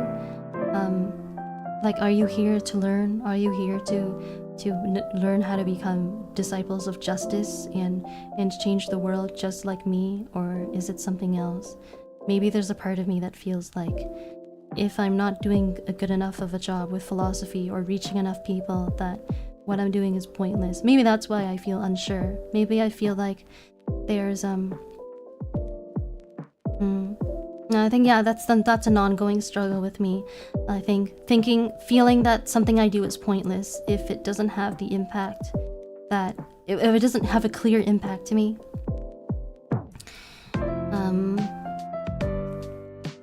Yeah. But yeah, to finish off the point that I began earlier, yeah, even if I do live, even if I write about a topic on Substack, it doesn't mean I can't do a live stream about it, and vice versa. Those two things can supplement each other. I can put out my ideas on multiple mediums like live streams and pre-recorded videos and written articles and so on and so forth. And that actually, by diversifying, that might actually be better than just putting all my eggs in one basket. I think, yeah. You have to flex muscle for it to grow. Robo says you should be proud. You put yourself out there. That's a huge step in the first place. And now slowly but surely you are thriving. Sky's the limit, Tia. Never give up, never surrender. Thank you for your kind words. I am not surprised to hear them from you now that I've learned that you highly value care, the moral value of care, just like me. And they do say chat reflects streamers, so I'm looking for personal growth, honestly. Have you found it? Have you found it? Okay, I'm gonna be honest with you. When you said that, it kind of like made my heart feel nice and tickly. Cause I like the idea. I think I am hoping. I think I am helping. I can't speak. I think I am hoping to help people grow as people too, because people who are, I think the more personally developed you are, the more likely it is. The more likely you are to do justice. Like the easier it becomes for you to do justice, even if you're not necessarily, actively trying. And that's also just what you deserve as well. I think being a more developed person makes it easier to be happy and be content and in control of your life. So, oh, and Axe, I've been streaming for so long already, and I was about to end off. But it is good to see you. It does make me happy that you made it, even if just for the very end. Thanks for the stream, Tia. I wasn't here for the first part of it, but I've been tuning in on and off for a good part of the second half. Oh, we'll try to watch the rest of the VOD later, and it's definitely true that every live stream is a good chance for practice. Thank you. This is neither here nor there, but I see in the corner of my eye that my view count in OBS is dropping very slowly, which makes me think that there's just something seriously wrong with YouTube today on the tech side. It's causing multiple issues, including comments not going through and view counts not being recorded properly. Such a pain. But yeah, if you were here for a good part of the second half, then you almost certainly missed the reading I did at the very start of the Substack article that I wrote. I've decided after all to follow in your footsteps. I held my first reading stream today where I read off a Substack article that I had already written and published, and I am very eager to see what you think about that. About the article. Is there anything else that I needed to say today? I don't know if there's anything else, honestly. I think that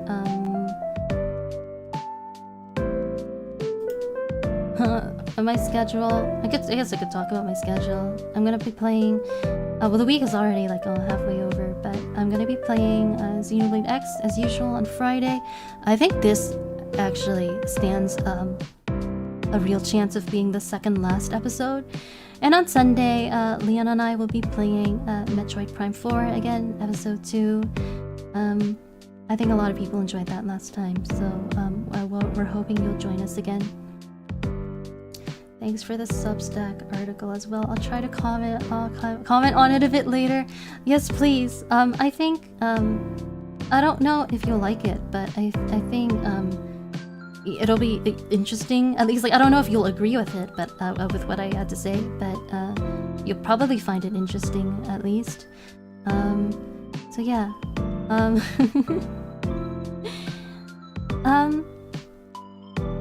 I think, is that everything I wanted to say? Oh, I think there's one more thing I can to say. I can't speak anymore, guys. It's been 4 hours. I've been working really hard lately. In fact, I think I've been working too hard, and I can't believe I'm saying that since I'm the resident workaholic of philosophy. But I've been pushing myself past my limits ever since pre-debut. Ideally, when it comes to what would have been ideal for my health, for my well-being, I should have gone on vacation immediately after debuting to recover from the strain of working like 12 hours a day on drawing, on making my VTuber model. I didn't. I continued pushing myself for 3 or 4 months after that. I debuted in November, and now it's February, and I could have even and then, well, before February there was the holidays when I got really sick, and I could have slowed down after that in order to fully recover, but I didn't, because the philosophy stuff, the debut, the grand reveal was coming up, and that already got delayed one time because I got sick, and I didn't want to delay it again. I wanted to make it happen, so I pushed through being sick for pretty much the entire month of January. And then just 3 weeks after that, the love debate with Axion was coming up, and I wanted to do really well for that one as well. So even after all the stress of philosophy, and that took a lot out of me, I still didn't take a break right away, and I've been pushing myself up until this very time. And it wasn't until about maybe last week, a week to a week and a half ago, that I just felt like this isn't sustainable. If I actually keep this pace up, I will not I will do poorly for the debate. I won't have the physical strength for it, no matter how much work I do, and no matter how much I study. You know, and I about a week ago I made a decision to actually slow down and stop holding myself to an unrealistic standard of production, because what I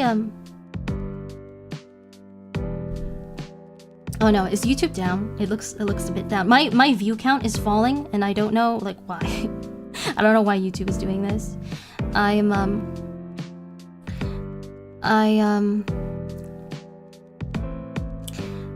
Okay, I'm gonna tell you about how I used to do things, how I used to like live my life. I would start with a goal, and then a goal like, say, I'm gonna release things on this day and this day and this day of this month.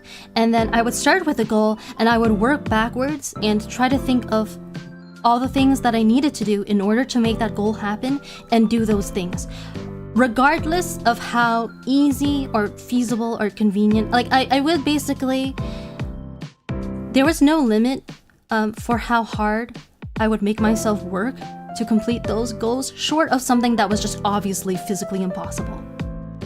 Even if it meant working like 80 hours a week, I would do it. It was all about the goals. I've realized since Most people probably don't operate that way. They probably work, instead of working backwards, they work forwards, where they look at their current capabilities and opportunities and base their goals based on base their goals on just those resources and capabilities they have at the moment, rather than the other way around. And I've decided that I should live that way too. It's only because I almost worked myself to complete exhaustion last week. It's basically only because I've realized this is just not it's just not physically possible anymore, that it's that I've changed my mind. But yeah. If you haven't been seeing me draw, like how do I say this? I used to want to just be everything from the very start, and what I mean by that is I saw myself starting from debut, releasing every kind of content that I wanted to do concurrently from the start, like music and drawing and live streams and uploaded videos and all of that. And I was really disappointed in myself at first when it turned out that I couldn't do it, because if you notice, you know, if you think about it, I haven't been really doing much music. I haven't really been doing uploaded videos. I've been doing some art, and I still have been doing some live streams and philosophy. Basically, I found that with the limited time and energy that I have, my number one priority over the last 3 or 4 months, I'd say, has been philosophy, because I felt like that is really core to my goal of making the world a better place. And I felt the need to prove myself as a philosopher. And I think after 4 months, more than ever, having done a fair number of philosophy streams under my belt, having debated Axion, having the tacit approval of him and of Karis. All that is to say that after 4 months of working so hard, I think I've has it been 4 months? I think I'm miscounting. I think it's been 3, actually. November, December, yeah, it's been 3 actually. 3 months. I think I've established enough of a streak that now I can I've proven what I can do when I'm going at full blast, and from now on, if I'm doing things more slowly, it's obvious that it's not because I'm lazy or I can't do it. It's just, you know, I'm capable, but I'm making a choice. I think I've proven myself enough that now it's safe to go about things differently without it impacting my reputation, which is something that I worry about a little bit, maybe a little bit too much. And yeah. So if you haven't seen me, I like drawing, and I have basically, okay. One thing I want to say is that so basically, having done the love debate with Axion, that was kind of a big I don't think bottleneck is the right word for this situation. That was a big something for me. But now that that's behind me, I feel like I can breathe a lot easier. And I'm really glad that I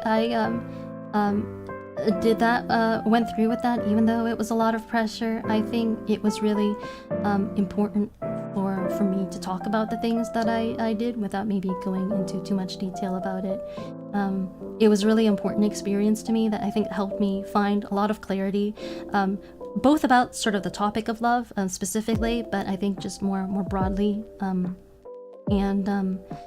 now that that's done, I think I might do a little less philosophy in the next month or so, and catch up on my art projects.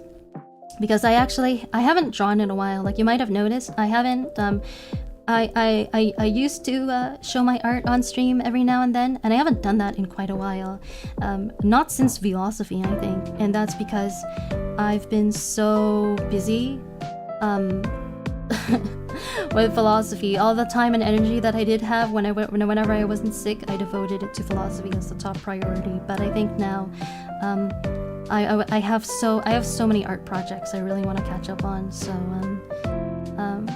I am looking forward to that, honestly. I think I like philosophy. I don't think that I'm like a fake philosophy enjoyer. I think I do like philosophy. I think it's just can be a lot of stress to focus on just one thing at the exclusion to the exclusion of everything else. Just like how drawing was stressful when I was drawing my VTuber model. Do you think we'll ever see you and Karis debate? I mean, no, mostly because Karis doesn't really debate. Like he and Axion haven't debated either. They've done a discussion on AI, but it was clearly branded as a discussion rather than a debate. He says he doesn't like doing debates, and honestly, I can see it. I do find that there's maybe a little bit of irony in how, although Karis is maybe the least outwardly nice out of him and Axion and me, he's like the least combative, or the little confrontational in a debate context. I think there's something ironic about that. And Berserker said, "I'm here because I'm looking for a community of like-minded and curious people, and to join you on your journey to achieve your goals." Thank you. That's really nice of you to say. And yeah, I think there are a lot of like-minded and curious people here. I think you're right about that. I think I'm really lucky to have already begun establishing a community of people who are clearly kind-hearted and looking to learn, because those are qualities that are, I think, not common enough in our society. I'm really fortunate for that. So thank you very much, especially to the two of you here today, Berserker and Robo, who've you've been very devoted contributors to the comment section to today. So I am really thankful for that. I'm pretty hungry and tired now, so I think this is where we part ways until next time, which happens to be Friday. Thank you so much, everyone. This was Tia Faire channel, and I'll see you next time.